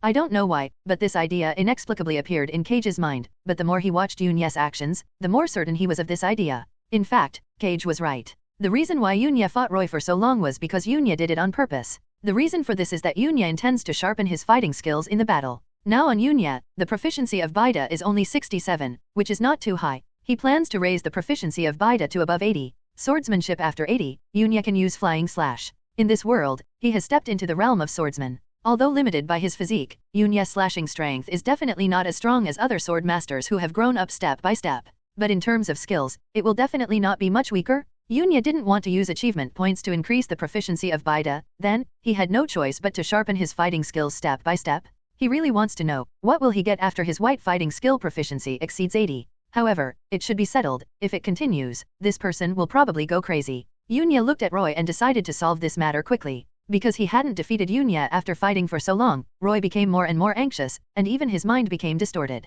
Thinking of this, Yunyi decided to be more serious, not to use his hand practicing tools to make him autistic. When Yunyi became serious, his momentum changed. Those with stronger perception in the field had discovered this subtle change, and couldn't help but look at Yunya, not knowing what happened to Yunya. Only Roy, who was facing Yunya, felt an inexplicable pressure from Yunya at this time. It actually made me palpitate a little. Senior, be careful. Yunya smiled, and the next moment, his figure disappeared, and almost no one in the field could see Yunya's movements clearly. Appearing again, Yunya had already come in front of Roy. Looking up at Roy, who was much taller than him, Yunya charged up and punched out, and Roy, who was unable to react in time, was directly blasted into the sky. Then, Yunya casted instantly, caught up with Roy's figure, and came over him. With his head down, Yunya stumped on the air in an instant, and with this strength, he punched out. With this punch, Yunya hardly held back his hand. Boom! Roy's body was blasted into the ground by Yunya's punch, smashing the ground into a big hole. With a muffled snort, blood overflowed from the corner of Roy's mouth, but relying on the ability of the animal system, he held Yunya's full 2 punches and did not fall into a coma, but suffered serious injuries. Hiss. Roy, lost. How is this possible, that Roy actually? You told me this is a freshman. Seeing this scene, all the old students felt their scalps go numb. What kind of monster is this freshman? Even Roy is no match for him. On the freshman's side, everyone felt their blood was boiling, as if they had been beaten like chicken blood. Yunya is so strong. Even those with animal abilities can't beat him. In the distance, several instructors also looked at each other, looking at each other a little speechless. Maynard smiled wryly. It's really a mistake. I didn't expect that even Roy lost. Layton rubbed his nose, and blushed slightly when he thought of what he said just now. God damn it, he couldn't hold it for 10 minutes. Roy couldn't hold it for 10 minutes. Mondale also shook his head, lamenting that he and others were really blind. Suddenly, several instructors seemed to have thought of something, and they all looked at Cage, who did not show any surprise, remembering what Cage said just now. They felt that Cage should know something about this freshman. Maynard looked at Cage and asked curiously, Major General Cage, do you know this freshman? Mondale was also curious, Major General Cage, what happened to that freshman? Cage spread his hands and said with a strange smile, I am their instructor, so I naturally know more about you than you. Although this little guy is young, he is very strong. Moreover, it seems that even Mr. Zifa pays attention to this kid. Hiss. All 3 of them took a deep breath, and their strength could be seen from his defeat of Roy. But more importantly, being valued by Teacher Zifa? This kid is so evil? Is there going to be another monster like those people? They know the eyesight of Mr. Zifa, they can see what abilities a person lacks, and focus on special training? From the current monster generals who were all his students, it can be seen that Zifa's teaching ability is definitely top-notch. After today, that kid should be able to break into the elite camp. Cage also sighed with emotion. Those who can break the rules and join the elite battalion, after graduation, must be a big boss with a pivotal position in the Navy in the future? Yunya looked at Roy, who was about to struggle to get up, shook his head and said lightly, Senior, admit defeat. You are unable to defeat me now. Roy looked at Yunya. This time he did not refute, but kept staring at Yunya closely. Finally, he lowered his head and said, I lost. But soon he raised his head again, and said firmly, however, next time we meet, I will surpass you. The animal-type devil fruit gave him a strong recovery ability, and this club has already recovered, struggled to get up, and walked towards the other side. The pace is fairly steady. Beyond me, it's impossible in this life. Yunya looked at Roy's leaving back, smiled, and didn't take his words to heart. As a hacker, how could he be surpassed by others? The gap between the two will only widen, until Roy is hit to the point of doubting his life. There will be no other result. After Roy was defeated by Yunya, the rest of the old students were all downcast, and they didn't come up to find fault again. Those who left, and those who left scattered. He was frightened by Yunya's strength. Never dare to come up to provoke again. The freshmen cheered around Yunya. They defeated the old students? Yunya responded with a smile, and when everyone calmed down, Instructor Cage appeared. As if he didn't know what happened just now, Shishiren walked over, scanned all the people present, and finally stopped on Yunya for a while, then turned his gaze, and yelled at everyone, everyone is doing things around here. Well, hurry up and start today's training. Yes. The freshmen were startled by the sudden voice. After seeing that it was Instructor Cage, they quickly responded and started today's training. The next day, Yunya was called over by Coach Cage. Cage looked at Yunya with admiration in his eyes. You are Patino Yunya, right? Yunya nodded. Yes, instructor. Cage said, we saw your performance yesterday. With your strength, you can't get too much training here in the new barracks. Therefore, I recommend you to go to the elite camp. There are 2 ways to enter the elite camp. One is the top 10 in the assessment at the end of each year, through competition to obtain places. The other is the recommendation from the instructor, also known as the exception quota. Yunya glanced at him and said, Instructor, will this violate the rules? Cage said with a smile, after all, the Navy is a place that focuses on strength. As long as you are strong enough, you can have privileges that others don't have. In this world where the strong prey on the weak, it is certain that whoever is strong will have more resources. And Pirate World interprets this truth to the fullest. Instructor, I understand. Yunya nodded without showing any surprise. Cage continued, I have explained everything to the instructor over there, you can just go there. The two briefly exchanged a few words, and then Instructor Cage left. Yunya secretly said, I entered the elite camp sooner than I thought. Is it because I defeated the animal ability user yesterday? Yunya originally thought that he would stay in the recruit camp for a while, but he didn't expect to enter the elite camp on the third day. In fact, Yunya wanted to train in the new barracks for a period of time. Although his own strength was enough to crush all the freshmen, it was all because of his superb fighting skills. Physically, Yunya is estimated to be in the middle at this time, not even as good as many freshmen. However, there are many benefits to joining the elite camp. The difference in the number of teachers is enough to save Yunya from many detours. In the new barracks, the highest instructor is the rank of Major General. But in the elite camp, there is a retired general who teaches online. The Lieutenant General level guides the battle. With the teaching of such a master, as long as he is not particularly stupid, his strength should increase very quickly. For this, Yunya also felt that it would be good to enter the elite camp earlier. Thinking of this, Yunya returned to her dormitory building, cleaned up briefly, and was about to leave. On the side, Lungener said in an envious tone, It's really you. You just joined the training camp on the third day, and you broke into the elite camp. But don't worry, I will also enter the elite camp soon. Yunya waved his hand and said, Then you go on, I'll go over there first and wait for you. Hearing this, Lunjin suddenly became enthusiastic. He patted his chest and said, I will work hard. Yunya waved his hand to the back to show that he knew. Looking at the gate ahead, there is an elite camp just across the gate. On the other side, another figure also came towards this direction, and was slightly taken aback after seeing Yunya. Yunya looked over and said with a smile, It's you, Senior Roy. This figure was none other than the one defeated by Yunya, the owner of the Tibetan antelope fruit of the animal department, Coca Roy. After seeing Yunya, Roy's expression became serious, and only a day had passed. He did not forget the fact that he was defeated by Yunya, and said in a low tone, Have you made an exception to join the elite camp? Yunya nodded, Yeah. Hearing Yunya's answer, Roy was not too surprised. He could break the rules and join the elite camp, so Yunya who defeated him was naturally also possible. Roy looked at Yunya, and his eyes filled with fighting spirit again. When I learn the 6 naval styles, the next time I fight, I will definitely not lose to you. After speaking, Roy strode forward. Yunya smiled, followed closely, and the two stepped into the gate one after another, Navy Headquarters Elite Training Camp. This is the cradle for the Navy to cultivate strong men. Almost all the more famous navies graduated from here. Everyone who is qualified to step here is a leader in the Navy and a genius. The last time, after going out, they will all be school-level officers. A school-level officer, in the 4 seas, is enough to sit in a branch base, making ordinary pirates dare not invade. As soon as Yunya stepped into this place, he clearly noticed the difference. Ahead, there are hundreds of people doing training, both men and women, but the only thing in common is that they exude a faint evil spirit. A chilling aura rushed over. All those trained here are soldiers who have experienced killing. Actual combat is also one of the training in the elite camp. At a certain time, the instructors will lead the team to go to sea to perform tasks. Every mission will experience life and death. In such a training mission, the soldiers in the elite battalion will naturally exude an evil spirit. If it was just 1 or 2 people, the evil spirit would not be obvious. However, hundreds of Marines were training in the same place in front of them, and the evil spirit gathered together made even Roy, an animal-capable person, turn pale. On the other hand, Yunya's expression was as usual, as if he hadn't noticed it. On the side, the purple-haired and burly Zifa looked at the two of them, couldn't help but nodded, and said inwardly, That's right, at least I didn't get scared to the ground. Finally, Zifa's eyes were on Yunya, his eyes were slightly concentrated, and he said to himself, It should be the patties Yunya that Cage said. Under the power of this evil spirit, everyone didn't it change color at all. Suddenly, Zifa showed a light smile, then, let someone try it out. He snapped his fingers, and a young man with a beard stepped forward and said respectfully, Teacher Zifa, what are your orders? Zifa looked at the young man and said, Zayuzuo, I've given you a mission to test the strength of the 2 freshmen.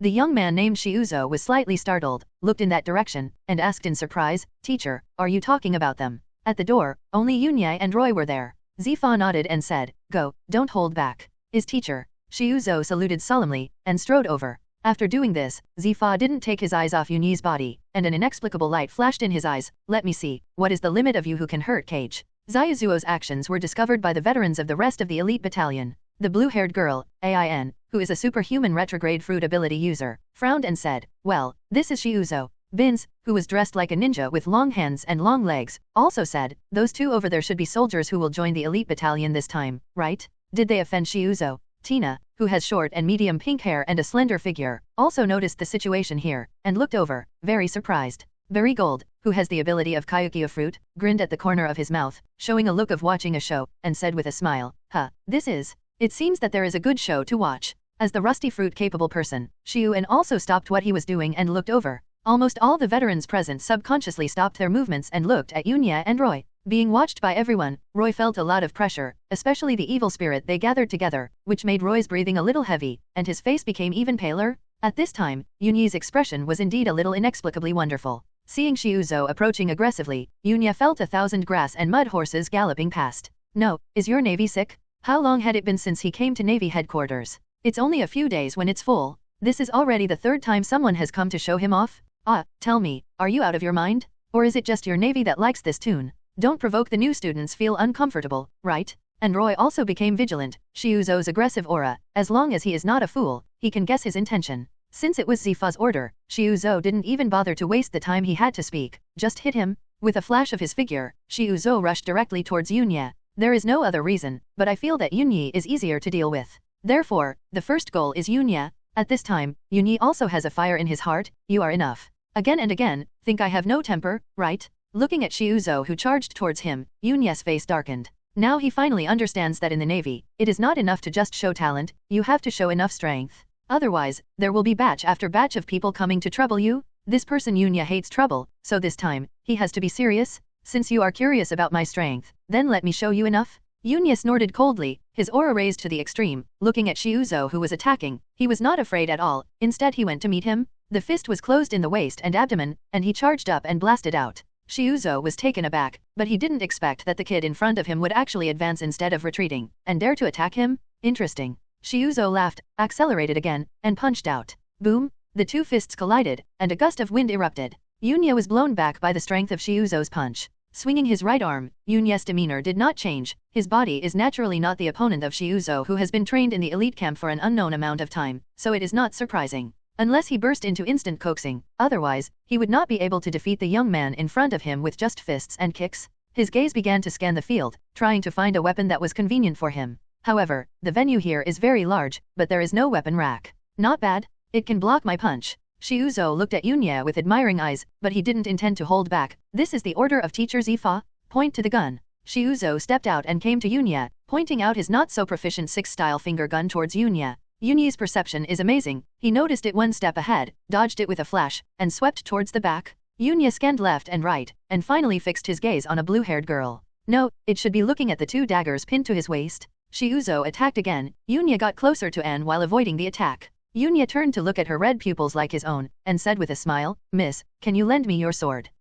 Good. Anne was stunned for a moment by Yunyi's young lady address, but he still nodded. It was not an embarrassing request. Her sword is just a special short sword in the training camp, and it is not expensive. He threw it casually and was caught by Yunya. It's not too sharp, it's a little uncomfortable, but it's enough. Holding the dagger in his hand, Yunya's aura instantly changed. A wave of sword power swept across all directions, and sharpness flashed in his eyes. This change immediately attracted everyone's attention. Shiuzo's expression was shocked suddenly, and his face became serious. What a sharp momentum. But I won't lose. Land feet. Zaizuo's expression was concentrated. He obeyed Zifa's words. He didn't hold back his hand. His right leg swept out, rolled up the air wave and formed a sharp wind blade, and flew towards Yunyi. This is the only 6 styles he has mastered. One sword flow crescent slash. Here, Yunyi's eyes flashed sharply. He gave a cold shout, and raised his sword to slash. Brush. A slash close to 10 meters pierced the air from the edge of the sword. With a sound of chi, Ian's foot was cut off directly, and the castration was unabated, and he cut towards Shiuzo. At this time, Shiuzo just exploded with a blow, and he didn't have time to react. He could only watch helplessly as the slash was getting closer, and panic grew in his heart. Could it be?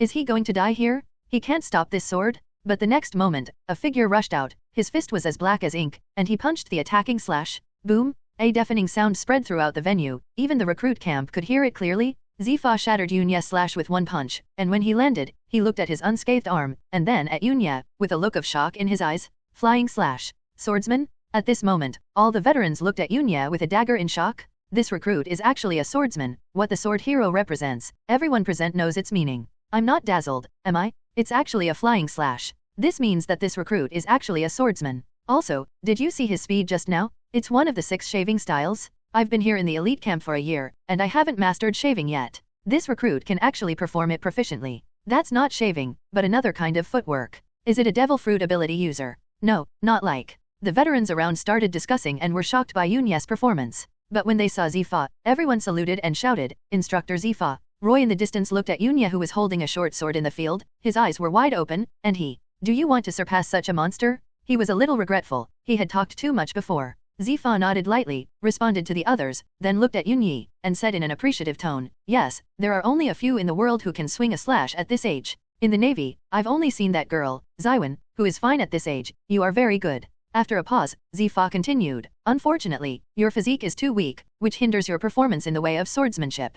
From the names of the people around him and the memories of his previous life, Yunya recognized the identity of the person in front of him. Former Admiral, future Z, Black Arm Zifa. The current Zifa may have fallen from the peak, but he will not be too inferior. He is still a general at this time. His vision is not comparable to other generals. You can see Yunya's weakness at a glance. That is physique. Yunya tactfully put away the dagger, saluted the purple-haired middle-aged man in front of him, nodded and said, yes, Instructor Zifa, I also know where my weaknesses are, and I came to the training camp just to train for your own weaknesses, and ask the instructor for advice. That's right, he's not arrogant, he's a good seedling. Zifa thought to himself, nodded and said, since I'm here, I will naturally train you well and treat you equally. Immediately, he looked around and shouted at everyone, gather. Wow. Everyone gathered and formed a square team in front of Zifa. Yunya returned the dagger in his hand to Ain, smiled at her, and thanked her. You're welcome. Ain said a word, and then kept looking at Yunya with curious eyes. The others couldn't help but look at Yunya curiously. This recruit is not easy.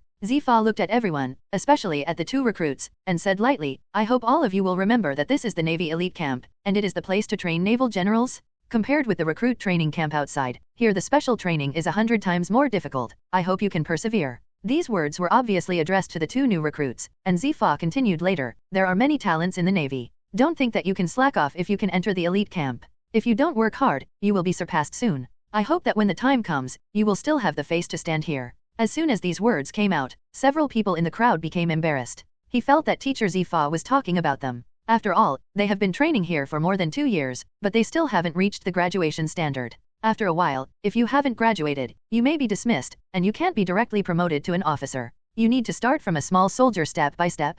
After speaking briefly, Zifa scanned the crowd and shouted loudly, everyone, listen to the order, today's training begins. First, run 300 laps around the field with weight. Yes. Everyone responded loudly, and then dispersed one after another. Started a day of special training. Looking at the backs of these people, Zifa said to himself, I hope you can all survive the actual combat trial 3 months later. Here, Yunyi's body began to train day after day in the elite camp. The Quincy vest was not idle either. North Sea, Bavilai River Island. This is a small island. The island is ruled by 2 gangsters and is an illegal territory. Those here are either gangsters, or pirate killers, bounty hunters, and the like. In short, it is to highlight one word, chaos. In a bar dedicated to serving these thugs, Yunya was wearing a black and white mask, sitting in the corner of the bar, inconspicuous in the dark and noisy environment. Yunya took the time to look at his system panel. Host, Yunya. Achievement points, 886. Cut, swordsmanship, proficiency 86. Fist, hit in vain, proficiency 70. After this period of use, the proficiency of all skills has more or less increased slightly.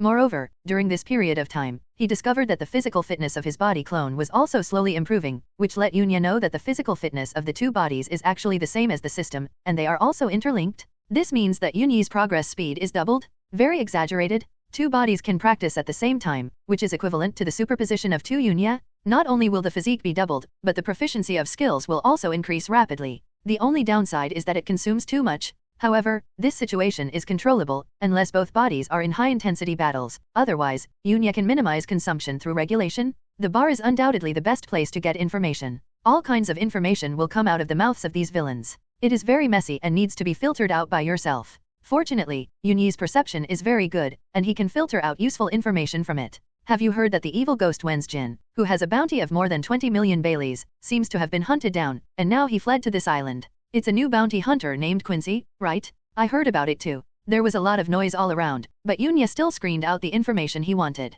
Did you really run to this island? Yunya smiled. That's right, he came to this island after chasing down a pirate group. As for the reason, it was because the pirate shot at Yunya's boat in order to die. Wow. Suddenly, there was a lot of movement at the table next to Yunya. You are that Quency, that bounty hunter. Suddenly, someone's exclamation sounded in the field, making everyone look in his direction. This is a pirate with a red turban and a gun on his waist. At this moment, he is lying on the ground, pointing in the direction of Yunyi, trembling with one hand. After hearing this person's words clearly, everyone's expressions changed drastically. Following the direction of this person's finger, they saw Yunya wearing a black and white mask with a knife pinned to his waist. Third watch. Black and white mask, with a knife. He is indeed a well-known bounty hunter and Quincy during this period of time. Damn it. Why did no one know about the bounty hunters on the island? Didn't the people from the Dia Mafia promise that the Navy and bounty hunters are not allowed to land here? Damn it! Run, run. The bounty hunter is here. Hurry up and inform Dia's people that a bounty hunter has landed on the island. The people here are more or less carrying bounties on their backs, and they will be shocked when they hear that a bounty hunter is present at this time.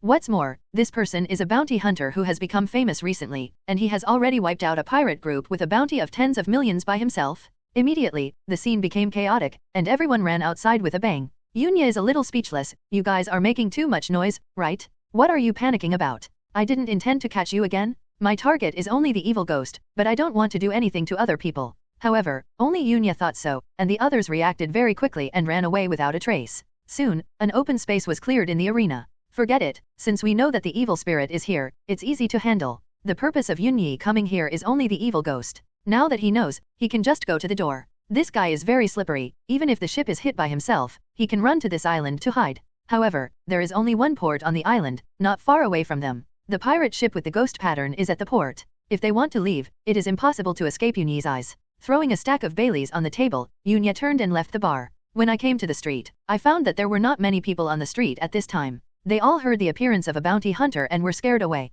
Of course, there are exceptions. For example, not far away, there is a group of people who are looking at this side with great interest, and they are not scared away by Yunya. Yunyi didn't know him, and didn't want to know him, so he walked in one direction. Is this the bounty hunter who has gained fame recently? It doesn't look very good. Hehe, it's a good show to watch now. This is Dia's place, and there are still bounty hunters who dare to land on the island. They really are not afraid of death. I remember the last time, a bounty hunter landed on the island because he didn't know it, but was beaten and maimed by Dia's people, and finally hung in the port to starve to death. The group looked at Yunya, laughed and discussed. Yunya stopped suddenly, and someone appeared in front of him. Holila ran over here, aggressive. There was a ferocious smile on each face. Where's the bounty hunter? Where is it? Come out and let me see who is so courageous. Haha, you all go away and let me come. After the previous incident, there are still bounty hunters who dare to land on the island. They are not afraid of death. Boss, it seems that your words are not effective. There are still bounty hunters who dare to set foot on the island. One of them, with a naked upper body, muscular muscles, one eye covered by an eye patch, grinned ferociously, revealing a few missing teeth, and snorted coldly, I want to know too. Run wild on the territory of the country. Soon, this group of people came here. I saw Yunya in the field. Black and white mask, it seems that you are the Quincy master. After seeing Yunya, a younger brother showed a ferocious smile with a playful tone. Bounty hunter? Just kill it? That guy, the evil ghost, is really a waste. He was hunted down here by such a little guy. So, pirates and so on are just waste. White beards, red hair, and big pirates in the new world, are they all bragging? Looking at this little guy like Yunya, the leader Dia showed a sneer of disdain. Pirates are just rubbish, and even such a thin guy can't deal with them, and they have to escape to him for refuge. Even he suspected that the big pirates in the newspapers were all bragging. He has seen hundreds or thousands of pirates, and none of them caught his eye. Moreover, the title of the big pirate or something is not as big as the title of the person behind him. Standing behind him is a king of the dark world. The king, the big pirate, sounds like 2 levels. Dia took a step forward, looked at Yunya, and showed a ferocious smile. Hey, kid, don't you know where this is? Hehe. Yunya couldn't help laughing when he heard Dia's words. It's really interesting that he can even say that kind of words. Those who don't know are fearless. Sorry, I'm not interested, and I don't want to know what this place is. Can you please step aside? Yunya smiled lightly, as if he didn't understand the current situation. Hearing Yunya sneer, Dia's face turned cold, and he spat out a mouthful of thick phlegm towards Yunya. Yunya's expression turned cold, and he quickly dodged away. Do you still dare to dodge? Come on me, break this guy's limbs, I will deal with him properly. When Dia saw Yunya dared to dodge, his face darkened. This guy actually dared to disobey himself, he really wanted to die. A younger brother laughed and rushed towards Yunyi, stabbing at the arm with the dagger in his hand. Hey, the boss has spoken, you just wait to die, and take off your arm first. I didn't want to talk to you at first, but you are looking for death. Yunya suddenly smiled, and pointed at this kid. With a crack, Baile shot out, piercing through the little brother's heart. The little boy lost his vitality after 2 ho-ho sounds. Move, let's do it, haha, I'm fighting with Dia's people, so I have a chance to survive. On the side, a big man nicknamed Evil Ghost hid aside, watching what happened in front of him.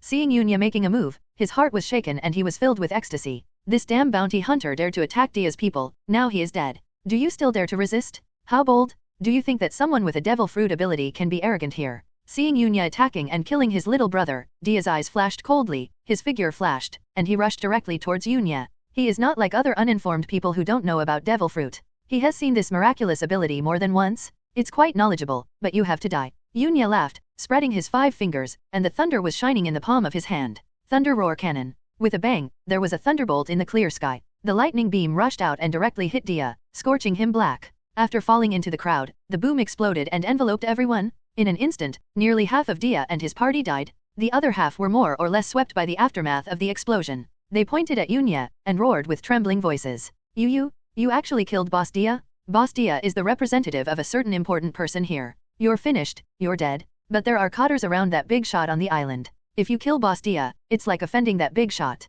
From now on, you will be hunted down endlessly until you die in despair. The king of the dark world? Thoughts flashed in Yunya's mind, but he kept raising his hand, and the pale scorching flame exploded out, covering everyone. With the sound of the explosion, the stumps and broken arms flew together. The king of the dark world, Yunya naturally knew who he was. Each of the dark forces hidden underground is a big boss who wants to control a certain resource. The leader of an industry is so powerful that even the navy dare not underestimate it. Although it is definitely not as good as those big pirates, its reputation is enough to stop children from crying. Regarding these kings of the dark world, Yunya didn't have much memory. I roughly know a few people, and I don't even know their appearance. The only ones I'm familiar with are the bird from the World Economic News, and a certain Shishibukai. I don't know who they are talking about. Yunya laughed, but he didn't feel scared. Instead, he found it interesting. Then, Yunya's gaze turned to a direction, where the captain of the evil ghost pirates saw that something was wrong and wanted to slip away, but was discovered by Yunya's perception. Yunya disappeared in the same place in an instant, and after a few steps, he had already appeared in front of the evil ghost.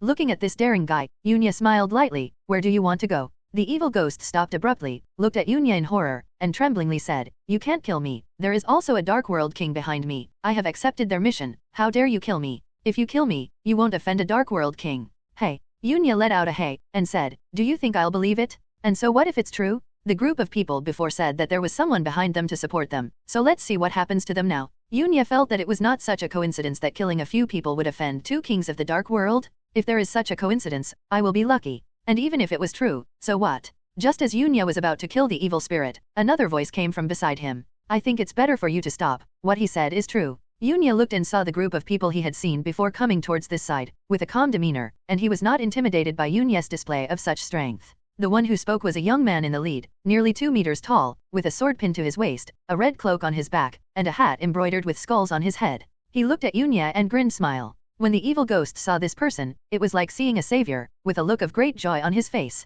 Obviously, he knew this young man. Yunya raised his hand, and Bailey pointed out, hitting the evil ghost's head straight, piercing it through. The evil ghost's expression of joy froze, and then his vitality died. Yunya didn't even look at it, and said lightly, Say it again, I didn't hear you clearly. Seeing this, the young man's face suddenly darkened, and he said coldly, You bastard, are you looking for death? Speaking and shutting up is courting death, wanting to die, who do you think you are? Yunya was not used to the stink of these people, raised his hand, covered with explosive flames and rushed out, bringing all of them into the attack range. It's really arrogant. The young man snorted coldly, drew his sword out of its sheath, and slashed forward. The momentum of the sword rolled the air, and a slash rushed towards Yunya's explosive flame. Boom! The two attacks collided in midair, and a gust of wind burst out, scattering in all directions. It seems that you don't know the concept of the king of the dark world, so let me tell you. The young man blocked Yunya's attack with a sword, looked at Yunya, raised his head, and said coldly, Maybe you don't understand. These people control the underground forces in the New World, and each of them is a famous big shot.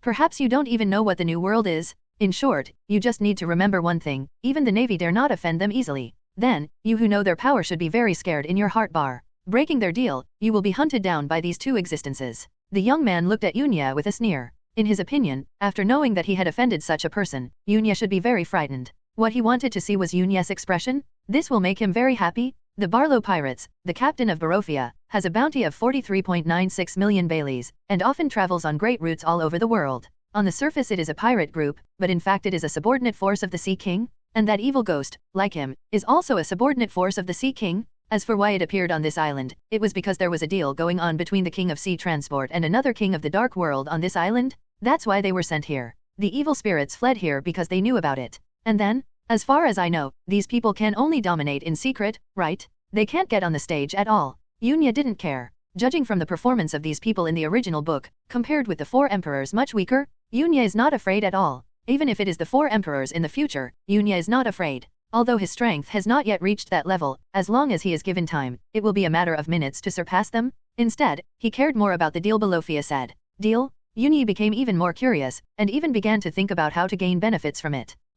Balofia's face became very ugly. His master was so insulted, he was furious in his heart. Okay, stop talking nonsense, let me beat you to death first. Yunya saw a box in the hands of the group of them, and wondered in his heart whether this was something to be traded. Yunya laughed, and planned to do it. With a sound of swipe, Yunya's figure disappeared and rushed out like lightning. Arriving in front of Bolofia in an instant, there was a buzzing behind him, a white thunder appeared, the clothes on both shoulders exploded, and Yunya's power suddenly became violent in an instant. Boom! Yunya punched out, and ripples seemed to appear in the air in front of him, and then, a terrifying shock swept across the front, stirring up wind and sand. However, this group of people is obviously much stronger than the Dia Mafia. Faced with Yunya's attack, they all took action together and jointly resisted it. Give it to me! Bolofia yelled, and charged towards Yunya with the sword in his hand. A sword stabbed out, trying to pierce Yunya's heart. But Yunya avoided it with a flash. Yunya turned around and kicked out with a whip leg. With a powerful blow, Bolofia was kicked tens of meters away, knocking down all the buildings along the way, and finally fell to the ground with a boom, smashing the ground make a huge pit. Yunya wanted to chase him out, but among the group of people, someone fired at Yunya with a cannon. Yunya sensed it and dodged it. There was an explosion below. In midair, Yunya's expression turned cold, and he raised his hand. Explosive flames swept across the bottom, and exploded, sending more than a dozen people flying. At this time, a slash struck from Bolofia's position, cutting directly at Yunya. Yunya raised his hand and pointed out. White thunder shot out, collided with it, and shattered each other. Bolofia jumped out of the hole, wiped the blood from the corner of his mouth, and a look of fear flashed in his eyes. The person behind me is Umit, the Sea King? Are you really ready to offend a king? From seeing the fight just now, he knew that his strength would not be Yunya's opponent. In order to be able to survive, he can only move out the name of the person behind him. I hope this can scare Yunya a little. The King of the Sea? Yunya thought to himself. Although he couldn't remember what this person looked like, Yunya still knew this person. He claims to control the marine transportation industry in the New World, but he never expected that this person has his footprints all over the paradise. So, who will be the other king who will trade with the Sea King? Behind, the Don Quixote family? Haha. Yunya suddenly thought of something, and a smile hung on the corner of his mouth inexplicably. Sea Luck King? I haven't heard of it. Where did the cat and dog come from? So what if you offend them? Thinking of this, Yunya didn't talk nonsense, and killed them first. With Shunbo turned on, Yunya's strength has soared very obviously, and with Shunbu, it has achieved the effect of teleportation in a short distance. Shun coaxing plus Shun step, the move of Shun body yayi. In the blink of an eye, he arrived in front of Bolofia. Yunya's eyes were indifferent. There was a crack sound behind him, and he punched fiercely and fiercely. What? Bolofia looked horrified. He didn't expect Yunya's speed to be so fast, and he couldn't react for a while. He could only forcefully block the sword in front of him, trying to block Yunya's blow. However, when Yunya was about to hit Bolofia, he swayed a bit. This attack was a detailed attack. The real attack, in the left hand. Thunder roar pow. Yunya sneered, and a faint voice came out. The palm of the hand, the thunder light surged, and the pillar of thunder erupted instantly, pushing Bolofia out. Thunder Zoo pushed Bolofia back non-stop. Boom boom knocked down the building in front of him, and finally fell to the ground suddenly. The sound of boom explosion sounded. There was a loud explosion, black smoke filled the air, and a large pit with a length of more than 10 meters appeared on the ground, and electric arcs flickered from time to time. After one shot, Yunya didn't look at it, but turned around and rushed towards the others. Seeing Yunya being so fierce, the others were scared out of their wits. He didn't even have the thought of resisting. The only thing he thought about was running away. But how could Yunya let them go? Give me all to accompany him. Yunya raised his hand. This time, it was the Kanghuo pendant with a wider range. The pale explosion spread out in a fan shape, covering everyone. The explosion set off a wave of air, causing countless casualties. Yunya Shunbyo came to a survivor, stepped heavily on it. The thunder dissipated behind him, looked down at the survivor, and said lightly, "Tell me about your mission this time and the deal with another king. Say, die." Yunya's expression was indifferent, and his tone was calm, but in the ears of this survivor, it was like the whisper of a devil, so frightening and terrifying. "No, don't kill me, I say, I say." He didn't dare to resist, so he could only obediently tell them about their mission this time and the title of another king. Hey, is it really Doflamingo? After Yunya learned the general information, he let this guy go. Deliberately, he wants to attract the attention of Umit, the king of shipping, to pave the way for future forces. Yunya's eyes flashed, and thoughts flashed in his mind. The transportation channel of the Sea King is of great importance to him who wants to form a force. A series of thoughts beat in Yunya's heart. And, Doflamingo? The intermediary of the underground world. Yunya laughed inexplicably, like a demon grinning. In an auction on the island. Inside the hall, a man wearing a fur-brimmed hat, with 2 facial lines on his face, and a red cloak slammed a table into pieces. His eyes widened, glaring at the trembling man in front of him. "Brother, you said, our things were robbed by bounty hunters? Who is so bold? Dare to take action against our Don Quixote family's things?" This little brother trembled and said in a trembling voice, "It is a bounty hunter who has recently become famous. He has killed pirates with a bounty of more than 10 million Baileys before. It's just a bounty hunter, how dare he attack us? What does that guy Dia do? Why didn't he go and deal with this guy?" My lord, the boss of Dia has been killed by this bounty hunter. This man is one of Don Quixote's cotters, Diamanti, codenamed Cube. Diamanti suddenly thought of a question, and frowned. I remember we entrusted the fleet of the Sea King, right? The transaction hasn't started yet. Why are things being robbed? It will take a few days for their transaction to start, and now they are negotiating trivial matters such as remuneration, and the things have not reached their hands at all, so how could they be robbed? The little brother said, the fleet of the Sea King, that is, a pirate group under their banner, was destroyed by the Quincy, and our things fell into his hands. Hearing this, Diamanti's eyes flashed, and then he snorted coldly. This thing is very important to the young master, and we must not lose it. After thinking for a while, he said again, notify the Sea Freight King and tell them that the things we requested to deliver were robbed before they arrived. Ask them how to solve this matter. Yes. The little brother responded, wiped the cold sweat off his forehead, and quickly retreated. After the younger brother left, Diamanti's eyes became cold. How dare you offend two kings of the dark world at the same time, the bounty hunter Quincy. You are really brave. On the other side, some grey island in the North Sea. This is the North Sea faction branch of the Sea King, responsible for all matters in Bahai. One of the bloated, pot-bellied bald men slapped a beautiful woman sitting on him away, glared at a younger brother who was lying on the ground in front of him, and shouted angrily, you said that our deal with the Don Quixote family has been ruined. What is the origin of that Quincy master? Why did he dare to attack us? This person is a cotter under the Sea King, Simon Sandy, and the bounty is 88 million Baileys. The little brother explained, this Quincy is. How dare a bounty hunter from the North Sea dare to attack our people? Gather me a fleet. I really want to see what kind of abilities this bounty hunter has. Wow. As Simon Sandy's voice fell, everyone on the island started to move. Then, a ship headed towards Bavilai River Island. Just as Yunya killed all the enemies, the system sounded again. Ding, destroy the Dia Mafia, reward achievement points 50. Ding, kill Belofia and get 150 achievement points. Host, Yunya. Achievement points, 1086. Cut, swordsmanship, proficiency 87. Zanpakuto, Zainyu, proficiency 56. There wasn't much change in the statistics. During this period of time, Yunya hadn't used achievement points, and had been accumulating them without lighting up any skills. Seeing that the achievement points reached 1000 and above, Yunya decided to spend some to increase his own strength. Let's see what skills are lit up first. Yunya clicked on the skill panel, and this time there were many more skills, but they were not what Yunya wanted too much. There is no Lyren Ruo Huo, no Hiren Mera, no Senbon Sakura, no flowers in the mirror, water moon. Yunya looked at the branch below.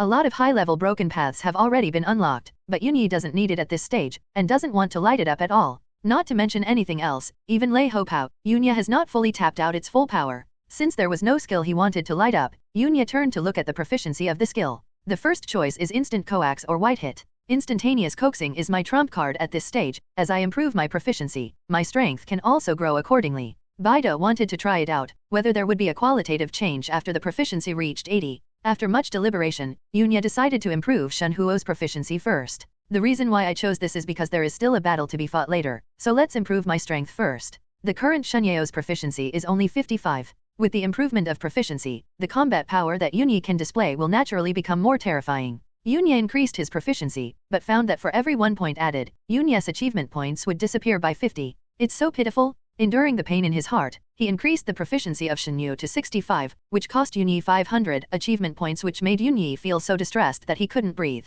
It is not easy to accumulate achievement points, but it is really easy to spend them. After much deliberation, Yunya decided to improve Shunhuo's proficiency a bit more. After the addition, there was no change in Yunya's body. Everything was as usual. However, Yunya felt that he was more proficient in mastering instant coaxing. And more than that, there may be a connection between instant coaxing and white fighting. As Yunya's proficiency in instant coaxing increases, so does the proficiency in white fighting.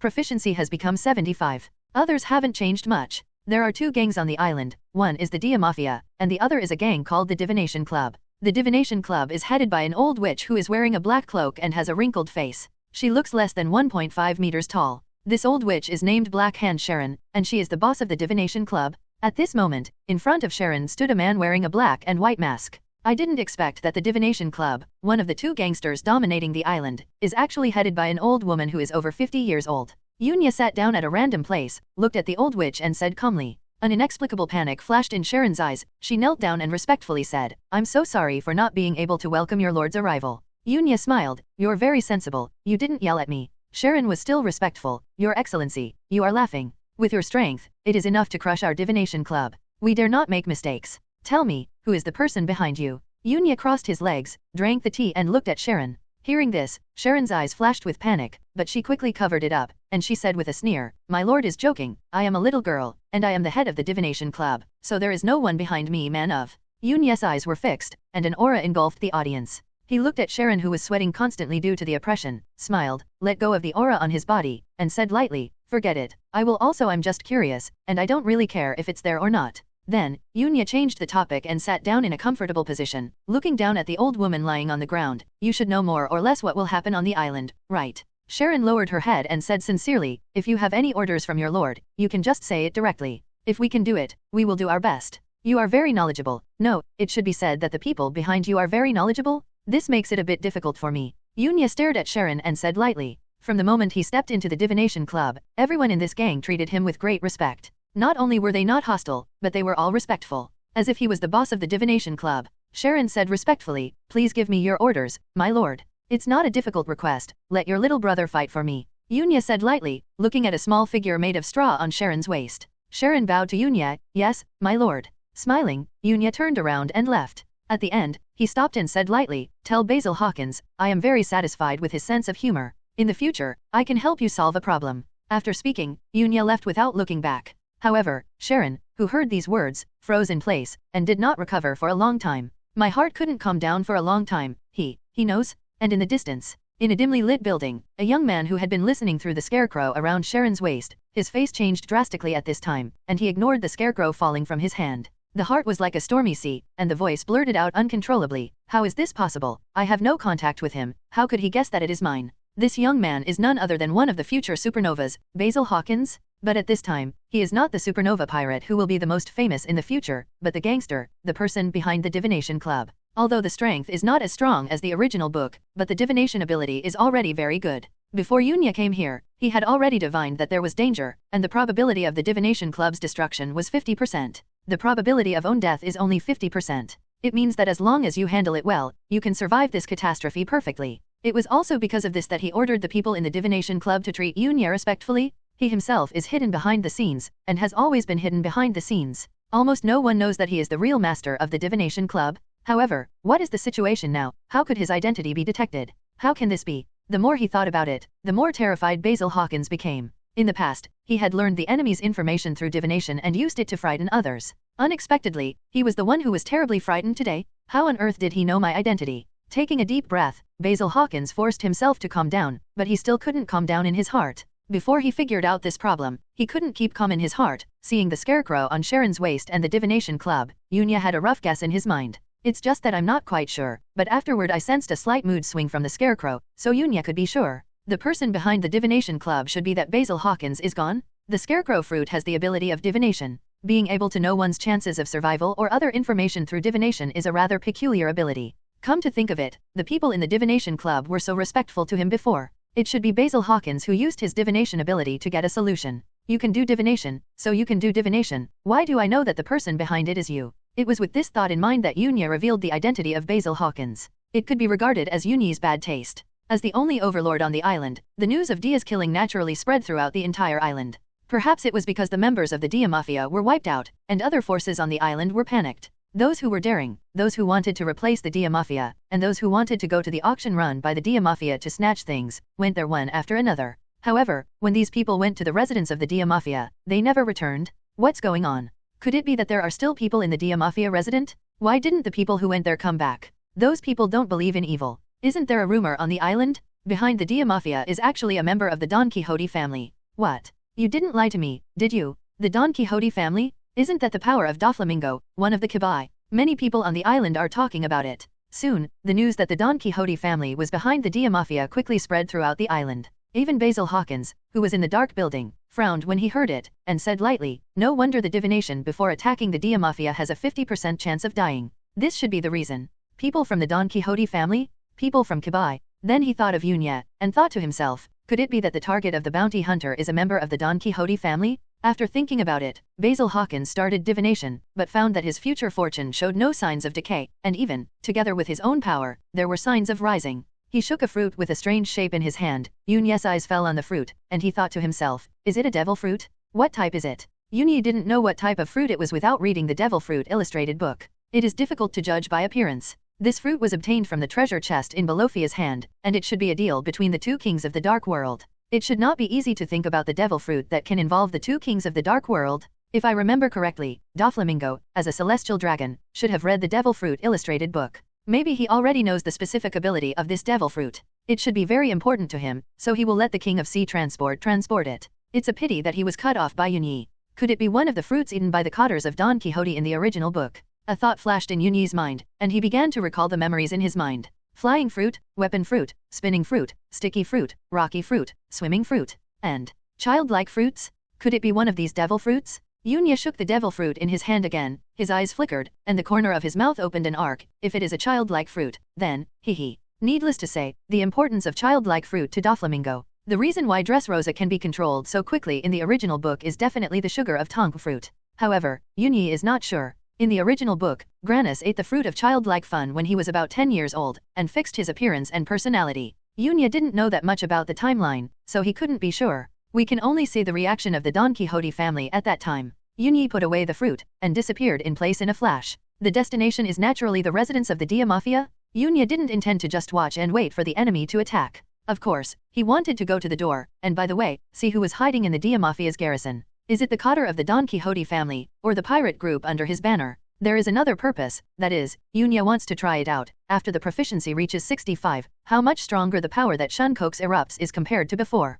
This is very important, and has a vital impact on Yunya's next action plan. The residence of the Dia Mafia is an auction, and the underground is a collection of casinos and bars. Normally at this time, there would be an endless stream of customers, but at this time, the building was empty and there was no one in sight. At this time, only one person walked over slowly. No one was guarding the door. After Dia's death, the younger brother who didn't know it had already fled and ran away, and no one was guarding the venue. It is also for this reason that people who are not afraid of death want to go in and snatch things. Not enough were mercilessly killed by the Don Quixote family inside. Yunyi scanned his senses and found that there were not many people inside, only a few people, but their aura was very strong. Stronger than the previous Bolofia. Especially one of them, according to Yunya's perception, the aura it exudes is no weaker than Major General Cage. After joining the Navy, Yunya compared the strength of other instructors, and had a rough judgment on his current strength. Instantly coaxed by his full strength, Yunya felt that he should be able to defeat Major General Cage. Major General Cage is already one of the stronger group of Major Generals. In the Navy, military rank, in a sense, represents strength.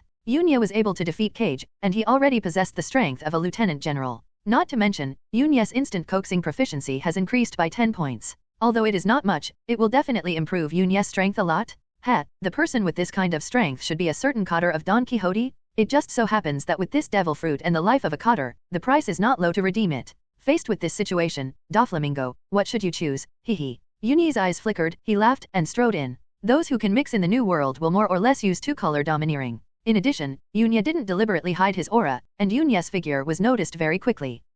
Half a day has passed. Is there anyone here who is not afraid of death? Greed is indeed the most despicable kind of human nature. A young boy who was thin and blind in one eye saw Yunya coming in, and thought Yunya was one of those gangsters who were not afraid of death and wanted to come and snatch things. With a sneer, he walked towards Yunya, raised the long sword in his hand, and slashed towards Yunya's head. But at this time, Diamanti's voice came over. Idiot, don't go back quickly. Back what? This little brother only had this thought in his mind, and then he felt a slight tingling in his heart. Looking down, there was a big hole in his chest, and the blood had been solidified by the high temperature. His eyes were blank, and he didn't know what happened. Then, his eyes went dark, and he fell to the ground, completely losing his vitality. The sudden turn of events made several people present look fixed and looked over. All of them looked solemn. Yo, it's all there. Yunya walked slowly, and his voice resounded throughout the venue. Diamanti frowned and watched Yunya look up and down, and finally stopped on Yunya's mask, and said coldly, Black and White Mask, you guy, are you the bounty hunter who robbed us? The black and white mask is the introduction to the bounty hunter in the information.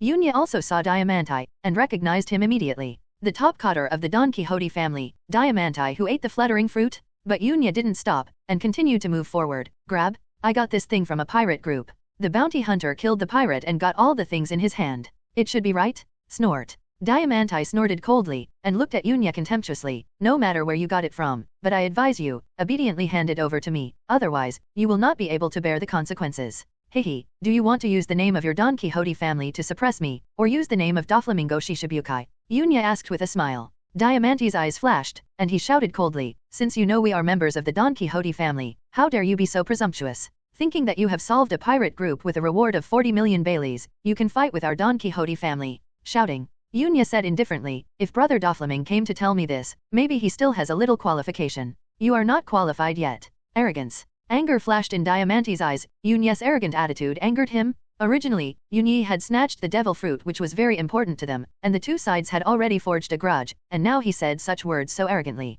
Do you really think they dare not kill him? Crazy or not, just try it out. Yunya was not far away now, so he sneered and started to fight. Thunder surged behind him, and the clothes on both shoulders were broken. The clothes on Yunyi's body were specially made, and only the shoulders were broken, while the rest were still intact. Yunyi stepped out in one step, cast it in a blink of an eye, and charged at an extremely fast speed. Goal, Diamanti, lightning, ability user, so fast. Diamanti was taken aback when he saw the thunder surging on Yunya, but he was domineering with knowledge after all, so he quickly realized it. The cloth strip in his hand suddenly turned into a sharp long sword, stretched out, and was stabbed forward by him. Sword snake sword. Diamanti, who eats the flying fruit of the Superman line, can turn the things it touches into a light and fluffy satin form. At this time, the clothes on his body were also made of special steel, but he used his ability to turn them into silk and wore them on his body. The long sword in his hand was like a soft snake-like creature, stabbing towards Yunyi at a tricky angle, trying to penetrate Yunyi's head one step earlier. Yunyi's perception is not weak, and he was prepared, so he was not startled by the sudden attack, and avoided the blow on one side of his body.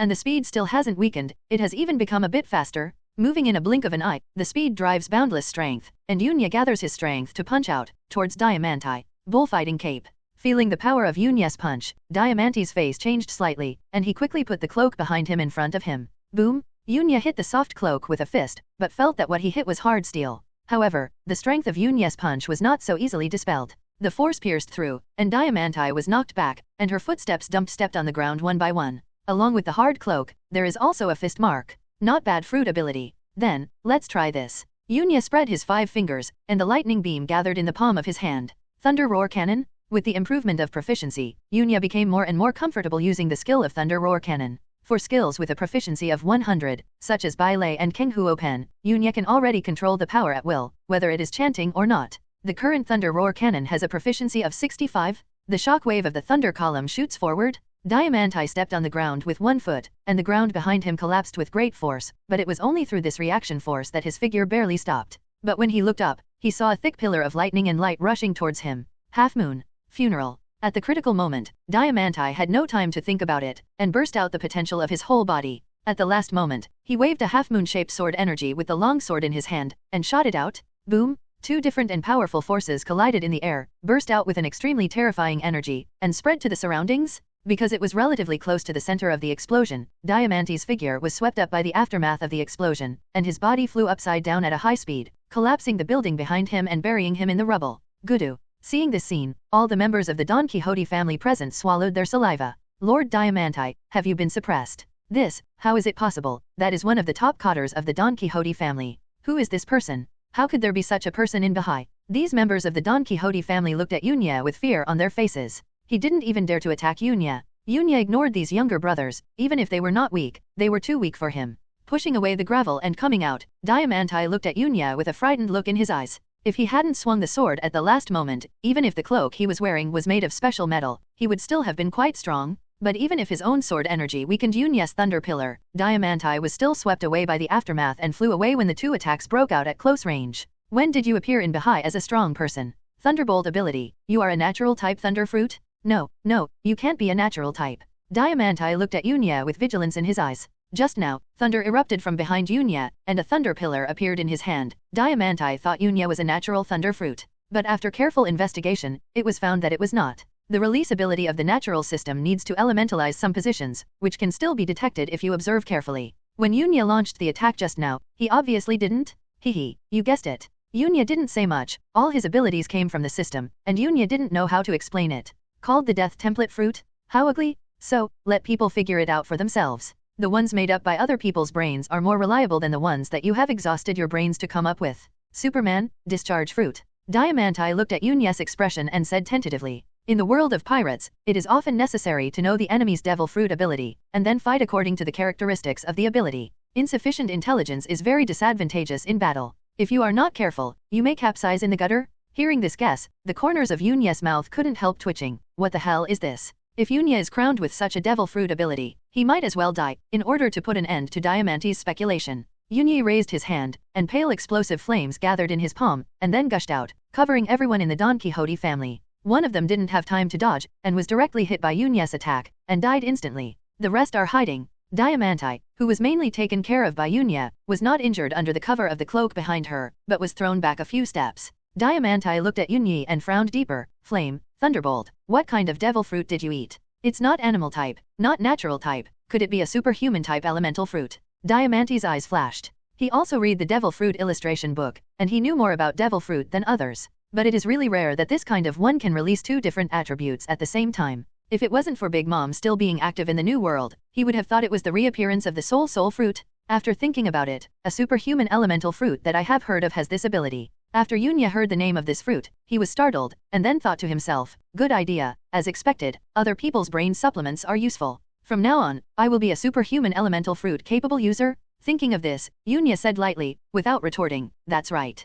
Compared with the fruit of electric discharge and arson, the superhuman elemental fruit is more suitable and more compelling. In the Ghost Deo, there are still many elemental abilities. Using the elemental fruit as an excuse does make sense. Then, Yunya looked at Diamanti with a sneer. However, even if you know my fruit ability, do you want to defeat me with this? The thunder behind Yunya exploded, leaving a fleeting white thunder on the spot, and the figure had disappeared. Appearing again, he had already come to Diamanti's side. His fist touched the white thunder and lightning, and Bailey strengthened the front of the fist, making a crack sound, making Yunyi's punch even more powerful. Heavy burst. Yunya punched out, and the thunder snake surged, bursting out with terrifying power. As I said before, after the skill proficiency reaches 100, Yunya can completely control it, and is no longer limited to one attack method. Not good. Diamanti sensed Yunyi's movements with a keen sense of knowledge, but her body still couldn't keep up, so she could only grit her teeth and resist. The cloak on the back and the blade in his hand seemed to soften at this moment, and finally intertwined to form a horn shield, which he held up to block Yunya's attack. Boom!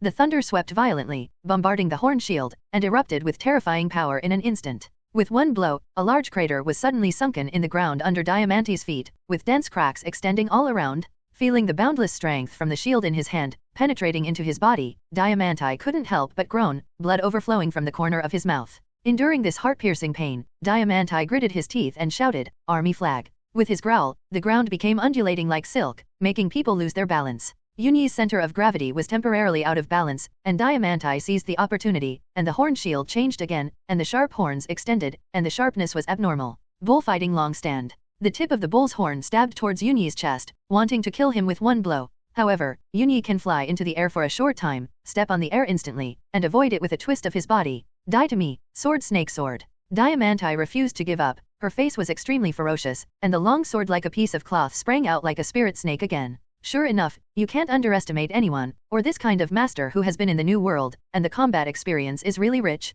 Yunyi's expression froze, and he secretly sighed for Diamanti's combat experience, and seized the opportunity to counterattack in an instant. But, still too slow and too weak. Although the long sword looks like a piece of cloth, it is still a sword in essence, extremely sharp. The current Yunya is not armed with domineering color, and a mortal body will definitely not be an opponent of sword blade. And Yunyi wouldn't be so stupid as to pick it up with his hands. Sensing the moment before the blade was about to stab him, Yunya pointed his finger, and Bailey hit the side of the long sword, deflecting the attack trajectory and passing by Yunya. It's impossible? You still know how to be domineering? Diamanti was horrified. Her attack was seen through. She was so knowledgeable and domineering? Nothing is impossible. Yunya held up the explosion with the other hand, and swept it forward, and the explosion sounded, knocking the other people into the air. The corners of Yunyi's mouth curled into a ferocious arc, and a cold voice came from behind the mask, "I've got you." Sitting forward, without Diamanti reacting, both fists danced with white thunder at the same time, and then pressed down. Boom boom boom, crack. I only heard two huge impact explosions, and then I heard the sound of something breaking.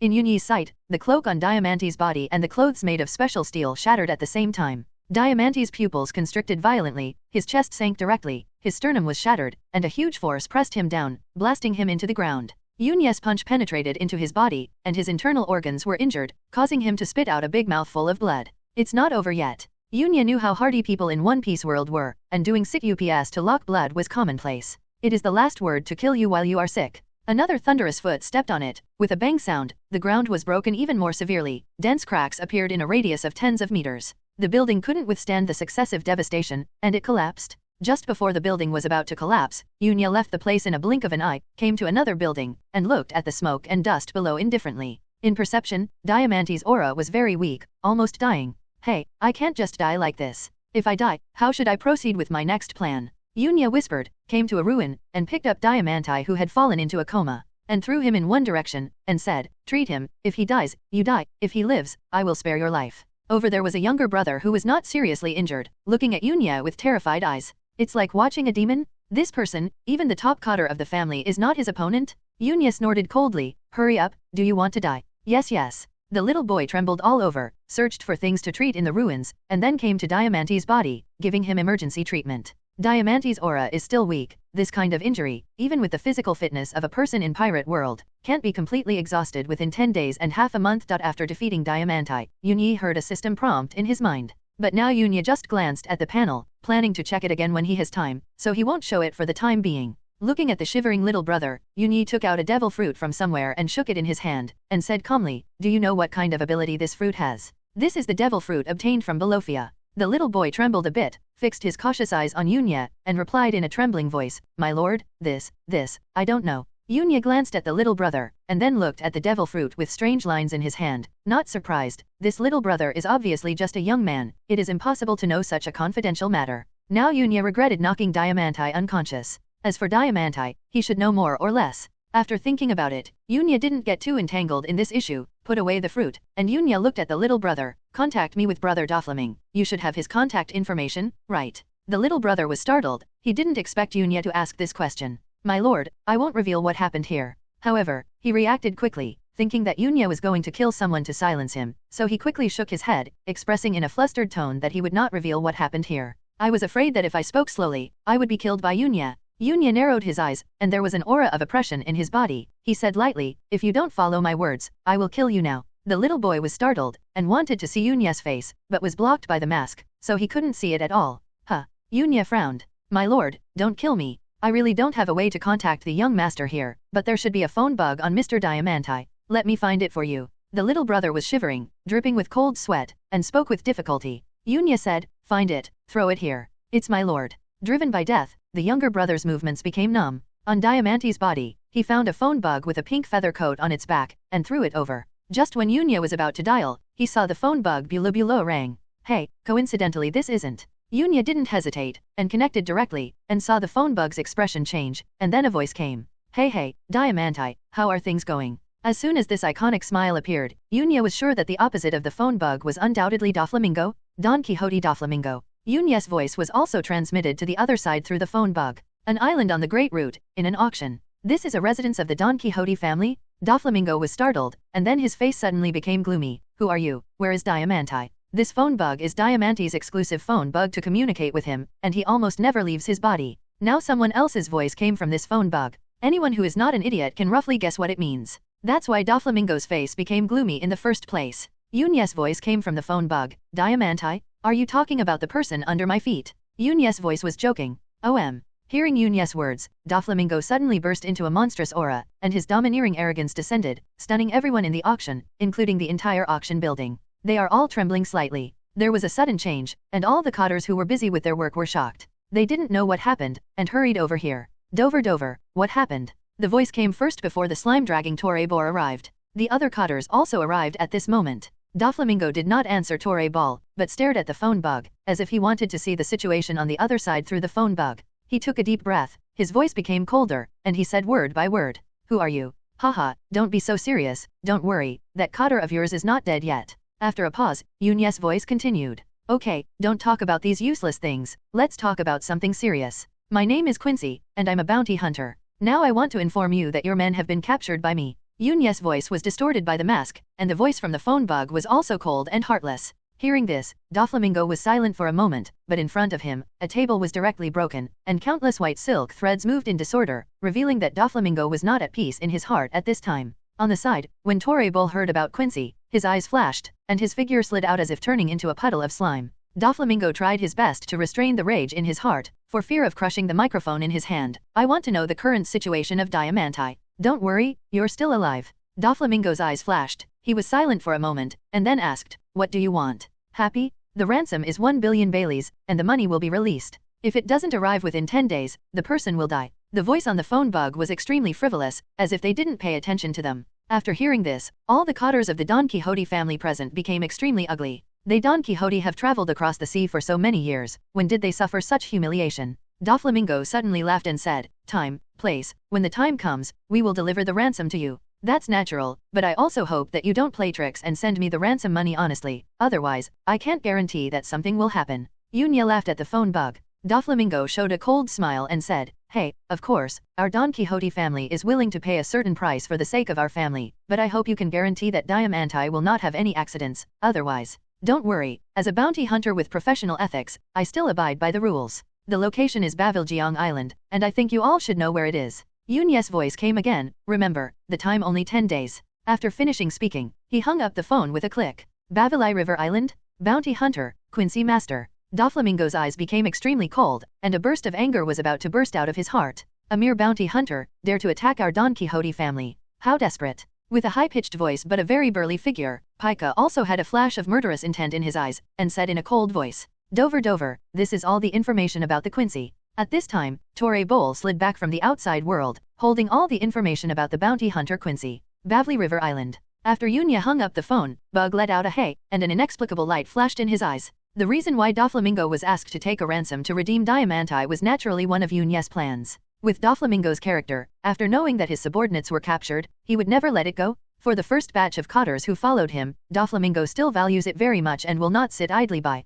He has the strength to defeat Diamanti, and other cotters may not necessarily be his opponents. Therefore, there is a high probability that Doflamingo will go himself. This is exactly what Yunya needs. Yunya didn't want to slowly manage and expand his power step by step, this would be too slow. Therefore, grabbing other people's territory is the fastest. Yunya already has a goal, and that is the territory of the Sea King Deep Ocean Current Omit. For no other reason, who told this guy to come into my sight first? Naturally, the initial capital is also very important, that's why Yunya asked Doflamingo to ask Doflamingo for a ransom of 1 billion Baileys. 1 billion is a lot for other people, but for a rich and powerful man like Doflamingo, it is by no means unaffordable. More importantly, Yunya wants to use Doflamingo's power and intelligence in the dark world to spread his future power more quickly. As an intermediary in the dark world, Doflamingo still plays a very important role. Otherwise, he would not become one of the cooperation partners of many bigwigs. Compared to destroying him, being able to use it is the best choice. However, with Doflamingo's arrogant personality, he naturally wouldn't obey obediently.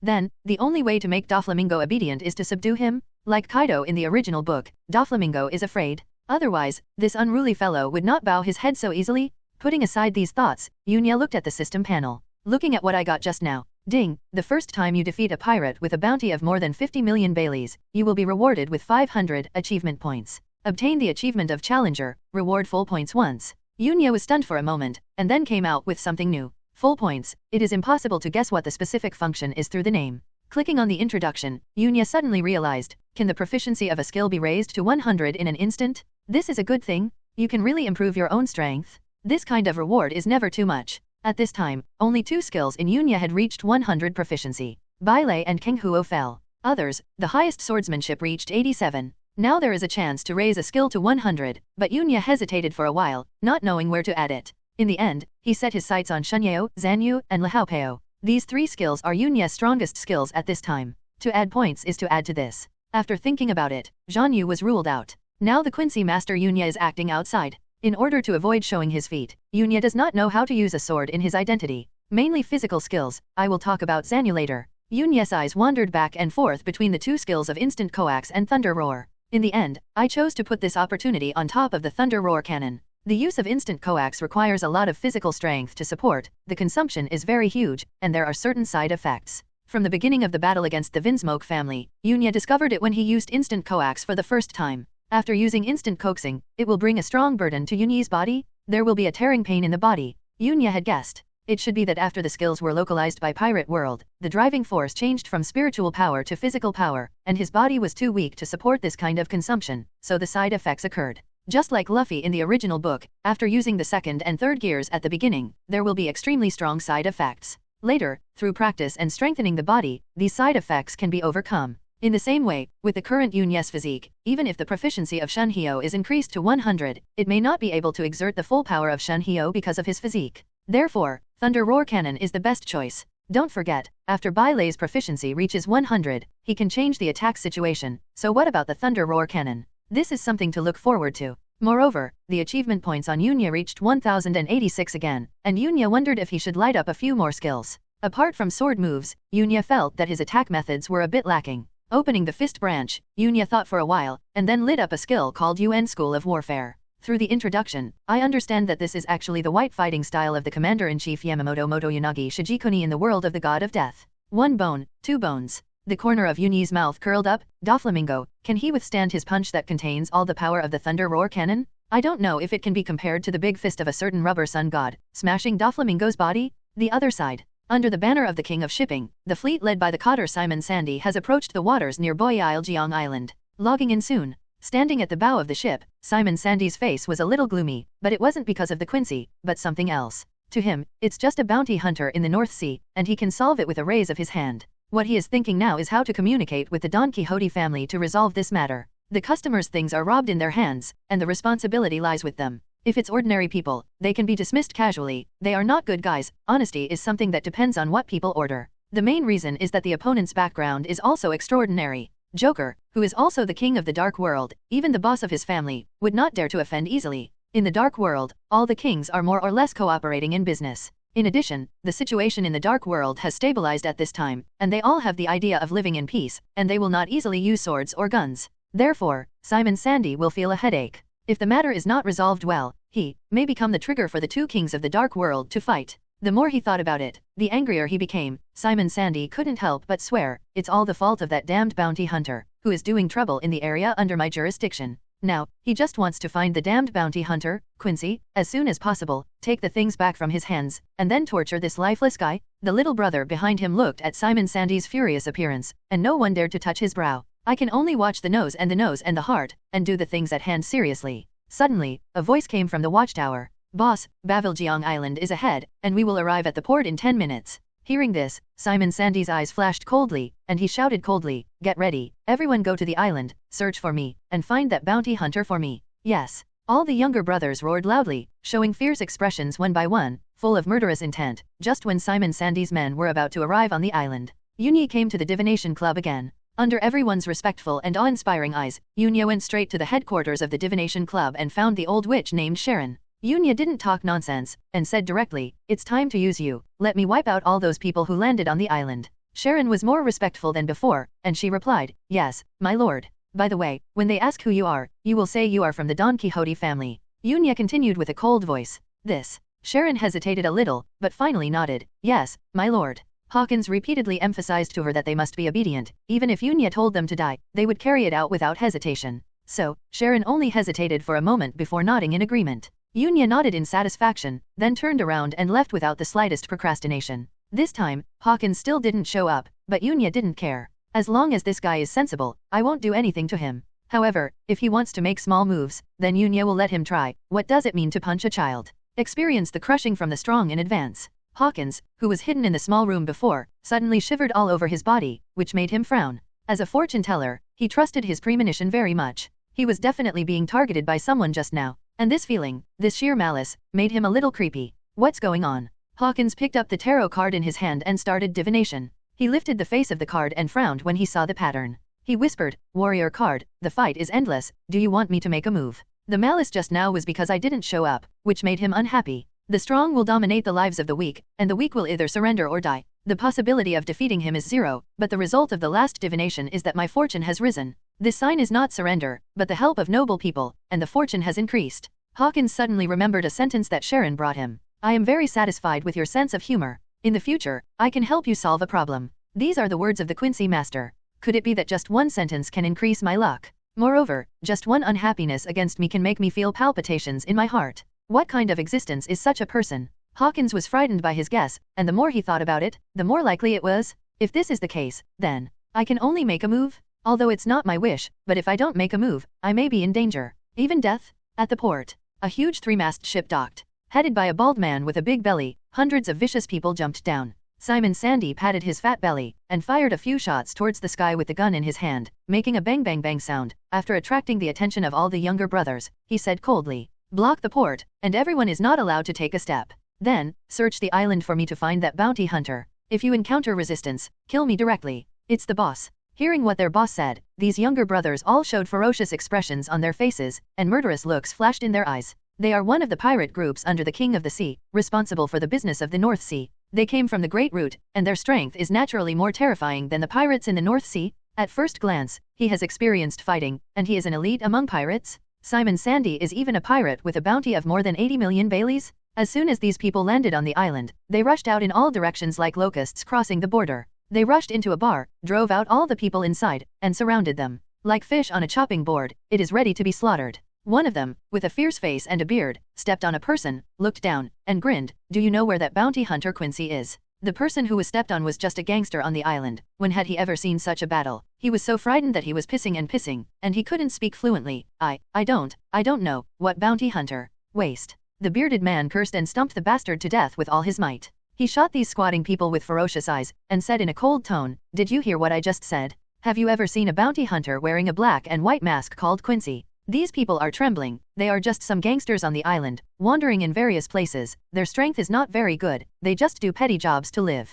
Up to now, they don't know why such a thing happened. But one of them suddenly made a sound, and he said tremblingly, my lord, is it a man wearing a black and white mask? I saw him heading towards the Dia Mafia's residence this morning. Dia Mafia. The bearded man frowned. Isn't the Dia Mafia the territory of the Don Quixote family that traded with them? He knew that in order to reach a deal with them, a cotter of the Don Quixote family personally rushed over from the Great Root. Why would that bounty hunter Quincy go there? To die? In his mind, a mere bounty hunter from Bahia, no matter how exaggerated his strength, could not be the opponent of Don Quixote's cotters. So, what was that Quincy doing? Suddenly, he thought of a possibility, and his face darkened. Could it be that the people of Don Quixote's family are behind the scenes? This possibility is not impossible. As a monopoly-level ocean transportation giant, the power of the Shipping King has unique submarine transportation technology, and control a deep-sea current that leads safely to various places, not only safe and reliable, but also several times faster than ordinary ships, but the commission is often very high. There used to be some forces who directed and acted in a good show in order not to pay this commission.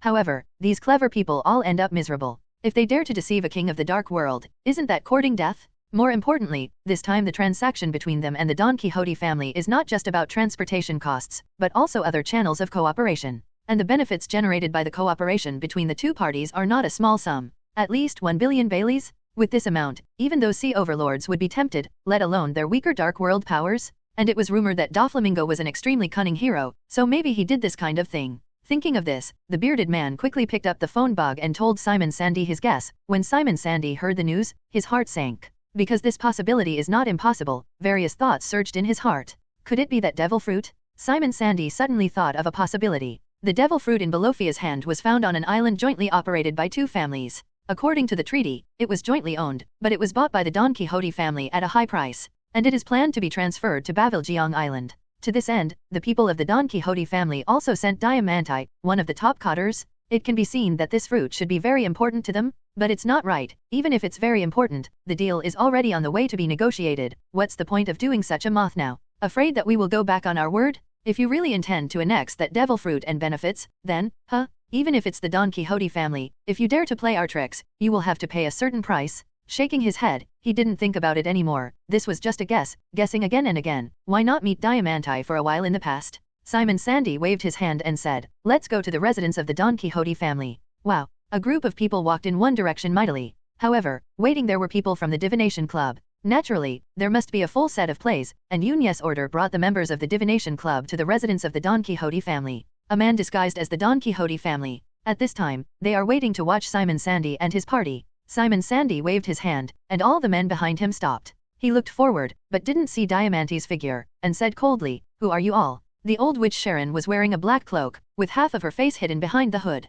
She looked ahead and said hoarsely, we belong to the Don Quixote family. Who are you? Simon Sandy frowned. He faintly felt that something was wrong, but he couldn't say it. The main reason is that he is not familiar with the Don Quixote family at all, and he only knows a few top cotters. The one in front of me looks like a young man. There are so many forces under Don Quixote's banner that such a person is not recognizable at all. Simon Sandy glanced at everyone present, and said in a cold tone, where is Diamanti? Tell him to come out. What's the situation now? I want him to explain to me. And what's the situation with that bounty hunter? What bounty hunter? Sharon's eyes flashed, but she was old and sophisticated, and half of her face was already covered, so she didn't show any flaws. Simon Sandy didn't speak. The bearded man standing next to him took a step forward and snorted coldly. The people on the island didn't go out after seeing that bounty hunter went here. Are you from the Don Quixote family? Hiding him? Do you want to renege on your debt? Nonsense. Sharon snorted coldly and said in a stern tone, when did our Don Quixote family do such a thing? Simon Sandy waved his hand and stopped the bearded man from continuing, but stared at Sharon closely. A murderous intent enveloped Sharon's body, and said coldly, "Stop talking nonsense, let Diamanti come out for me, let him explain to me what's going on."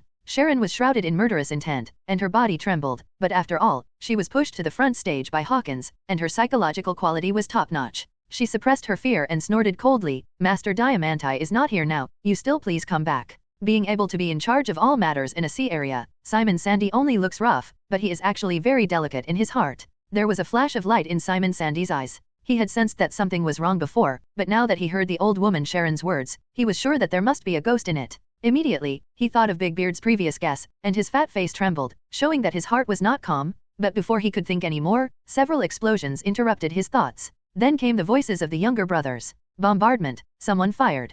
Oops, it's an ambush, we've been tricked. How dare they? Damn Don Quixote family, is it really going to be our enemy?" The bombardment was naturally done by people from the Divination Club. These shellings have blown up a dozen of Simon Sandy's subordinates to pieces, and their deaths are miserable. Simon Sandy's heart sank immediately, and then he became furious. How dare they, Don Quixote? Is it really going to cause a war between the two forces? Why are you standing still? Kill me. Simon Sandy didn't care so much at this time. Let's deal with these people first. He rushed out first, staring at Sharon fiercely. His murderous intent soared. The Don Quixote family is really good. Sharon had already hid behind when Simon Sandy rushed out. There are a few younger brothers with big arms and round waists standing in front of them. Simon Sandy was obese, but his speed was extremely astonishing. He leaned forward in an instant, punched one by one, and directly blasted the head of the person standing in front of him. With a reward of 80 million Baileys, Simon Sandy's strength is naturally not something these Baha'i gangsters can resist. Seeing this, Simon Sandy's face became gloomy. "You can't be from the Don Quixote family. Who are you?"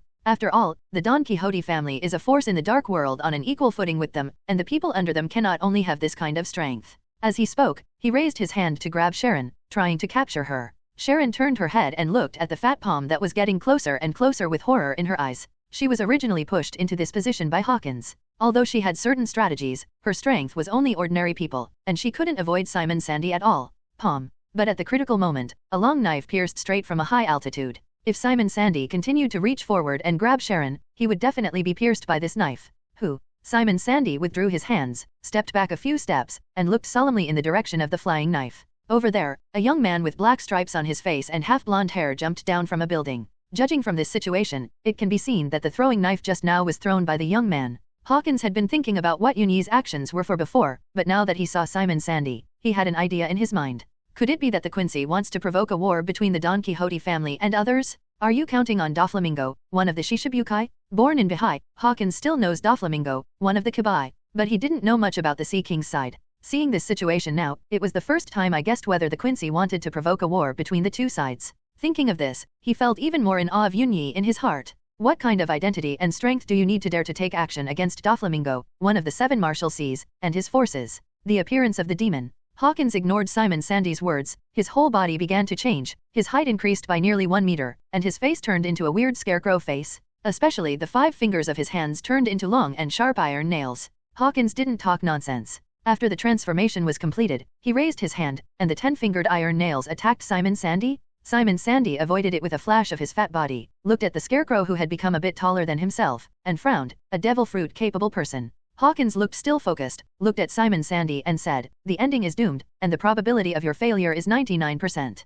God chatter." Simon Sandy snorted coldly, and his body also changed. His originally obese body became thicker, his skin became darker, and his needle-like vellus hairs were fully visible. On his back, brown-red sideburns extended to his tail. The root stands erect, and the 2 fangs protrude ferociously. He is also a devil fruit ability user. A little surprise flashed across Hawkins' plain eyes, and he said lightly, "In this form, you are the pirate of the Great Root, the captain of the Porcupine Pirate Group, Porcupine Simon Sandy." Hearing Hawkins' words, Simon Sandy's face darkened completely for some reason, and he roared angrily, "I'm only in the form of a porcupine, not a porcupine. Remember it for me, my title is Evil Beast, Evil Beast." Hawkins seemed to have touched Simon Sandy's pain point, which made Simon Sandy completely furious. He was not even so angry when he learned that his things had been robbed. This is the pain point of his life, and I don't know which navy, when setting the reward order, set his devil fruit ability as the title, and spread it all over the world. Since then, his title of Porcupine has never been taken off. For this title, he hated it deeply, and vowed to torture the navy who gave him the title to death.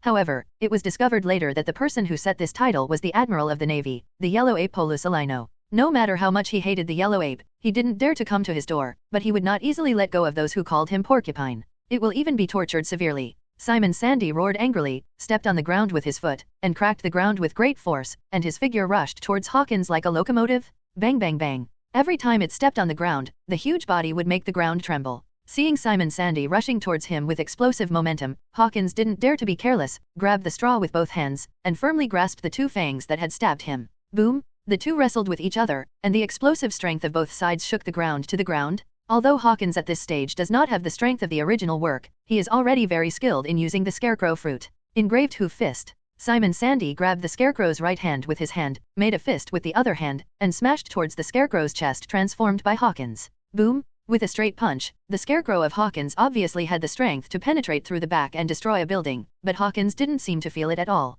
It's just that on the other side of the island, a little gangster was walking, and a huge hole suddenly exploded in his chest, and the blood splashed on their accomplice. A scarecrow fell from Hawkins' body, his eyes flashed, he let go of the other hand holding the fangs, and the five-fingered steel nails stabbed towards Simon Sandy. With a sound of chi, the steel needle scratched across Simon Sandy's skin, and sparks were produced from the friction.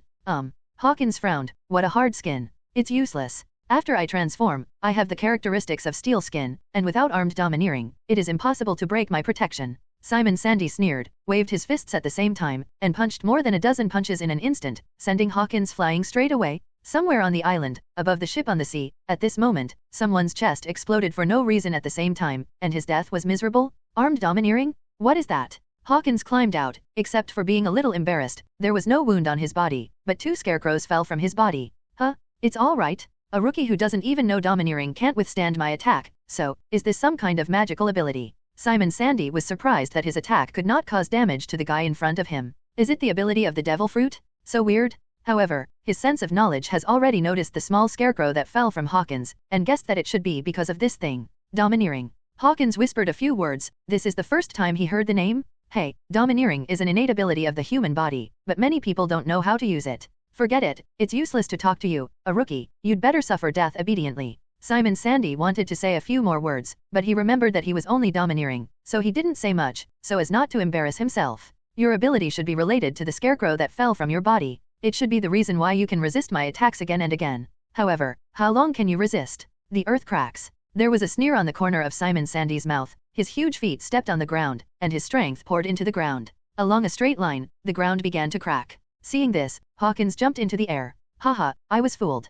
Porcupine javelin. Simon Sandy lay down and turned into a full animal shape. The spiked mane on his back stood up, and he was shaken and shot out like a javelin, pierced the scarecrow in midair into a hedgehog, and finally smash it down from the air. Hawkins got up, and the scarecrow's face did not show any change in his expression, but 3 more scarecrows fell from his body. Hawkins was a little silent, his attack could not cause damage to the enemy, and every time the enemy attacked, he had to consume the double puppet himself to barely survive. The strength gap is too great. Not only did he fall into a disadvantage, but his subordinates also fell into a disadvantage. They were beaten back and forth by Simon Sandy's men, and the winner was about to be decided soon. Is there no way? If not, then go to die. Seeing that Hawkins did not attack, Simon Sandy sneered, and his figure attacked Hawkins again. Hawkins didn't dodge, this time he rushed straight out. The two faced each other. Simon Sandy sneered, his right hand was clenched into a fist, his muscles swelled up, enough to smash a building with a punch. Hawkins didn't dodge or evade, and took the punch hard. With a bang, 2 scarecrows fell again, but at this time Hawkins also spat out a mouthful of blood from the corner of his mouth.